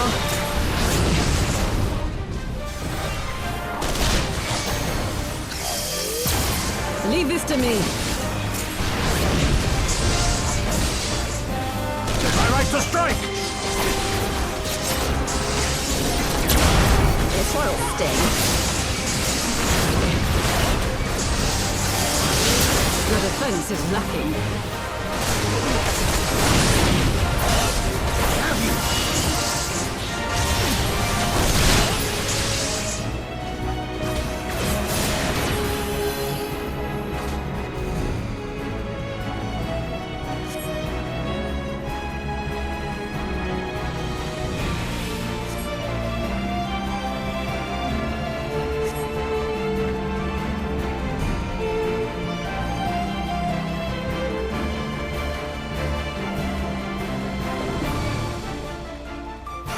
No holding back.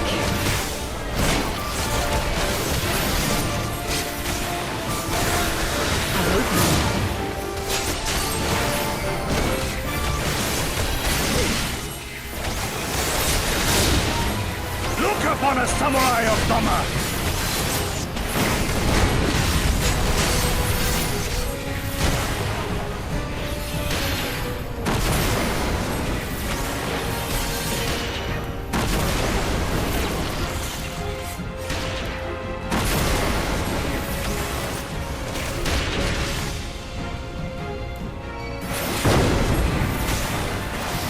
You watching heavily, Rose?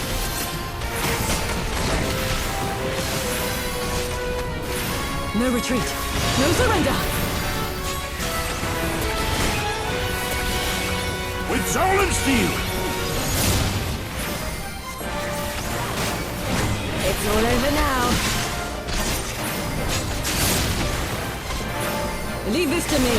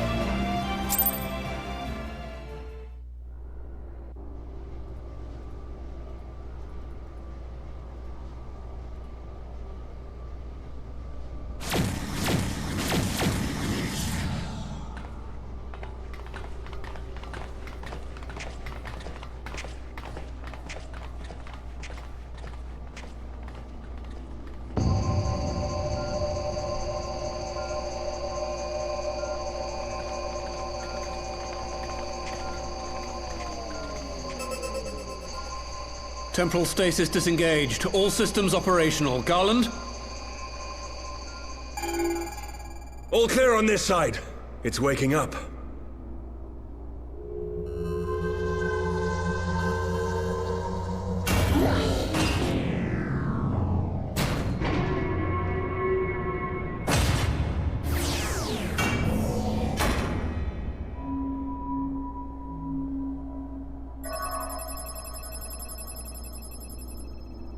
Remarkable.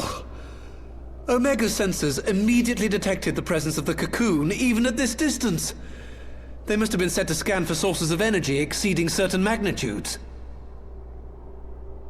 I still don't see any means to control the machine directly. It seems to have been designed to act wholly autonomously.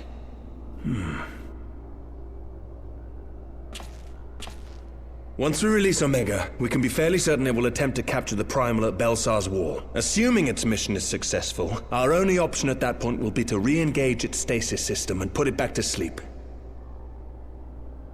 And should the machine happen to misbehave, we'll simply initiate an emergency shutdown. I confess we don't yet have a complete grasp of its capabilities, but I'm certain the details will not elude us for long. Well, I understood less than half of that.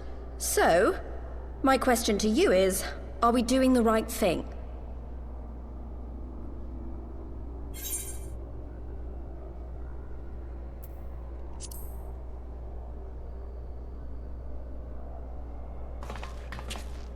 I suppose not.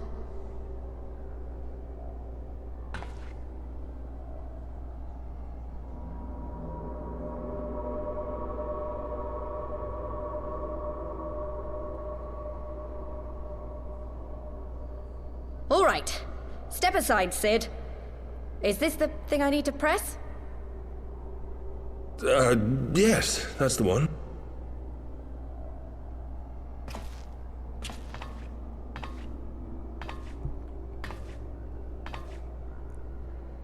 You gave too much for us to waste this chance, Papalimo. So this is for you. And me.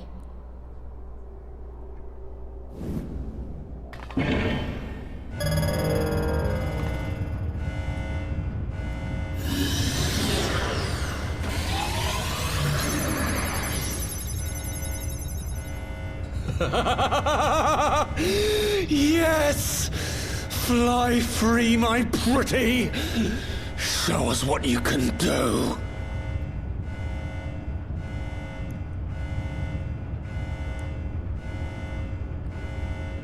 The launch sequence has begun. Omega is loose.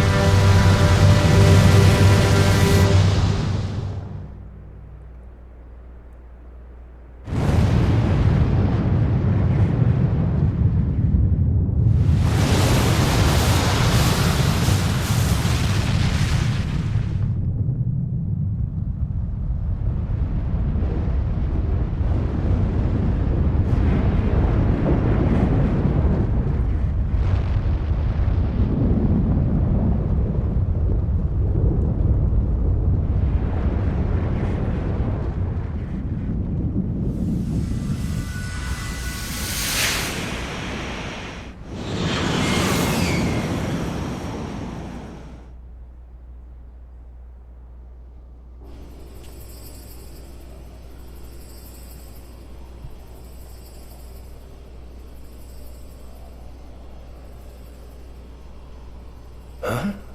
Omega has stopped transmitting. But that shouldn't be. I didn't engage the stasis system. And what does this signify? I have little understanding of these contrivances.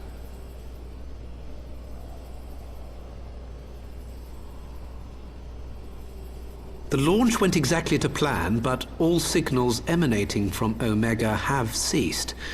This may indicate any number of things, but we will need to join the Scions out in the field if we are to ascertain which one.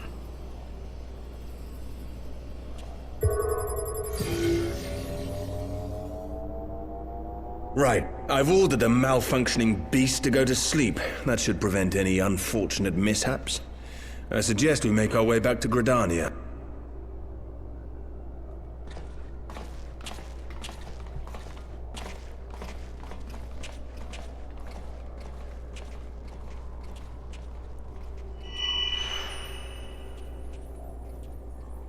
Omega destroyed the cocoon. Papalimo's spell is fading. It was bound to his ether, you see. And if the connection is broken...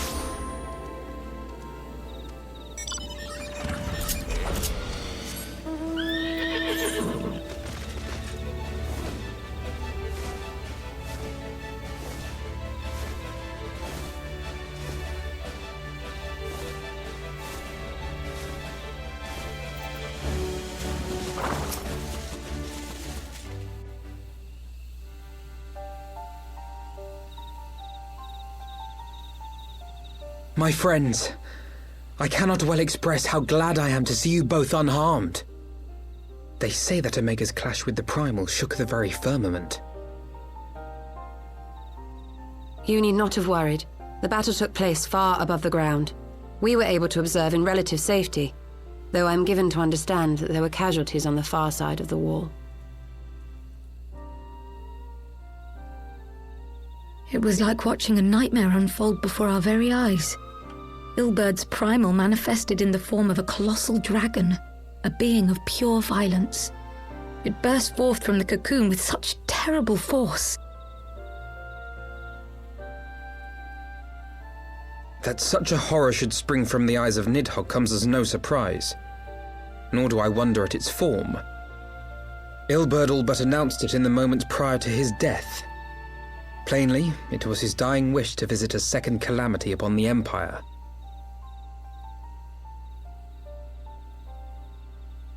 And I am quite certain the abomination would have obliged had it not found itself outmatched by Omega. Gods! I am no stranger to the works of Allag, but even I was unprepared for the machine's furiosity. It beggared belief.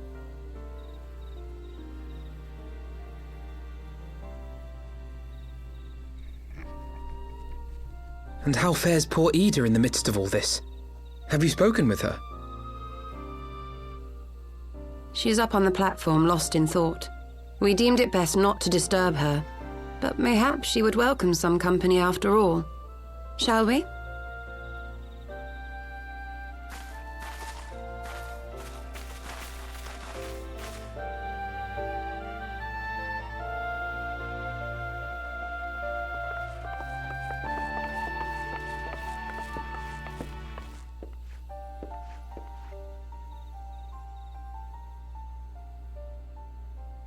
The light's gone.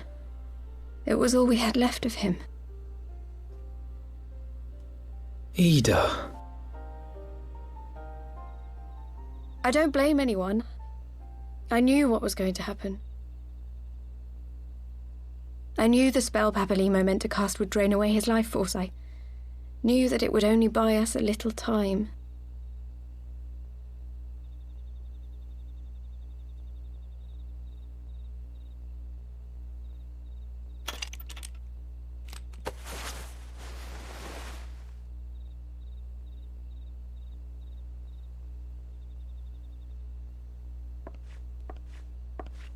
Ida, there is no need to explain.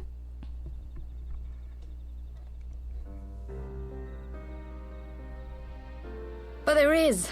I can't hide in Papalimo's little shadow anymore, and I shouldn't hide behind my sister's mask. 20 years ago, on the day the Empire marched into Alamigo, I was still just a child, not even 5 summers old. My father had been one of the leaders of the revolution. He had fought to overthrow the Mad King, Theodoric. And my sister had fought alongside him. But she was strong and kind, and always knew what to do.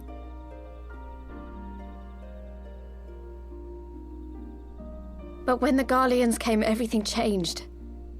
My father went to war against them too, and I never saw him again. After that, I remember a lot of running.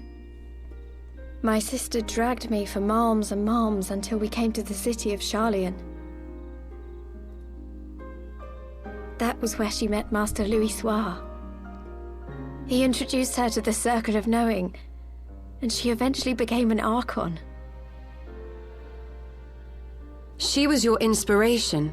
Is that not why you took up her mask and her name? Or did you simply mean to continue what she had started?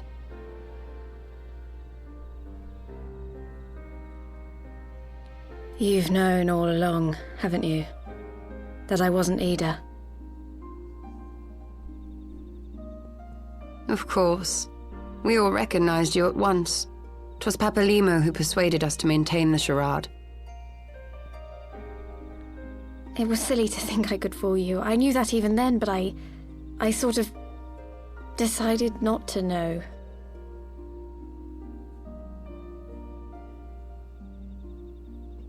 Ida died 6 years ago, on a mission to smuggle refugees out of Alamigo.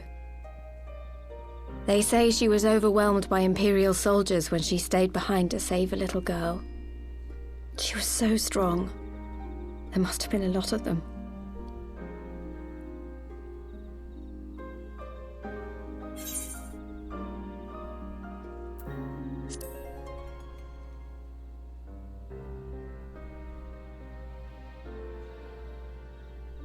I'm sorry for lying to you.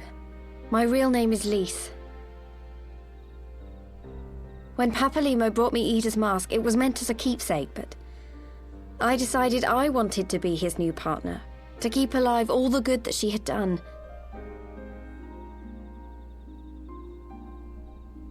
I didn't want to become Ida, exactly. At the time, though, I still didn't know who I was myself, and it almost seemed easier to play the role. Papalimo agreed to help, of course, but it was never what he wanted for me. He wanted me to walk my own path, and those were his final words to me.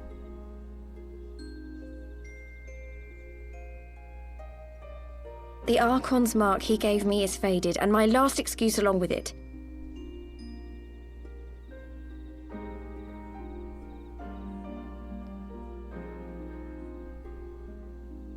So this is it. Whatever I choose to do from now on, I do as Lise. And I choose to continue my family's fight.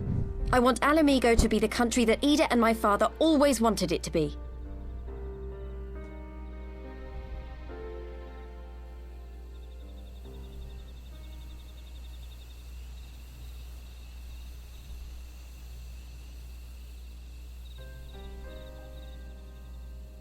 War is upon us once more. Do you regret standing against the Empire? Would you have chosen a different road, knowing what you know now? To claim that I never doubted the decision would be a lie. But I made my choice, and I have defended it with blade in hand ever since.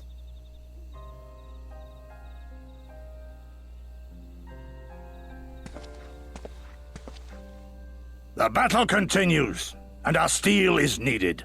Come, Shadow Walker, we leave for the east, for Doma.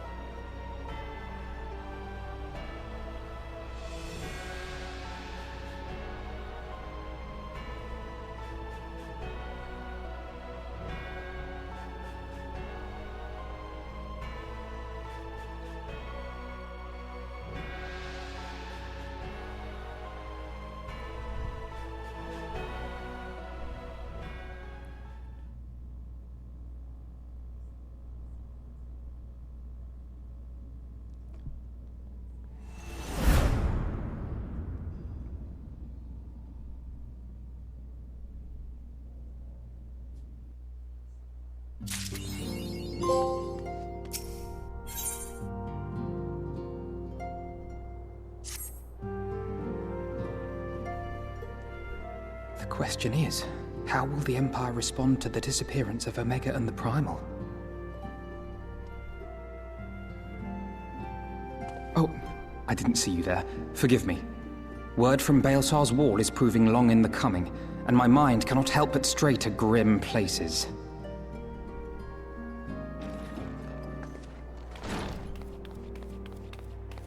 Alphino, a message from the Alliance. It's about time. Pray summon the others at once. Yes, sir.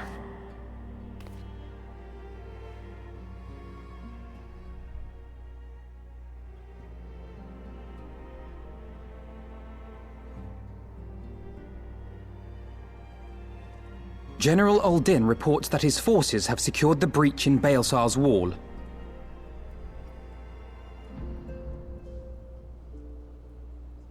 And what of the Primal and Omega? There is still no sign of either at this time. He writes that they will begin a more thorough investigation shortly. And, as expected, he wishes to petition the aid of the Scions of the Seventh Dawn. As expected. The Alliance's decision to capture a part of Baelsar's wall is open to interpretation.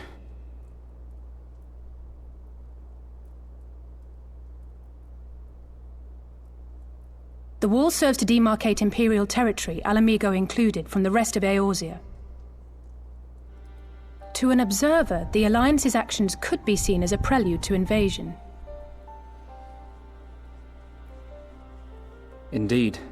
And the Alliance leaders have no wish to be branded invaders. You're saying they won't fight for Alamigo? Even after everything that's happened? Not without the consent of her people, no. Make no mistake, Lys. The Alliance is in complete agreement that the Empire must be purged from Eorzea. However, they will not set foot in Gyr Abania until they have formally secured the consent and cooperation of the Alamigan opposition. They would have us act as intermediaries. Precisely. The Scions are uniquely qualified to serve in this capacity. That is to say, Lys's, given her personal connection to the Resistance. Who better than you to broker an agreement between the Alliance and the people of Alamigo? Assuming you are willing, of course.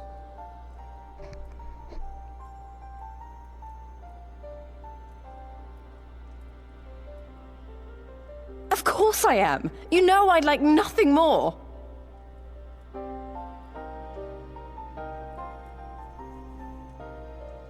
As for who should accompany you on said diplomatic mission, I had a mind to volunteer myself. Well, that covers the talking part. But you just know there'll be trouble along the way. Are you available?